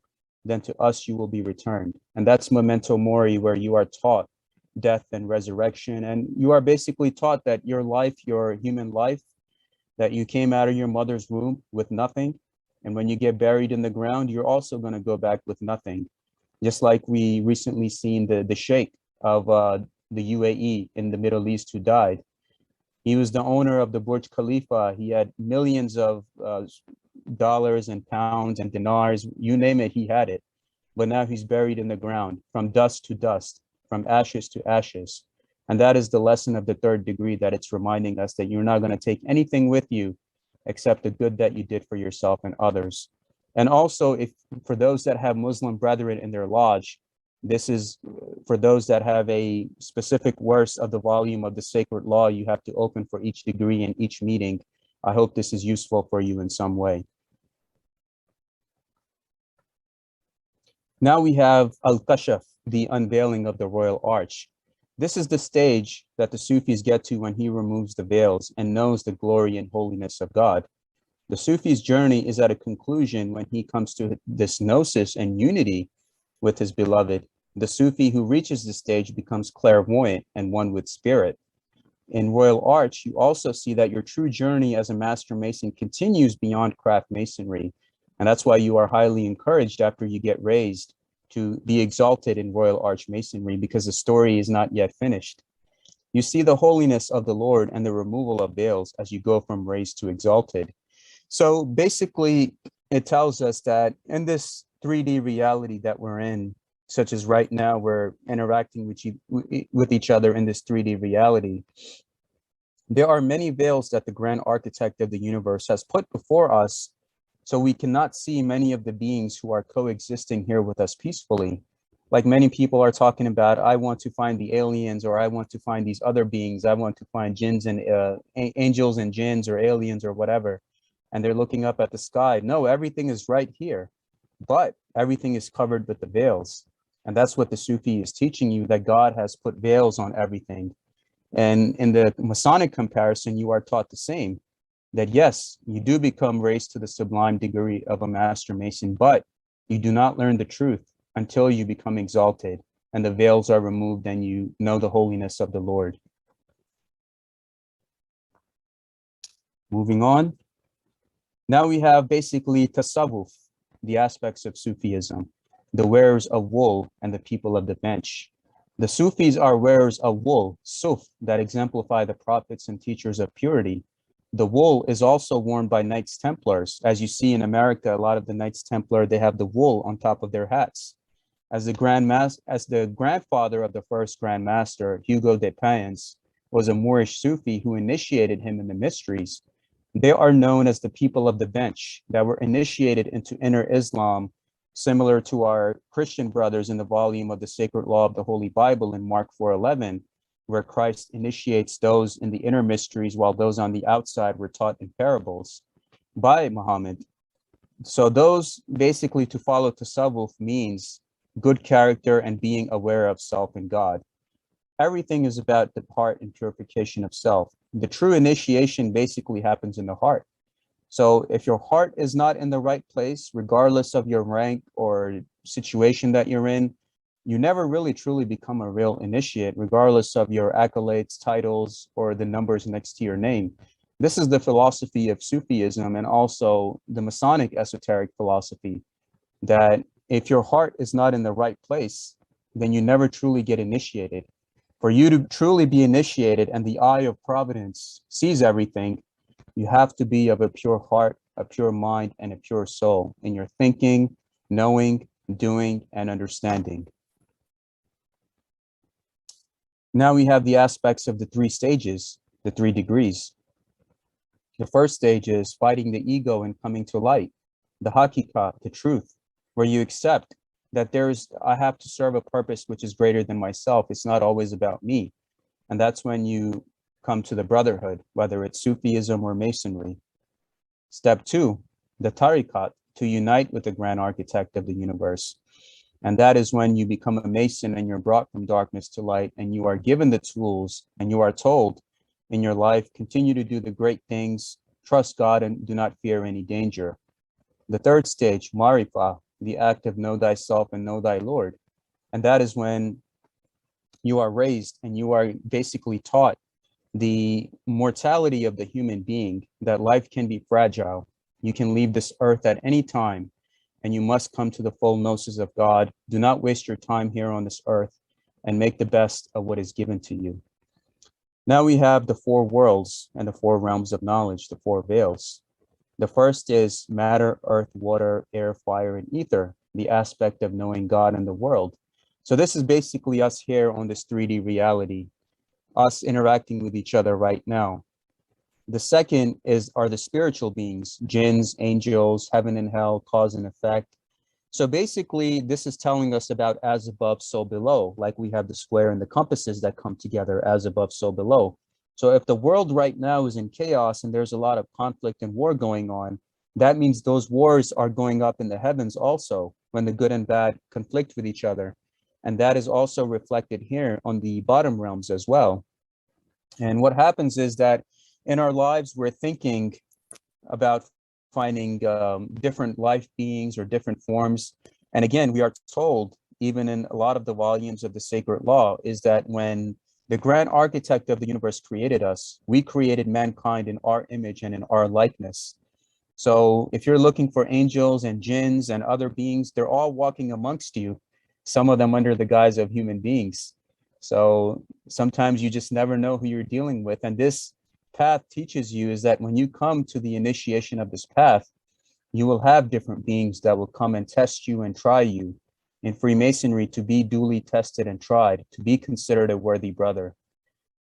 Number 3, the source of the lost word, the hidden tablet, the knowledge of spirit. That's where the Sufis believe the third realm, which is where God's lost name, the ineffable name, is located. And that is a realm no one can access, except like the really high-ranking angels. So fourth, the realm of the grand architect of the universe, pure essence. God is the only reality.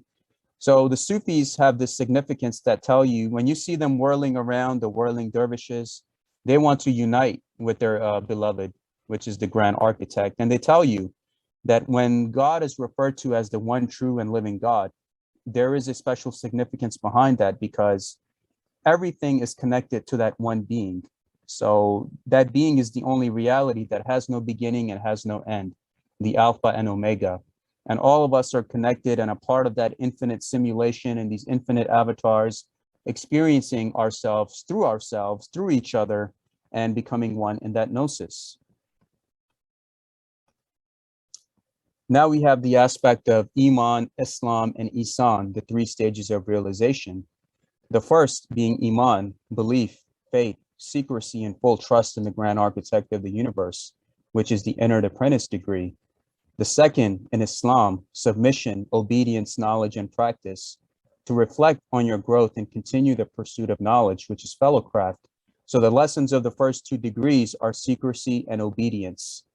The third, Ihsan, a righteous, upright character and living a good life with the time you have been granted, a master mason, and you are taught that you have to die before you die. And what does it mean that you have to die before you die? The aspect of resurrection and seeing life through new eyes.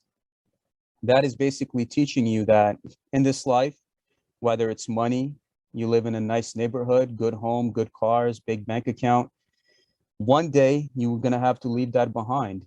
None of that is going to save you when the time comes, but accept the good that you did for yourself and others. And that philosophy is also signified. And most Freemasons, they always have a skull, and most people think of it as something malevolent, but no, that skull is there to remind you of your mortality. That's what that is there for. So all 3 stages, whether it's from the Sufi perspective or from the Masonic perspective, it must be honored fully, or you are just following mere rituals without any meaning, and inevitably leading to hypocrisy. And that can result in low membership. You must practice what you preach, otherwise it's all meaningless and wasted effort. There is a difference between a learning phase and an application phase of knowledge. Also, you need a guide and a mentor, no egoism or individualism. So even when you join the fraternity, you don't join just because you want to join. The path is actually choosing you in many ways. You are being called to the path, and you are chosen by basically a jury of your peers who deem you worthy. And a petition of prayer, meaning is you're telling the lodge, please accept my prayer to be amongst one of you. It means a lot more than just a mere application or a petition on a piece of paper. This is a prayer to become a part of that initiation.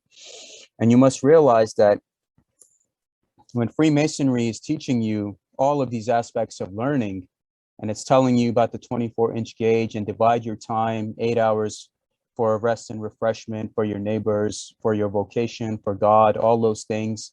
It's telling you a code of life, meaning if you are not applying that knowledge in your life, then you're not honoring your experiences. So there is a learning phase, which you have in Freemasonry, but then there's the application phase, meaning majority of your time is spent outside of the lodge room with your job, your home, your neighbors, your friends, and other places where you must exemplify your character at all times. It's a lot more than just learning something and just showing up at meetings once a month or 4 times a year. You have to truly embody that in how you treat yourself and others. Now, most people do not know, in terms of a Sufi and Masonic comparison, that the Prophet Muhammad, from the Islamic perspective, was the widow's son. He lost his father at a young age and was raised by his mother, a widow, till the age of 6. And when he married Khatija, the widow, at age 25. And one of the main teachings that, because the Sufis always refer back to as Muhammad, as in terms of a source to exemplify, I have come to perfect the adab, character of mankind. And during that time, he established religious and racial freedom with his decrees, dealing of Hazrat Bilal, covenants with the monks of St. Catherine Monastery, and the Constitution of Medina, which gave rights to Jews and Christians, who at that time were being persecuted by the Arab pagan tribes. And that also was followed by Saladin, who followed this and protected Jews and Christians and their places of worship and their relics in the Holy Land. He instructed mankind to become one ummah, community, and be on the level, like we are all on the level. We're all part of that ummah, as Freemasonry teaches us to be. And he highly instructs to take care of widows and orphans. And Freemasonry also stresses that very much. Even here in Pennsylvania, where I'm at, the current Grand Master's program of charity is to take care of widows and orphans. So that is signified, to take care of widows and orphans, to love and respect each other, to uplift each other, to be true Knights Templars, the defenders of the faiths, to defend each other and our right to exist. Now, my brothers and sisters, we have the all-seeing grand architect of the universe, the 99 names of God. The 100th name is missing. One of the names out of the 99 names is Al-Basir, the all-seeing. And Al-Basir is, he's aware of the deeds done in darkness. So in this life, as Freemasonry teaches us, is that you're always observance. You're always under observance under the grand architect of the universe. So always live your life in high Masonic character in your dealings with self and others. And in Islam, Al-Basir is always watching you. And that is always referred to, especially a story of the Sheikh and his students. When the Sheikh had 3 students, and he gave each of them an animal to kill. One took it in the forest and killed the animal. The other took it in his home and he killed the animal. The 3rd student came back to him and said, I cannot kill this animal. He said, I went to my home, God was watching me. I went to the jungle, God was watching me. I went to my basement in my home, God was watching me. So I could not kill this animal. So everywhere you go, know that Sufi Masonic comparison in between, that God is always watching you, and you must always exemplify yourself to the highest character. Now we have the brethren of the white cloth, equally divested and on the level. Ihram, resembling Hiram. So this white cloth, this basically represents the innocence of the lambskin of a master mason, meaning if I'm wearing the apron of a master mason, if I see another master mason wearing the same apron, I'm going to greet him as my brother and offer him friendship, brotherhood, and cordiality. I'm not going to ask him anything else more than that, because we're all equal and on the level. And in Mecca, you also wear this white cloth of innocence, which all signifies your death, that on your day of death, this is what you're going to be covered with. And also it teaches you that no matter what your racial background is, what your occupation is, what your money is, it does not matter. You're equally divested. So they're not wearing anything under that white cloth. It's just that white cloth, which symbolizes purity and brotherhood. And that is what changed the life of Malcolm X, because Malcolm X, he in America, especially with what's been going on here with the recent incidents, he saw when he went over there that there was no hatred of any kind between whites and blacks or Arabs or Muslims. Everyone was equal.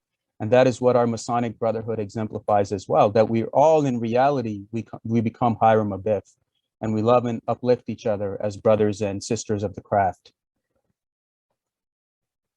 Now we have the aspect of being on the level. Most Masonic buildings you go to and most places you go to, on the altar, they will represent all volumes of sacred laws, the Bible, the Old Testament, the Quran, the Gita, everything. And the Sufis referred to as basically being on the level, meaning from the scripture, it says that those who believe, whether it's the Quran, those who follow the Jewish scriptures, the Christians, the Sabians, any who believe in God in the last day and work righteousness shall have their reward with God. On them shall be no fear, nor shall they grieve. So again, just like how the entered apprentice degree, the Sufis are also telling you to trust God and do not fear any danger. And also that we're all brothers and sisters on the level, meaning it's not about your God or my God, or if you don't believe what I believe, you're going to hell. It's about uplifting each other as brothers and sisters of the craft on this journey that we're in. And that is also exemplified in the Masonic Brotherhood. When you go inside of the lodge, you will see on the altar all volumes of sacred laws displayed. And also it refers to that the believers are but one brotherhood. Make peace between your two brothers and be mindful of God so that you may be given mercy, which is equivalent of Psalms 133 in the Holy Bible of the volume of sacred law, which tells us, behold, how good it is for brethren to dwell in unity, which is also exemplified by many brethren in Freemasonry. Now we have the cable toe, unity and charity, helping each other if within your capability to do so. So my brothers and sisters, it tells us from the Sufi perspective, from chapter 3, verse 103, hold fast together to the cable of God and be not divided. Remember that the blessing that God bestowed upon you, you were once enemies, then he brought your hearts together so that through his blessing you became brothers. And that teaches us that Masonry, my brothers and sisters, unites men of every country and of every religion and conciliates true friendship among those who might otherwise have remained at a perpetual distance. So the beauty of Freemasonry is that where else in the world can we all come together and I can call a Jewish man, a Hindu man, a Christian man, my brother, and embrace each other as such and be an example to humanity that if we can do this, then why can't you? And it's about becoming the brotherhood of man under the fatherhood of God, as Freemasonry teaches us to. And also to see that if there's anything within your capability to do so within the length of your cable toe, you are free to assist a brother in need without jeopardizing yourself or your family. That is your duty to do so. Now we have the proper vetting, recommendation and mentoring, tarbiyat, prayer or petition. You have to be truly about it for you to gain anything. If you join Freemasonry and it tells you if you're there for any ill motives, if you're there for any mercenary or any other improper motive, eventually the eye of providence separates the wheat from the chaff. You eventually will find your exit from Freemasonry because your heart was never truly in the right place. Proper recommendation of the seeker is needed, or the Sheikh, worshipful master, and the proposer, which is the recommender, have to deal with spiritual consequences from God. The seeker must be of a pure heart, intent, and soul. Once initiated, the seeker must be carefully mentored and counseled. And that even in Freemasonry, we have the aspects of being assigned a mentor. And as we see on the bottom, we see the Sufi and Masonic comparison of the brothers sitting with their worshipful master and being mentored and being taught the work. And on the right side, we have the worshipful master with the new brother mentoring him. So you have to be mentored and counseled carefully. quality over quantity, uplift the seeker's heart so he can do for others. So what happens when there's an issue of some kind? What's the first thing that people mentioned? Who is the proposer for this brother when they try to find out when an issue of some kind has been caused? So in Sufism, it's the same thing. You have to be properly vetted and you have to be properly known. Your character has to be tested for you to be initiated. Otherwise, the Sheikh himself has to deal with consequences from God.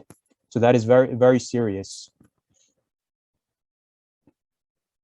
Now we have the aspect of the Islamic lunar cycles and the Masonic moonlight lodges, lodges on the moon, the Sufi and Masonic comparison. And it was not uncommon for Masonic lodges to meet at the full moon cycle.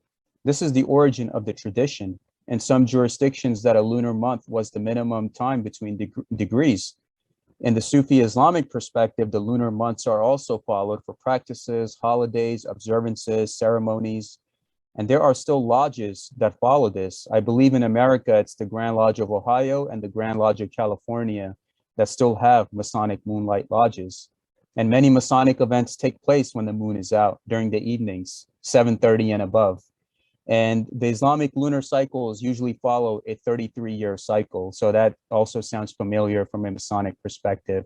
So whether it's Eid or Ramadan, or whether you are getting another degree in your Sufi initiatic mysteries or Masonic initiatic mysteries, there's always that period between the lunar months that is there to signify the different change and the aspects of initiation.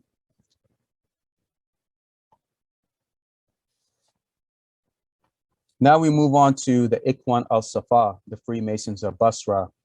And these are pre-1717 Freemasons of Iraq. And they are referred to in Mackey's Masonic Encyclopedia, number 2, page 601. Above, the painting that resembles the three lights, the sun, the moon, and the Sheikh, the worshipful master. And they were divided into 4 ranks. The first one was the craftsman, where you had to be at least a minimum age of 15 years old. The second stage were the leaders, where you had to be 30 and above to be considered a leader. Now you had the kings, the third stage, which is you have to be at least 40 years and above to be a part of that rank. And the fourth stage were the prophets and philosophers, which is 50 years and above.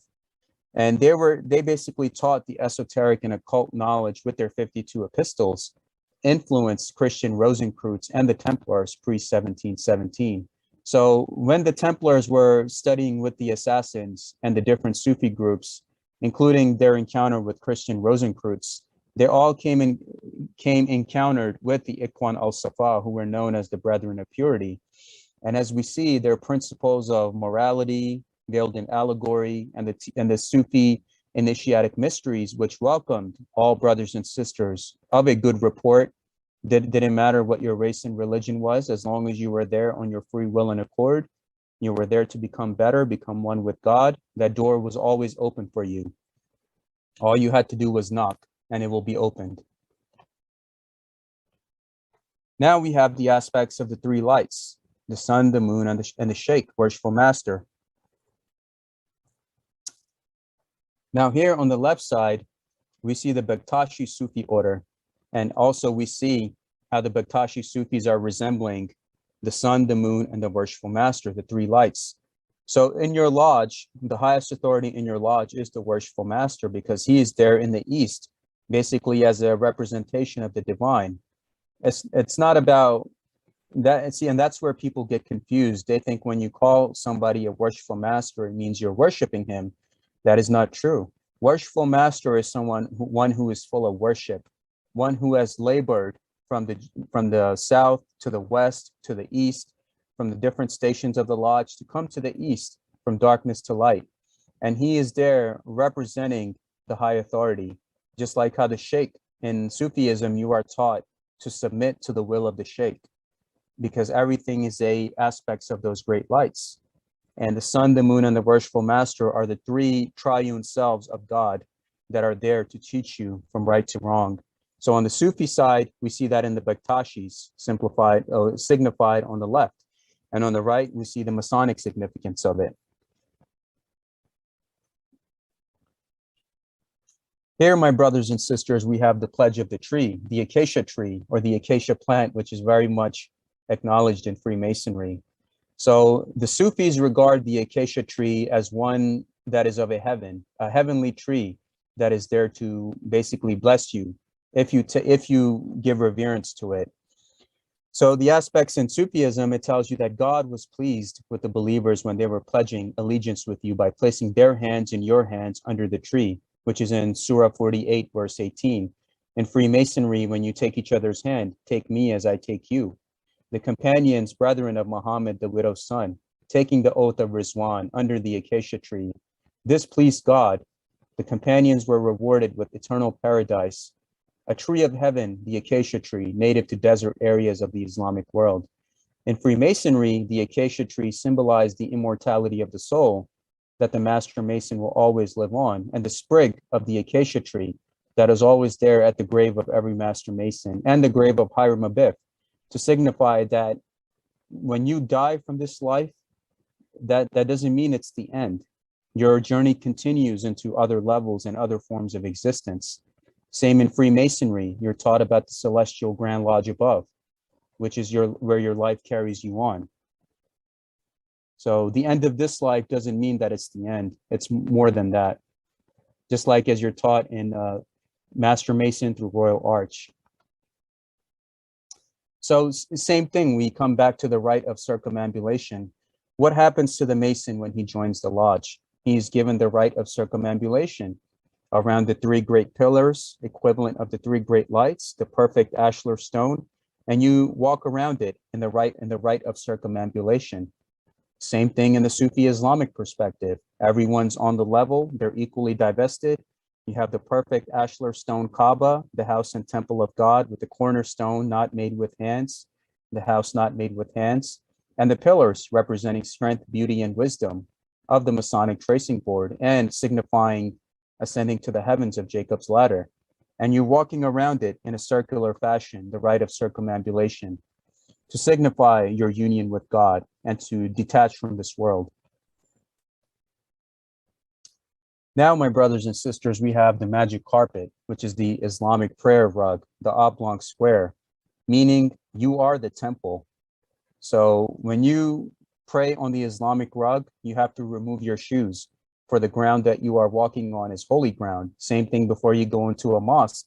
Outside of the mosque, you'll see piles of shoes everywhere, because that you're walking on holy ground, you have to remove your shoes.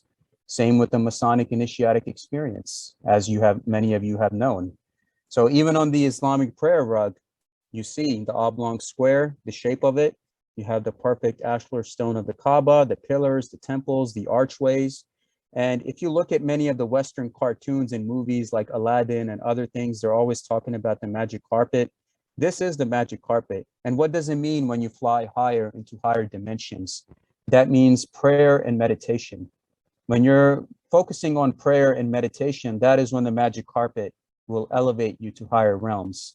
And a continuous and having the discipline of prayer and meditation, it will be there to uplift you. Just like in the Masonic lodges, you have the chaplain who's there to invoke the prayers and blessings of the grand architect of the universe.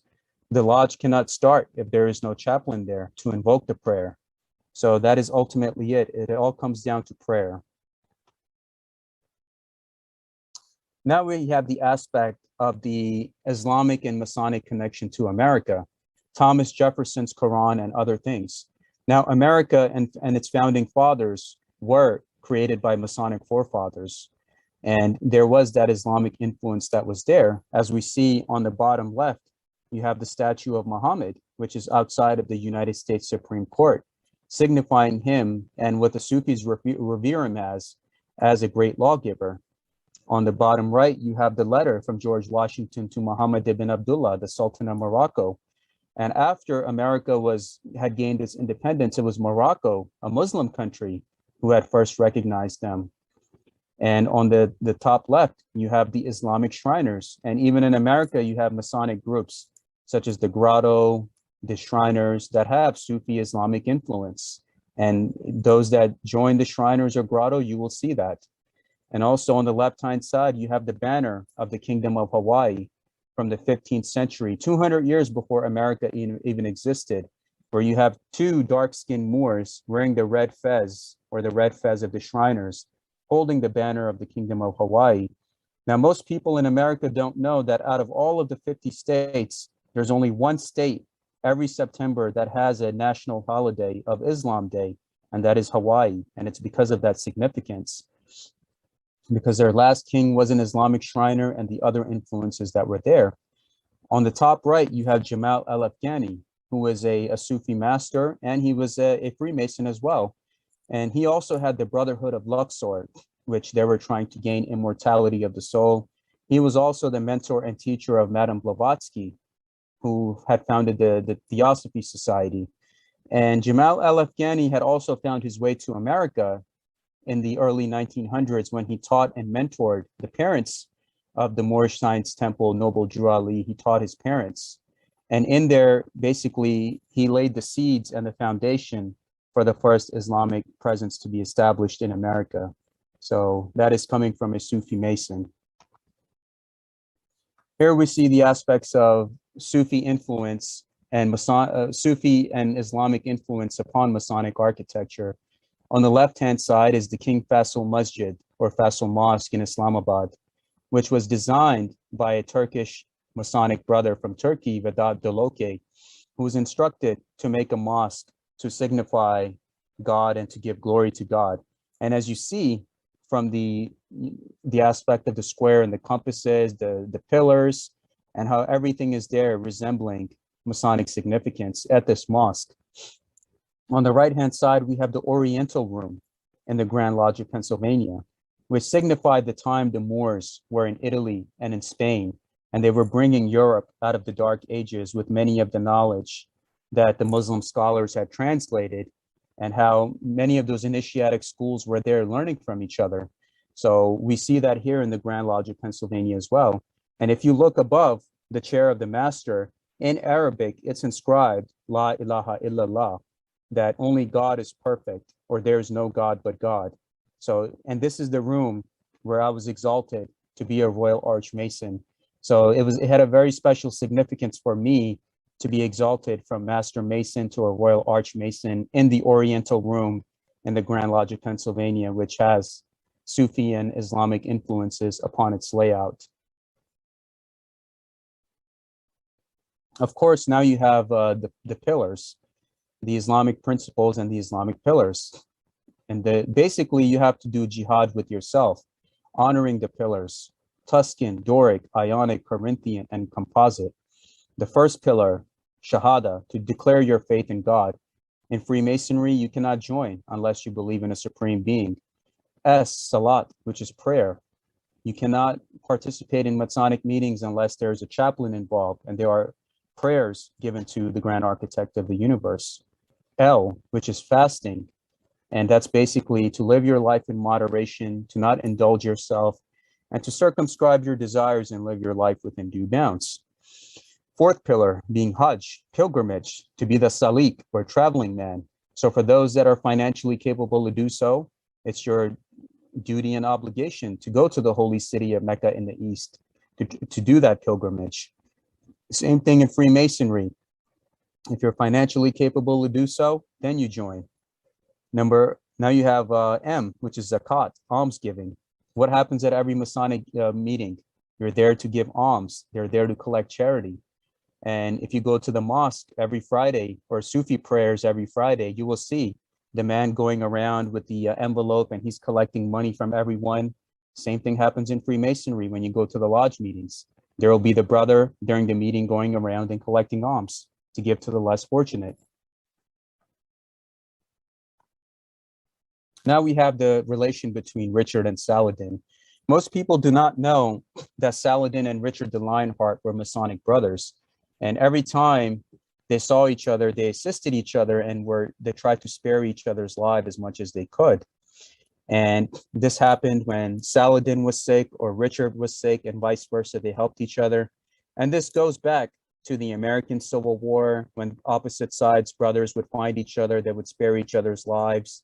You would have this significance take place in the world wars when brothers of opposite sides, they would respect their country and their mission, but if they identified a brother, they would spare their lives. And there have even been occasions where those of opposite sides have sat together in lodge. And we see that example today with the aspects of Russia and Ukraine, where we have brothers on opposite sides who are in conflict with each other, but when they see each other, they would love and respect each other without any animosity whatsoever. So the same implies with Richard and Saladin, that our brotherhood, regardless of what title or affiliation you have, it teaches us to be respectful and kind to one another, especially if we find a brother in distress. And basically, the teachings come down to death. You have to die before you die, the ultimate fate. That's the third degree. That every living being shall taste death, and we shall subject you to ill and good by way of trial. And to us shall all of you be eventually sent back, which is the Sufi teachings that every day, each breath you draw is bringing you closer and closer to death, the Masonic hourglass, where you have to live respected and die regretted, as our teachings teach us. And that is ultimately it. You have to make good use of the best life that has been given to you without compromising your integrity, your character, or your nature in any way. Now we have the aspect of the Sufis in Istanbul, 15th century, the arts and sciences, the 7 liberal arts. And this painting predates 1717, where in Freemasonry, we are taught rhetoric, grammar, astronomy, geometry, arithmetic, music, logic, and rhetoric. And we see in this Masonic painting, you see the brothers holding the square and the compasses, the hourglass. A lot of the stars, they have Arabic names, and they were taught to basically be the lovers of arts and sciences and pass that knowledge on, as we saw in the halls of Andalusia, in Moorish Spain, in Moorish Italy. Even Hugo de Pins, whose grandfather was a Moorish Sufi, he was also associated with the Pagani tribe in Italy. And if you see the emblem of the Pagani tribe, you will see the symbols of the 3 Moors on there. So it all comes down to knowledge and upliftment of self and humanity. And as Rumi says, every moment I shape my destiny with a chisel. I am the carpenter of my own soul. So you have been given the tools, and if you fail to not integrate that in your life and your teachings, then you're not doing a big justice to the teachings that are there for you.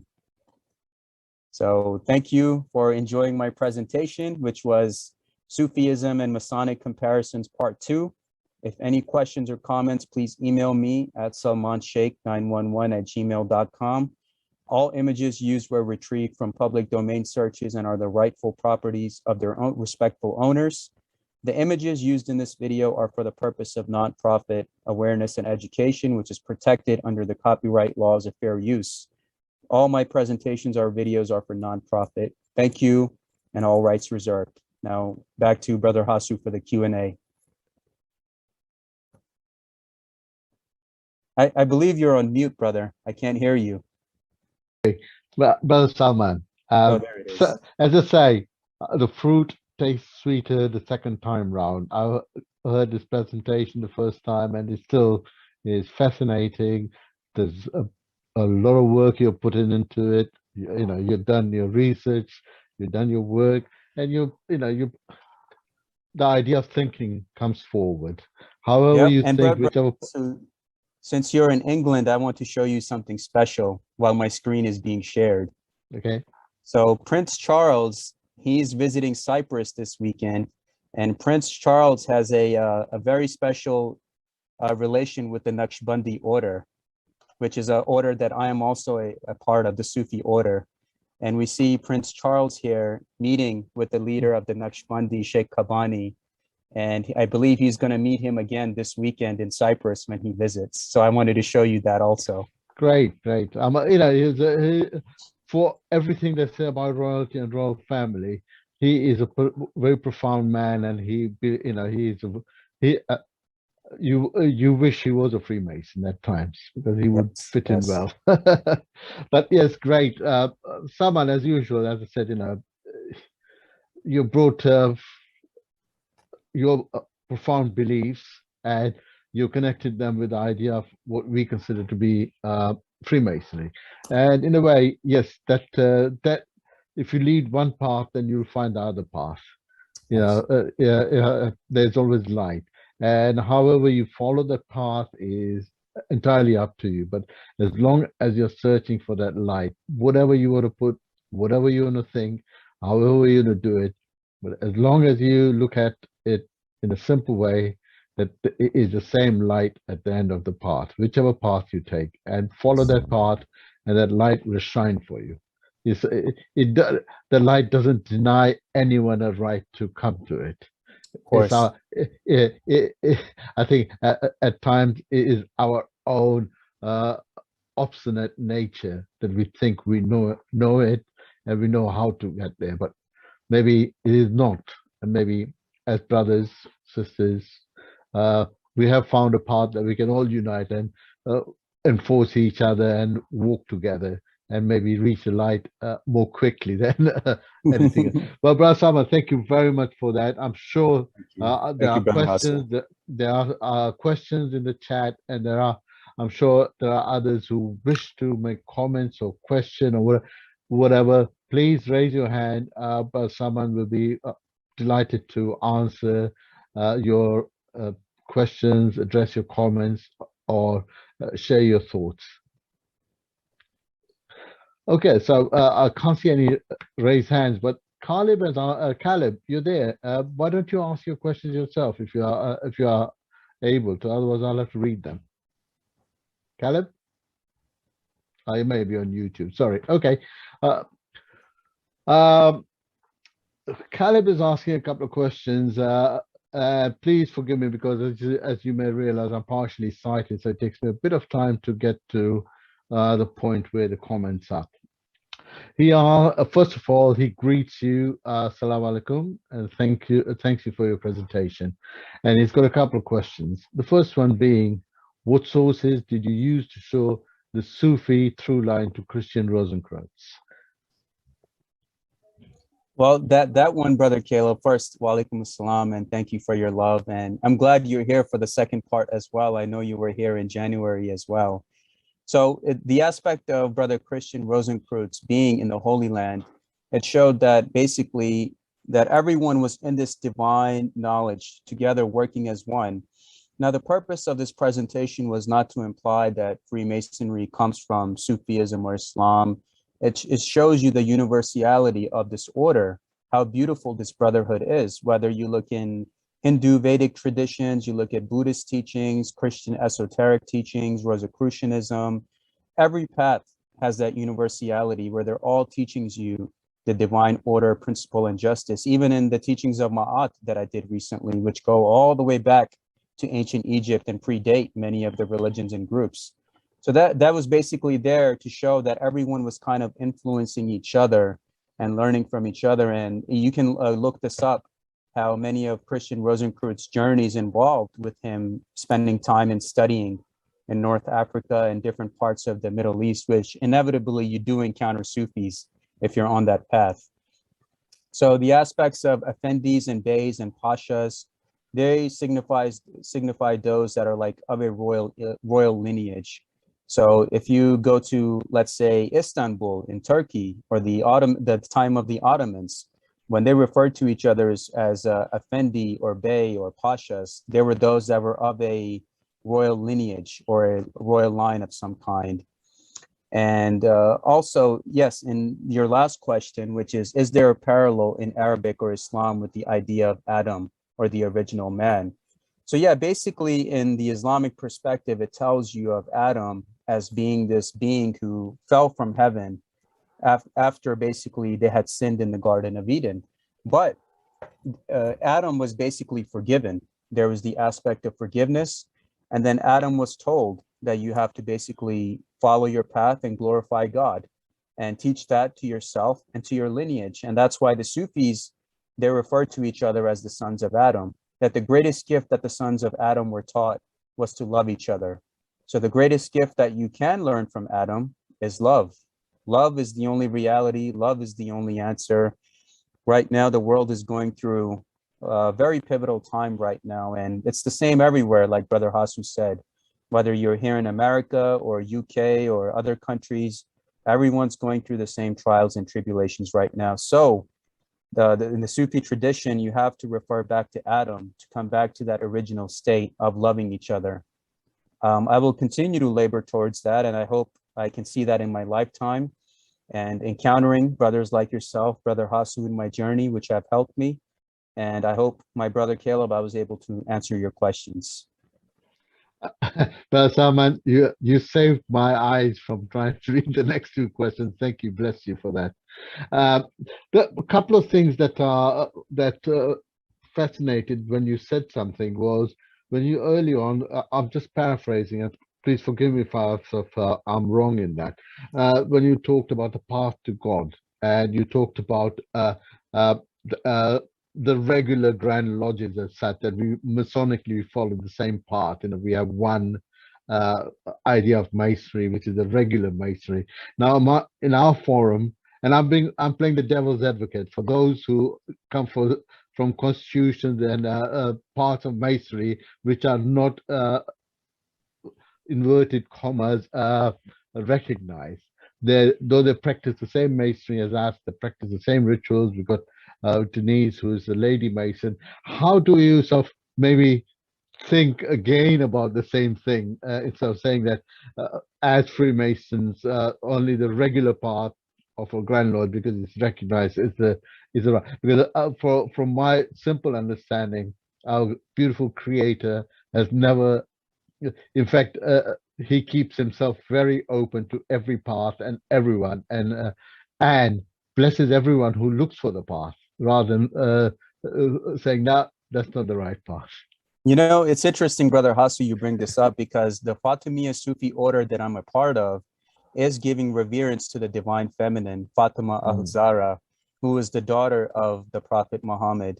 And it has said that God would not have created Imam Ali, who the Sufis regard Ali as very highly. He would not have created Ali or Muhammad if it was not for Fatima.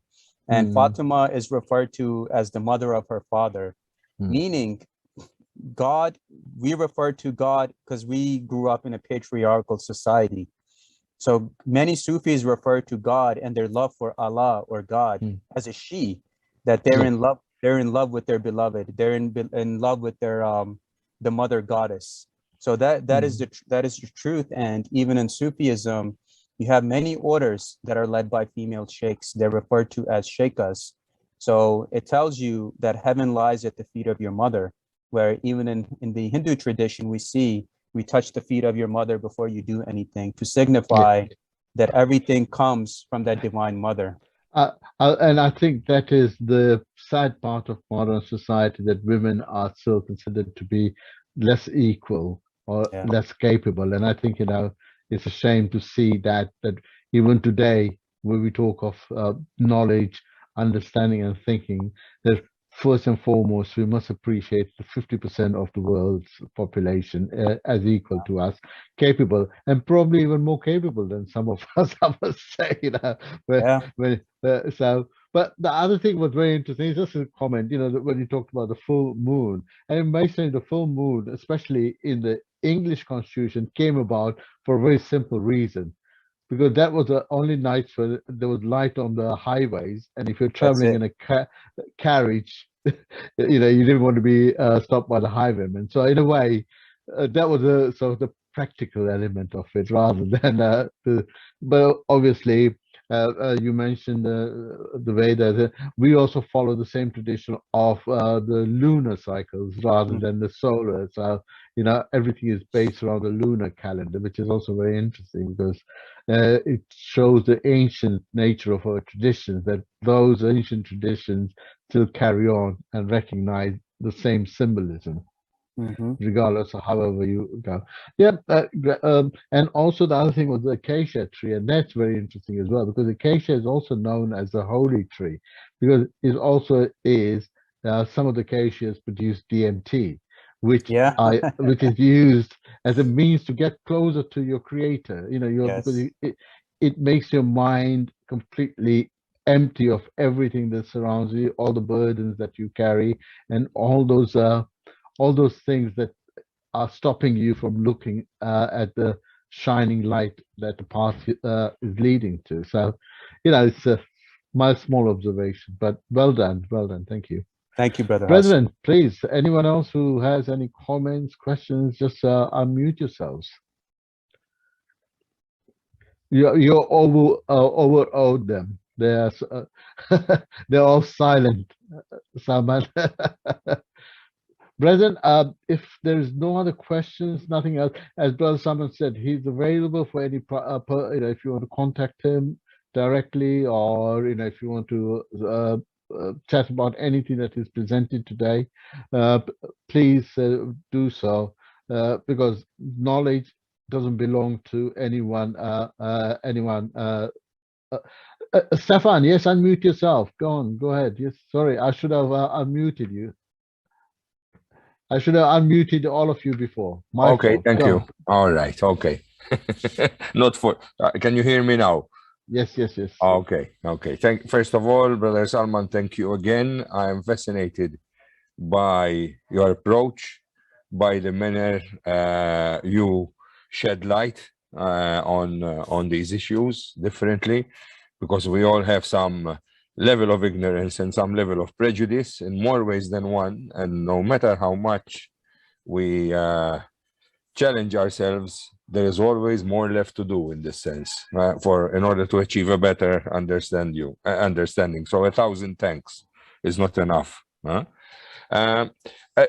You have just, both of you now, raised a very interesting issue.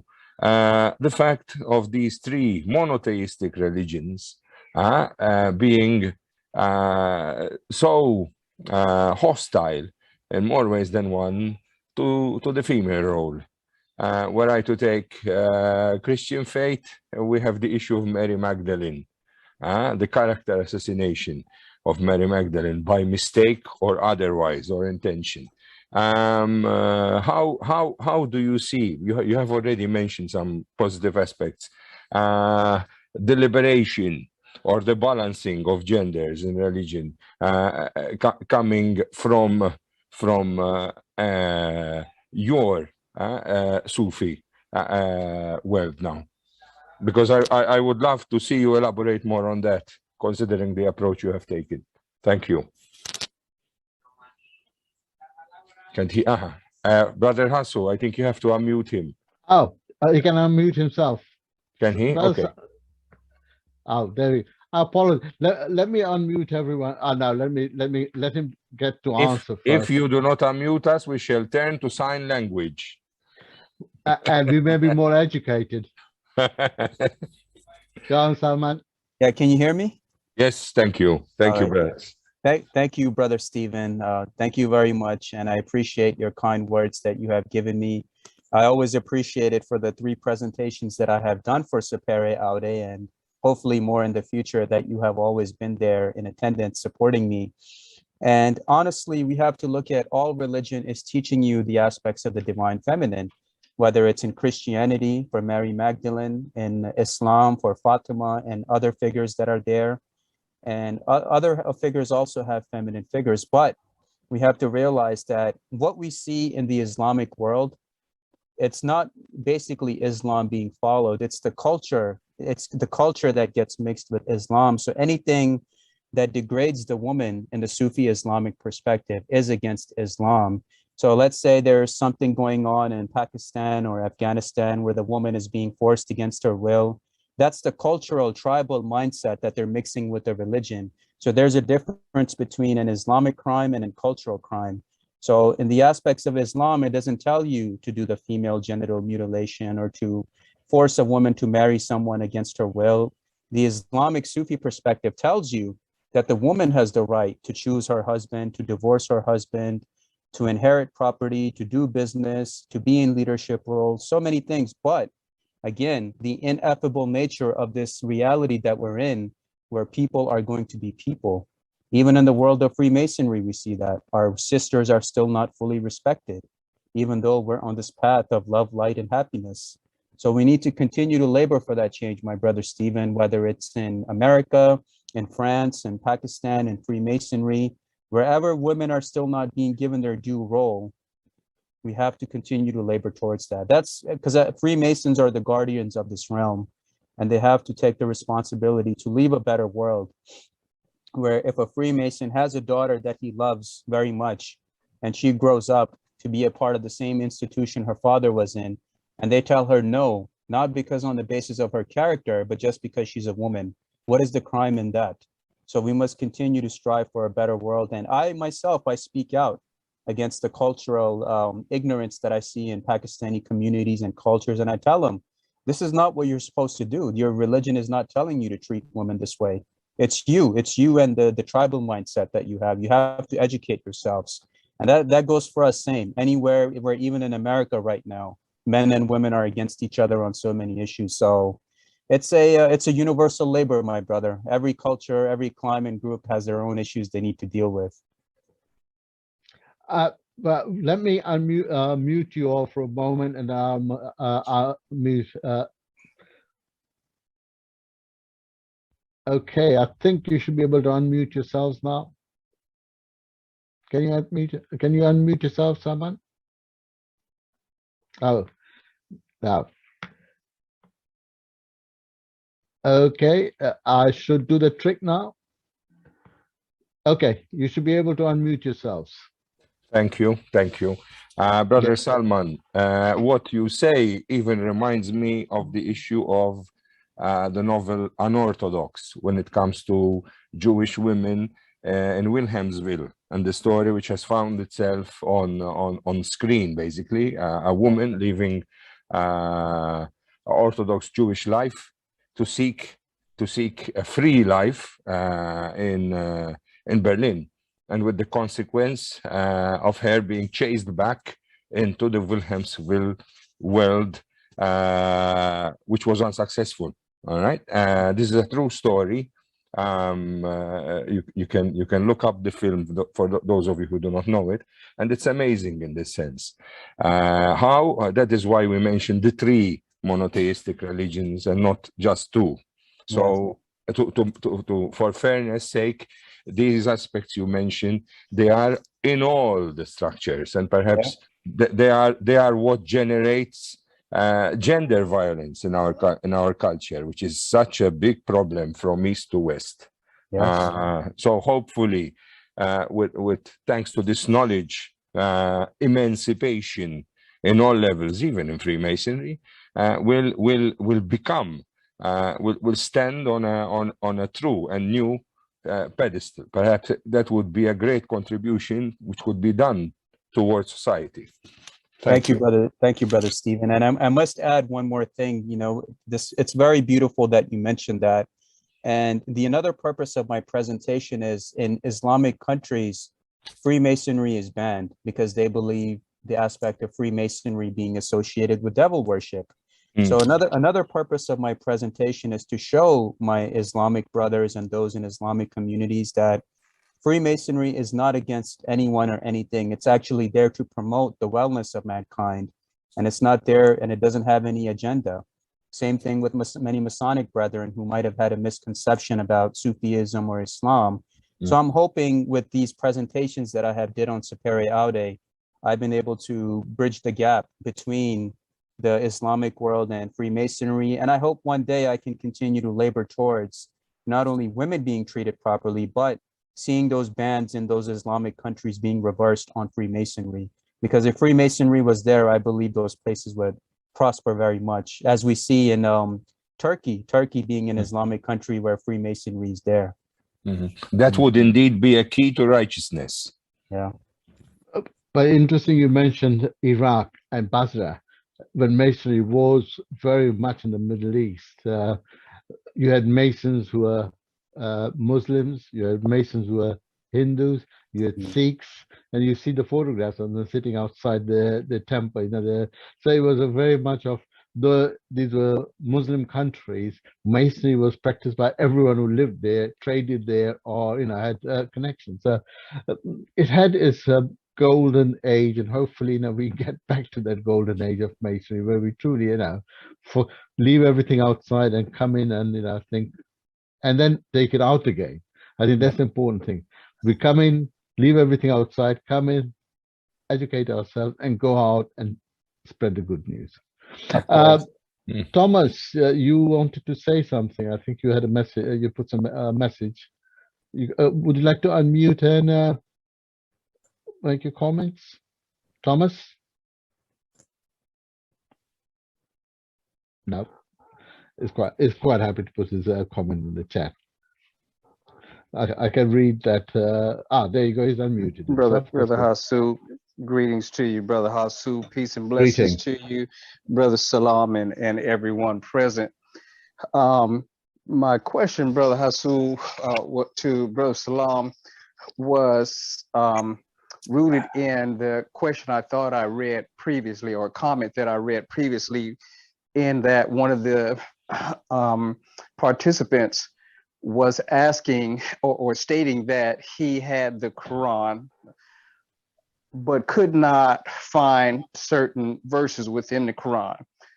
My take on his question was that he was trying to give a parable verse in the Quran with that of the King James version of the Holy Bible that is used on the altar, meaning that if he, as you mentioned, there was Masonry in a lot of the Islamic states.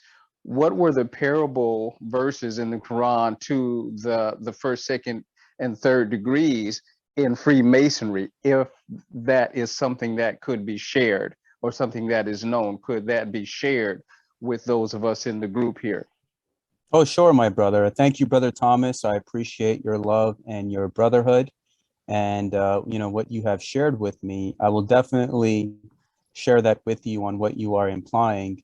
And that one verse which I basically equaled to the Holy Bible was from Surah 49, verse 10, which tells you that the believers are but one brotherhood, meaning that for us to come together, we have to be believers. As in Freemasonry, you cannot join if you don't believe in a supreme being. And we are all one brotherhood, and we have to make peace between one another so God can have mercy on us. And that's the same equivalent to the Holy Bible that many Masons like to use, that behold, how good it is for brethren to dwell in unity, which is in Psalms 133. And as to answer your question about the verses from the Quran, which are equivalent to each degree, I'll start with the Inner Apprentice, which is darkness to light. And that is Surah 2, chapter 2, verse 257, that God is the guardian, protector of the believers, and he brings them out of darkness and into the light, which is implying do not fear any danger and walk your path. The second degree fellowcraft, it's Surah 58 or chapter 58, verse 11. You who believe, if you are told to make room for one another in your meetings, then do so, and God will make room for you. And if you are told to rise up like you rise up in Masonic meetings, do so. God will raise up by many degrees those of you who believe and those of who have been given knowledge. And just like in the second degree, you're taught to be a lover of the arts and sciences. He's fully aware of what you do in reference to the middle chamber. The third degree, which is the Master Mason, is chapter 21, Surah 21, or verse 35. Every soul will taste death. We test you with bad and good as a trial. Then unto us you will all be returned. And it's equivalent to Freemasonry, where you're told about that one day you will die. You have to live respected and die regretted, and just live a good, clean life. And I hope I was able to answer your questions, Brother Thomas. You did, and I hope that was a question that others had, and you were able to answer or satisfy their curiosities as well. Given that, as you stated, more than just the Holy Bible, because that came to Western society being the religion that came here through those from Europe. So, the Holy Bible is usually what's seen on the altars, but you have the Torah, the Bhagavad Gita, the Quran, et cetera, but not everyone actually tries to find out what are the corresponding verses if they're truly seeking that part of the liberal arts or the sciences. I've asked several individuals, but was never able to get that answer. Okay, So I do appreciate your giving that to me. I will certainly share it with those of my lodge. I became worshipful master last year, and any teachings that I'm able to share, I love to share it with them, you know, and probe things with them. Thank you, Brother Thomas. I appreciate it very much. Thank you, Brother Thomas. I think that is the whole idea of these forums and these meetings, to share ideas and to share them not only within ourselves, but then to pass them on to other brothers who can then pass it on. So, you know, we create a better education system amongst everyone, rather than keeping quiet and saying, oh, well, I heard a lecture and that was it. Thank you. Bye-bye. Yeah. So, Brother Salman, if I may. Yes, brother. You mentioned the pilgrimage, the Hajj, and you went into detail there, but I'd like you to go slightly deeper.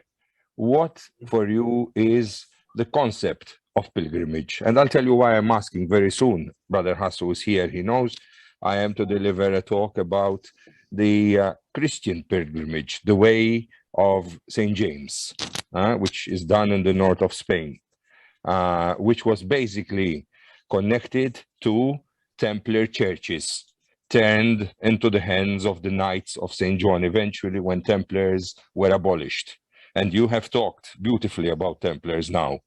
How do you see, what potential do you see in the faith, in Islamic faith, of such a pilgrimage? I know from childhood stories, then eventually they would stone the devil.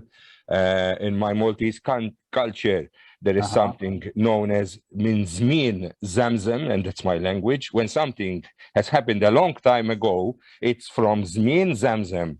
All of a sudden, we have the zamzam, which means zom, hold, and that still is in our language. Yes.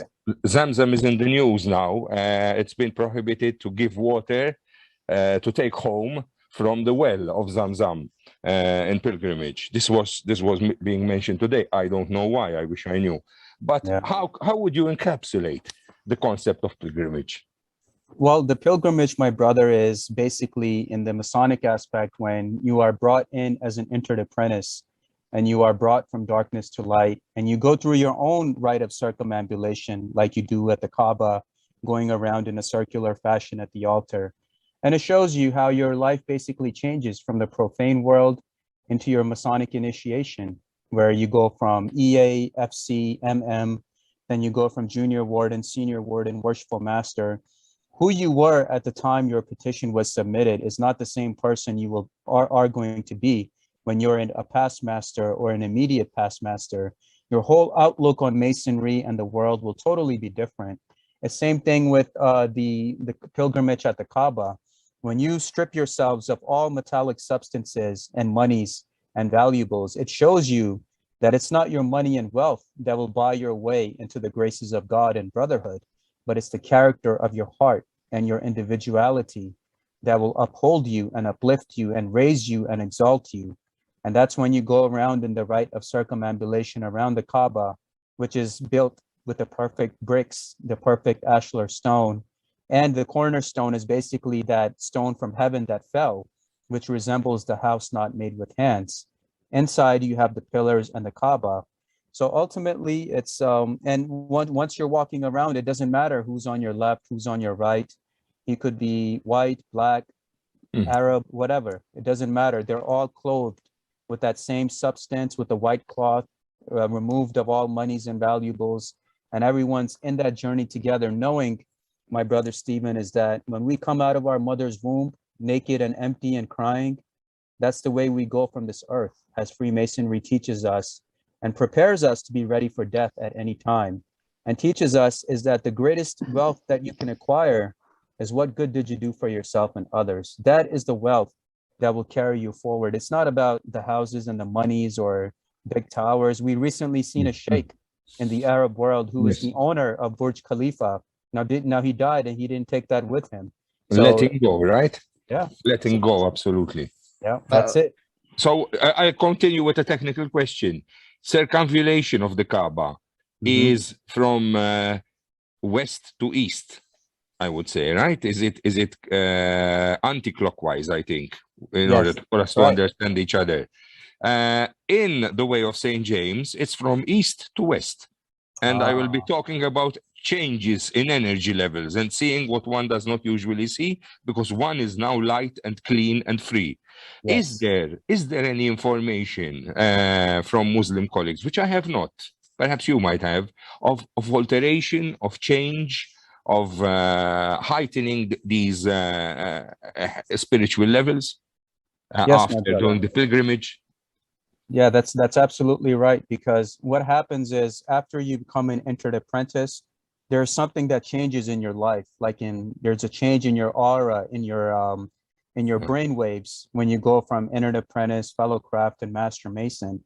And there's even somebody here in the States that's doing a study on that, on the changes in the That's brainwave. very interesting. So in the Kaaba, what happens is when you go around that rite of circumambulation, they tell you that basically you are cleansed. You are basically a baby who just came out of your mother, and you have no sins, you have no problems, and you are given a fresh start in life. And that's why in the Kaaba, many people will shave their heads, because it's just basically signifying their removal or attachment to the world, that they are born again.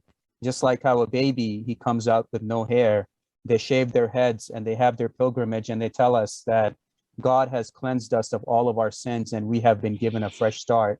And that kind of, there was a Sufi brother that I spoke to who did the Hajj.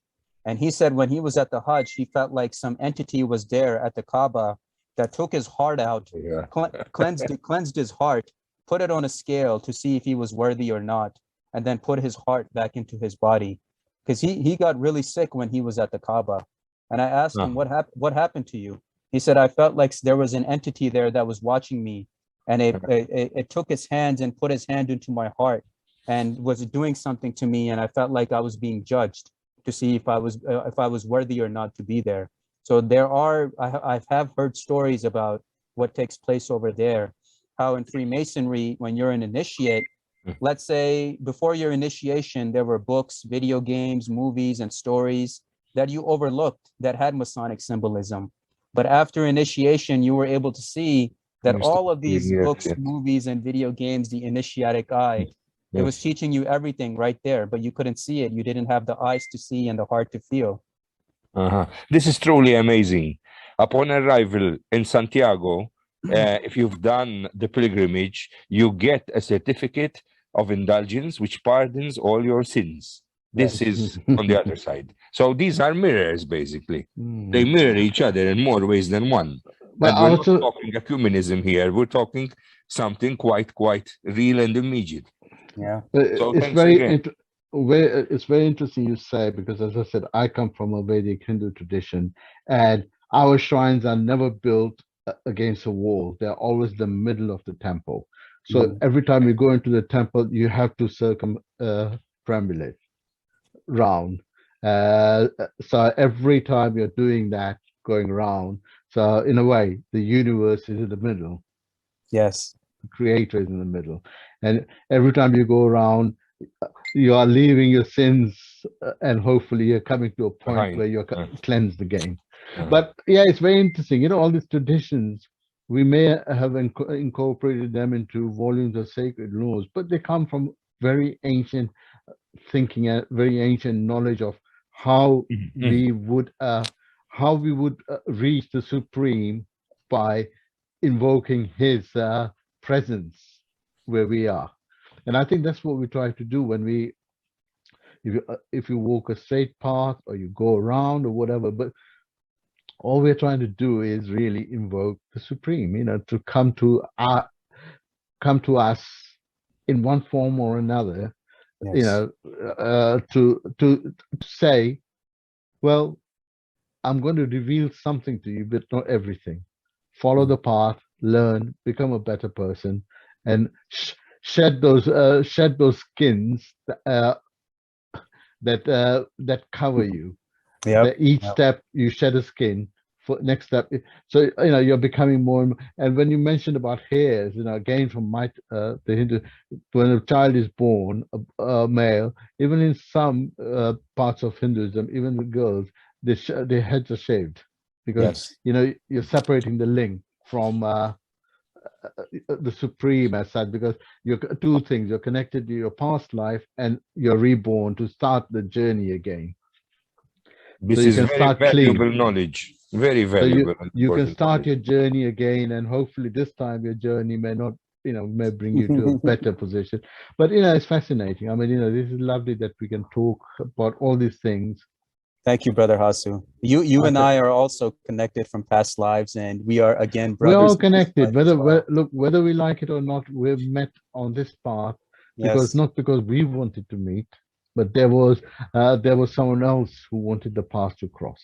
Yes. So we don't create our destiny. Our destiny is created by someone else. Now, how you look at it, how you walk that path, how you understand it, so be it. But let's and none of us are perfect. That's a great thing. As soon as as long as we admit our imperfections and our fallibilities and our weaknesses, Yes. that is our strength.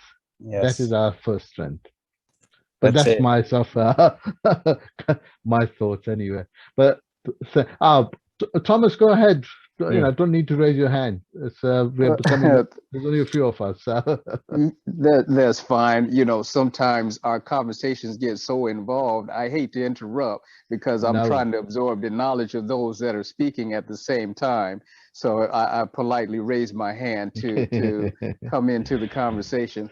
But with respect to the circumambulation, and one of the things that I do in my lodge is before the lodge meeting starts, or the brethren will come in, I will give the lodge a blessing, meaning I will circumambulate around the lodge with frankincense, with the burning of the frankincense and whatnot, and invoke blessings as has being stated here at the Kaaba or in the first degree. We're trying to get rid of all our material possession of all our material things and bring in the creator into our meeting, into our halls, and into our lives.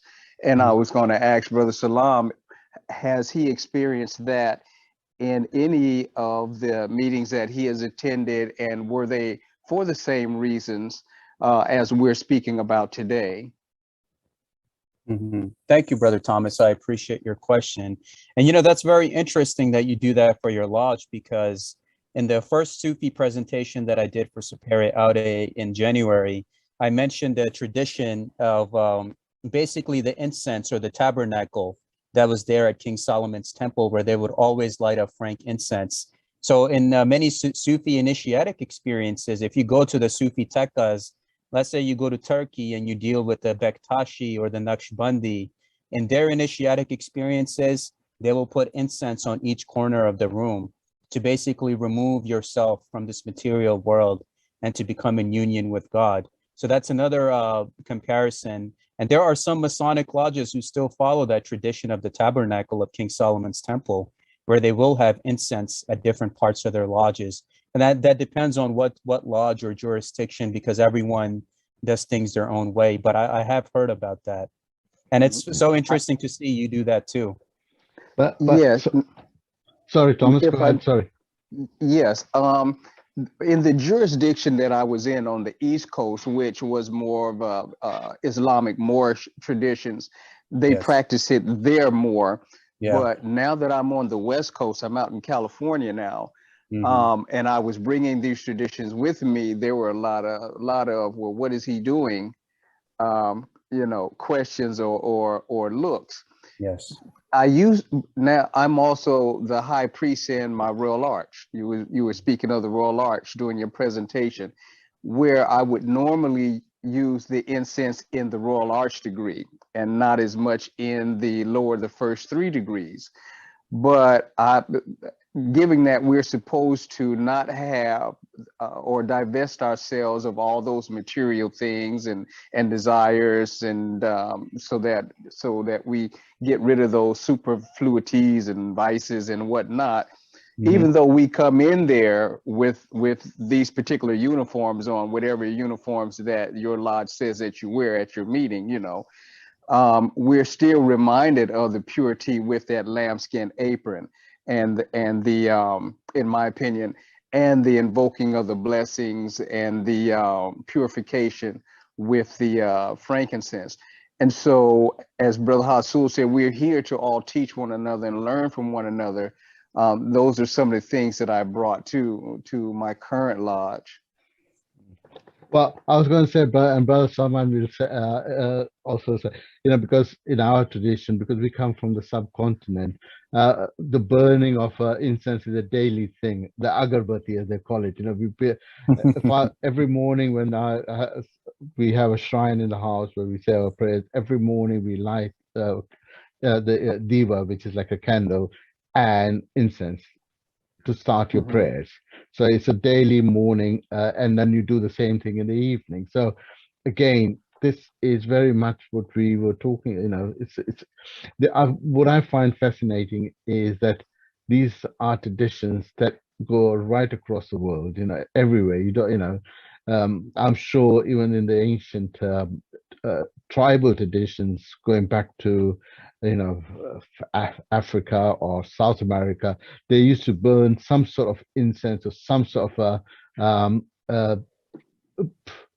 what you said from the tree, the gum from the tree, which became again part of the incense. So these are traditions that fascinate us and baffle us as to why all these things happen across the world. Yet 2000 years ago, there was no internet, no plane travel, no books. And yet, the traditions or the process of looking for the supreme and walking that path is very similar. It's very similar. There's very little difference. And yet today, everyone thinks, oh, I'm doing better, or he's doing worse, this is the right way, so this is the wrong way. Hey, when you go to sleep, there's only one way you do it. You dream and you fear and you wake up and think, God, was it a nightmare or was it a good dream?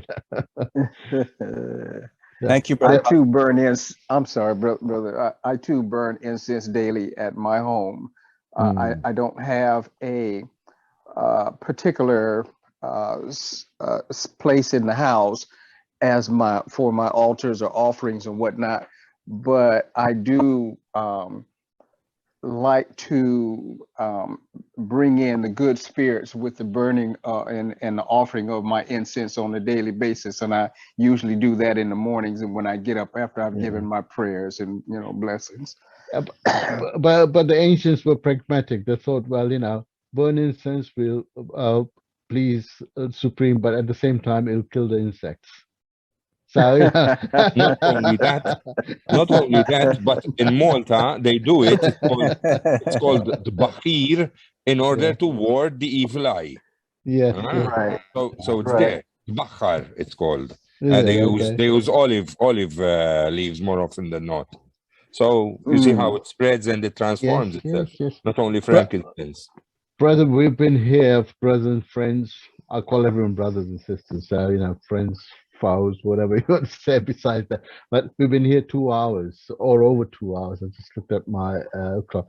I'm sure if there's nothing else or if there's no other questions or comments, Brother Salman, you've given us 2 hours of your precious time to share with us knowledge, thoughts, principles, values.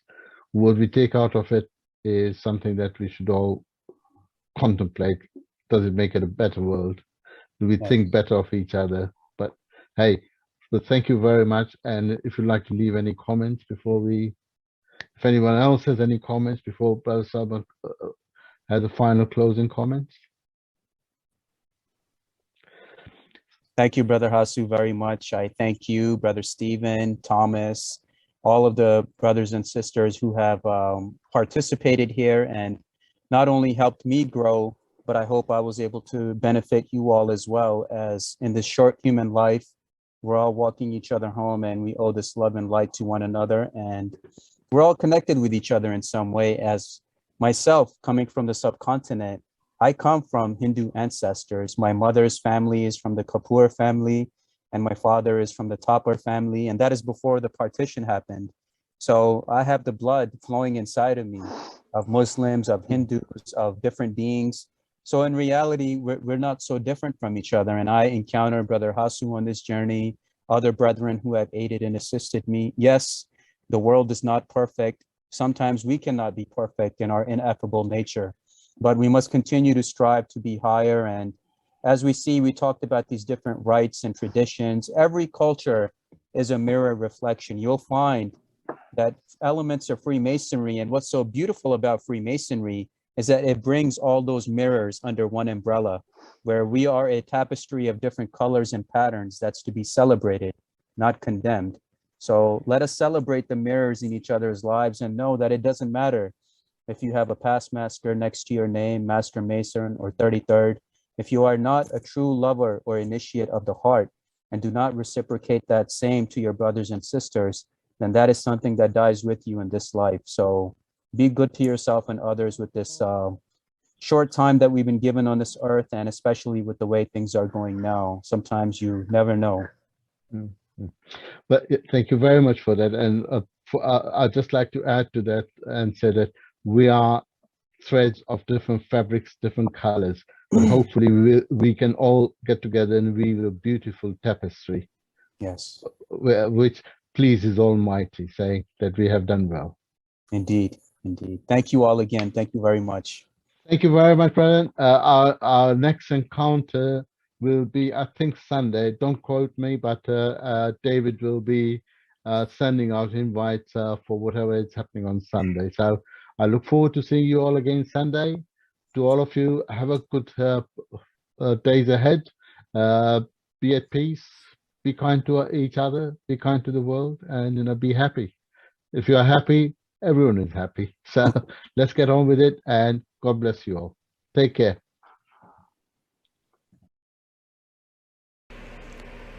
Greetings and peace. I hope you and yours are doing well today, wherever you might be watching this from. Now, the title for the Masonic education video that I wanted to do for the month of May is the Sufi and Masonic comparison of the aspects of the pillars and what they exemplify, and the Masonic tracing board. So on the left-hand side, we see the Holy Kaaba in the east, the holy city of Mecca in the east, where all Muslims, as part of the one of the 5 main pillars of Islam, is pilgrimage to the holy city of Mecca, if you are physically and financially capable to do so. What do we see as the Kaaba represented? The perfect ashlar stone, representing the perfect temple of God, which God in the Qur'an had instructed Abraham that I have given you the tools, now build the house of God. And this was constructed, the Kaaba. And inside of the Kaaba, you have the 3 pillars and you have the altar. And what are the Muslims doing in their pilgrimage? They're doing their own rite of circumambulation, which even in Freemasonry, in the initiatic process, one goes through. And all of them are on the level, whether they're CEOs, janitors, millionaires, cashiers. Everyone's wearing the white cloth of innocence, equivalent to the innocence of the lambskin of a master mason's apron. And they're all meeting on the level, and they're all participating in this initiatic experience, walking around it 7 times, 7 being the letter G, the 7th letter, exemplifying and honoring God. And this is what also changed the heart and mind of Malcolm X when he was there, as he saw that it was no racism. Everyone was meeting his brothers on the level and honoring God and honoring self and each other. On the right-hand side, we see the Masonic tracing board, of course, with the same 3 pillars, strength, wisdom, and beauty of King Solomon's temple, but also that exemplifies the pillars in the heavens, the pillars here in the earth, and the pillars within ourself, of us honoring that temple within. And also there's a hadith from the Prophet Muhammad, peace be upon him, that 2 out of the 3 signs of God are the sun and the moon. What do we see here on the Masonic tracing board? You have the sun, Al-Shams, known in Arabic. Even in the Quran, there's a chapter dedicated. And also you have the moon. And this is also even if you look at the demole symbol, they use the crescent moon with the star. And you have the third symbol, which is the eye of God, in Arabic known as al-Basir, one of the 99 names of Allah, that Allah is always watching you, and you must always exemplify yourself to the highest characters, moral virtue, because what is the true Masonic individual? One who knows in his heart and practices it the core principles of brotherly love, relief, truth, charity, and benevolence, not only to himself but his fellow beings around him. And that is exactly what we're seeing. The principles of Islam, where we see all of us, each other as brothers, as Prophet Muhammad has said, that a Muslim is like one body. The entire Muslim world, the 1.5 billion and growing. So if one body part hurts, that means that it affects the whole body. So same thing in Freemasonry, we're one collective brotherhood. And you know, one person's issue is another brother's issue, and we're supposed to help each other. We're all walking each other home, and we owe this love and light to one another. And these are the principles that Islamic perspectives, even in the Sufi path and even in Freemasonry, it's teaching you. And you have excuse me, and you also have the black and white tiles, the perfect ashlar stone, even if you see here, which represents the Kaaba in the tracing board. You have the staircase, which is Jacob's ladder. And with Jacob's ladder, what you see is basically, that's you. That's yourself as the individual reaching up into the heavens. Because if you look at the Holy Quran, Surah 50, Almighty God says that I am closer to you than your jugular vein. Where do you want to find God? God is within your heart.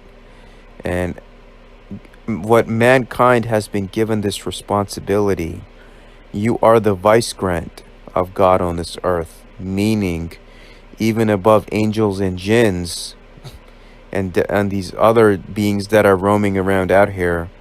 So man on this earth is second in command after God. And that's why we've been given this world. We're supposed to be its caretakers, its guardians. But right now humanity is not doing that. There is enough space for everyone to live without being congested into all of these cities. There's so much open space in this earth for everyone to be dispersed correctly.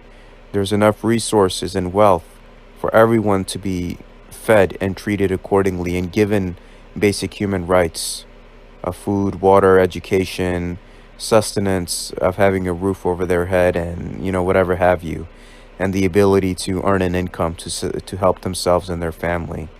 But we're not seeing that in today's world, and those things are out of order. And what these paths are teaching us in our Sufi and Masonic journeys is that everything eventually goes back to God. Because in the Sufi aspect, you have something called Wadat al-Wajud. Wadat al-Wajud in Arabic, and coming from the concept of Ibn Arabi's teachings, it's basically telling you that there's only one being that's in existence, in true existence, that has no beginning and no end, and that's God. Everything else on this earth is a manifestation of that being experiencing itself through infinite realities and manifestations. So myself, whoever's watching or listening to this, yourself, and all beings are a manifestation of that one true reality. For us, we do have a beginning and an end. But that source that we're connected to, the one that is the true one and living God, and hence why it's referred to as the one living God, is collectively part of this experience. And that's what the Masonic and Sufi paths are teaching us. That's exactly what they're teaching us. Everything about it. It's about reverence for God, reverence to do the right thing, reverence for self, reverence for others.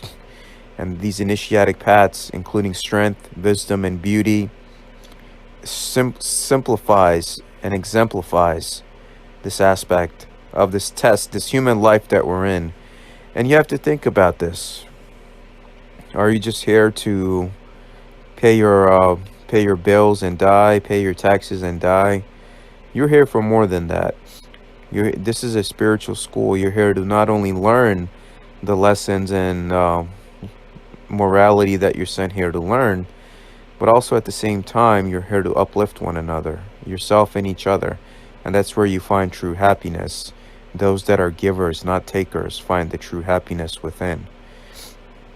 So that's what the Islamic path is teaching us, with the brothers on the level in the rite of circumambulation and exemplifying the Kaaba, the perfect ashlar stone. Inside you have the pillars and the altar, exemplifying going up into the heavens.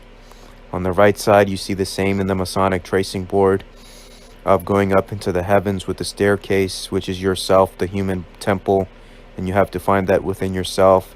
The sun, the moon, and the eye of God, the three signs of God always watching you. Strength, wisdom, and beauty, exemplifying those pillars and his tenets and values within your life and around you. And of course, the black and white tiles you see that exemplify the duality of life.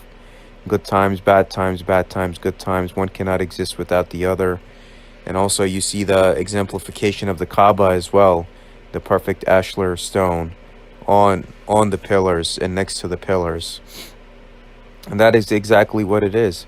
It's all about turning that engine on within. Yes, it's good to have a guide, a mentor, a sheikh, a friend who's there to guide you and help you, but ultimately you got to find that within yourself. If you don't self-initiate yourself first from the heart, then you can have any grandmaster or any individual of a high caliber come into your life. If you're not willing to do the work, then that it's not going to work. It's as simple as that. And it says that in the Holy Quran. God helps you when you help yourself. In Freemasonry, you get out of your life what you put into it, not just in the Masonic activities or groups, but your life in general, as you're always taught to be in this progressive science of self-improvement of your own temple in life, in your thinking, in your knowing, in your doing, in your understanding. That's exactly what it is. You have to exemplify that from within. And even if you look at the words Ka and Ba, the Kaaba, the aspects of the soul, even in ancient Egypt. So you have to find that within yourself. And that is what these initiatic paths are teaching us. So I hope you were able to get something from this. And excuse excuse my voice because of the weather that's been acting up lately. But I appreciate you all. And I send my love to all of you and your loved ones. And I hope you have a wonderful month of April. Much love and thank you. Greetings and peace. I hope you and yours are doing well today, wherever you might be watching this from. Today I wanted to do the Masonic education talk, the Sufi Masonic perspective that I will offer on the Zahir, which is the manifest, the exoteric outer shell of my perception of Sufism and Masonry, and the Batin, the hidden, the esoteric inner. Now both these names, Al-Zahir and Al-Batin, are the names of Allah, the Creator, or one of the many manifestations and attributions of that divine Creator. Zahir being the manifest, the one that you see with your external eyes, or the exoteric or the outer shell. And Al-Batin, the hidden one, the one only whose heart is pure can see, the esoteric inner chambers. Now let's start with Zahir. Zahir refers to the outer dimensions of the Islamic faith and what the outsider sees initially, such as the community, prayers, mosques, charities, basic teachings, etc. In Freemasonry point of view, this can be seen as the lodge that you see in your local community, community events where you can even rent your local Masonic lodges to do community events, pancake breakfast, charities, and other outreach programs that the community comes to know the people as, right? And these can be seen as your social club Masons, the ones who are in the exoteric perspective, or how they view Freemasonry as. Now we have the aspect of the batin, al-batin, the hidden one. It refers to the inner spiritual dimensions and what only the true initiate of the heart will have access to.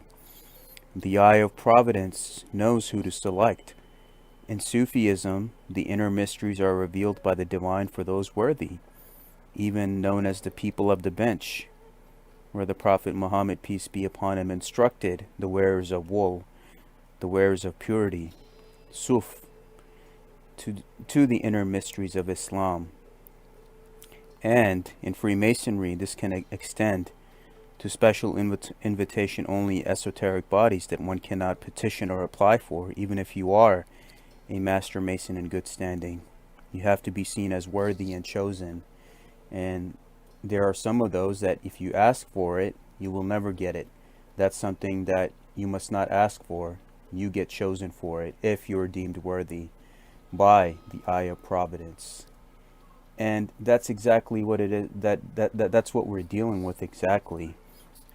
If you look at the aspect of Islam, let's say from the perspective of the Zahir, you're looking at the cultural Muslim, right? The one that gets born into it. He or she gets told that, you know, this is your faith, this is what you believe, etc.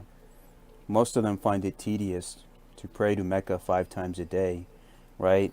They just associate with that identity, even if the ones that grow up in Western countries, to anything that they see that goes against their culture, they would find it disrespected, even though they're not doing any of the practices. So that's the exoteric one, the one who's been basically seeing it from the outside, but not really gaining its true appreciation, or taking it for granted, or reading the Qur'an, or reading the prayers, or going to the mosque, but not understanding what are the inner, more occult and esoteric dimensions of this faith, and what is it really teaching me in terms of becoming insan al-kamil, or in Arabic, the perfect man. Same in Freemasonry, the one striving to be perfect. So that's what one is hoping for in his or her life. And when you get to the aspect of the batin in Sufism, that's when you take the hand of the Sheikh and get initiated into the inner mysteries. And that's when you start to see the hidden code and meanings of the Quran. What do some of these surahs mean? What do some of these prayers mean? What does it mean if I recite the surah a numerous amount of times? What gateway does it open for me? Or saying certain zikrs or prayers or mantras or incantations 1,000 times a day, doing something that you are actually putting the effort in to learn the work and put the work into practice, the application phase and the learning phase. That's when you go from the exoteric to the hidden and find it within your heart. That everything ultimately it's within your heart, the qalb in Sufism, where you have to cultivate the chambers of the heart. What do we see in Freemasonry? You have to find that within yourself. You're given all the tools, but no one's gonna hold your hand and walk you through your life. You're given all of the teachings and knowledge, but at the end, you are told it's your road and you walk it alone. Every person's journey has their own twists and turns in their life, where a year from this very point that you're listening to this video right now, a year from now, you could be in a completely different situation, and your life would be unrecognizable. That's how the journey goes for each individual person. For me, it could be different. For you, it could be different. For the next person, it could be different. But it's about the frequency of your heart. That truth only gets revealed to you if you're worthy enough. And you'll have most Masons that are just social club Masons, right? They'll just go to lodge and chat with the guys, network with the guys, and have dinner, the fork and knife degree as they call it, do a little charity, do some good things here and there, and that's it. They're not learning the inner mysteries of Freemasonry. What does all of this mean? What are the illustrations and symbols teaching me? How can I apply this to my life? Right? How can it help me become a better person? So the eye of providence, you have the aspect of being on the level, but is that really true? There are some bodies that I myself as a Muslim I cannot enter. There are some bodies in certain countries where you have to be a Christian. In other situations, it's open. Or you'll have other bodies which, if you're deemed worthy in your esoteric and spiritual knowledge, that's something that I cannot apply for, regardless of being a Master Mason. That's something that you have to be invited to and deemed worthy as. So even in Freemasonry, there's a certain boundary and limitation on what it means of being on the level. Meaning, even if you do become a Master Mason, that's good and all that, but there's a certain boundary that you will be stopped at. And that is the eye of providence, seeing if you're worthy. So for those that join for social club reasons, that's where they will most likely stay at for the rest of their lives. Or the ones that come in and their intentions are something else, that, oh, this is going to help me become rich and famous, and they get disappointed and they leave. Because that's the eye of providence, or in the Sufi aspect, that's al-Basir, the name or the eye of Allah. That's known as all-seeing and all-knowing. It separates the wheat from the chaff. So if your heart's not in the right place, eventually you find your exit. But if your heart's in the right place, you're doing the right things, you're putting in the right efforts, that's when the inner doors get open to you, and you learn the true esoteric mysteries, and be in the company of those who share the same mindset as you. And you will see that those that are in those bodies and those that are in that kind of mindset, you'll always see the same familiar faces that are with each other. And that's exactly what it is. While those in the social club setting, you'll see that it's the same faces. So that's the universe, or God, or the eye of providence, in whichever manner you perceive the Creator, and how those things fall in place naturally from those that are trying to understand the Zahir, which is what you'll see on the outside, and what you'll see on the inside. So ultimately, it all comes down to you. If you're a pure-hearted individual and you love and respect everyone, you have no ill motive towards anyone, you want to love, respect, and guide humanity, then you will always be in favor. You will always be favored. People will love you, respect you, cherish you. Your things in your life will be, I mean, of course, everyone faces difficulties, but you will be loved and respected, and that will make your life a lot easier in terms of wherever your destiny is meant to take you, right? And that is ultimately inside. So see how it works is, like, even in the Sufi Islamic perspective, you could have those. I mean, every organization has their bad apples, right? So even in that aspect, you could have somebody that's dressed in religious garb, is covered his head, has a beard and all that stuff, but what if deep down inside he or she is cheating on people, is lying to people, right? So what you see on the exterior does not matter, because appearances can be deceiving. And that's the eye of God, Allah, al-Basir, or in the Masonic perspective, the eye of providence that separates the wheat from the chaff. While those people will stay stuck in their little circle, and eventually they will have to pay a price for their deception, while those that are pure and true will be given the love and respect from the people. They will be given the hidden knowledge and revelations in their heart, mind, body, and soul. And they will get to see the world in the eyes that they will be blessed with. And very few get that privilege in their life.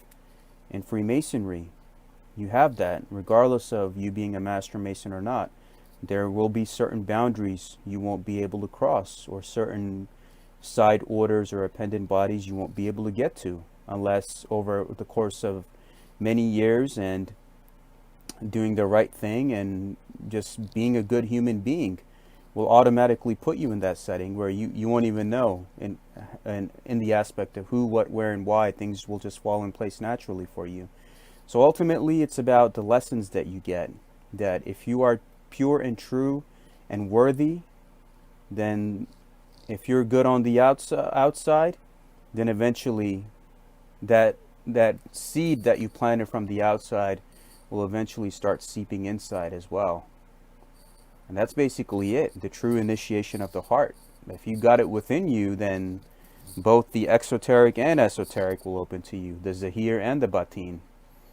But if you are not, then you will stay stuck on the outside, trying to find your way back into the inside. That's it.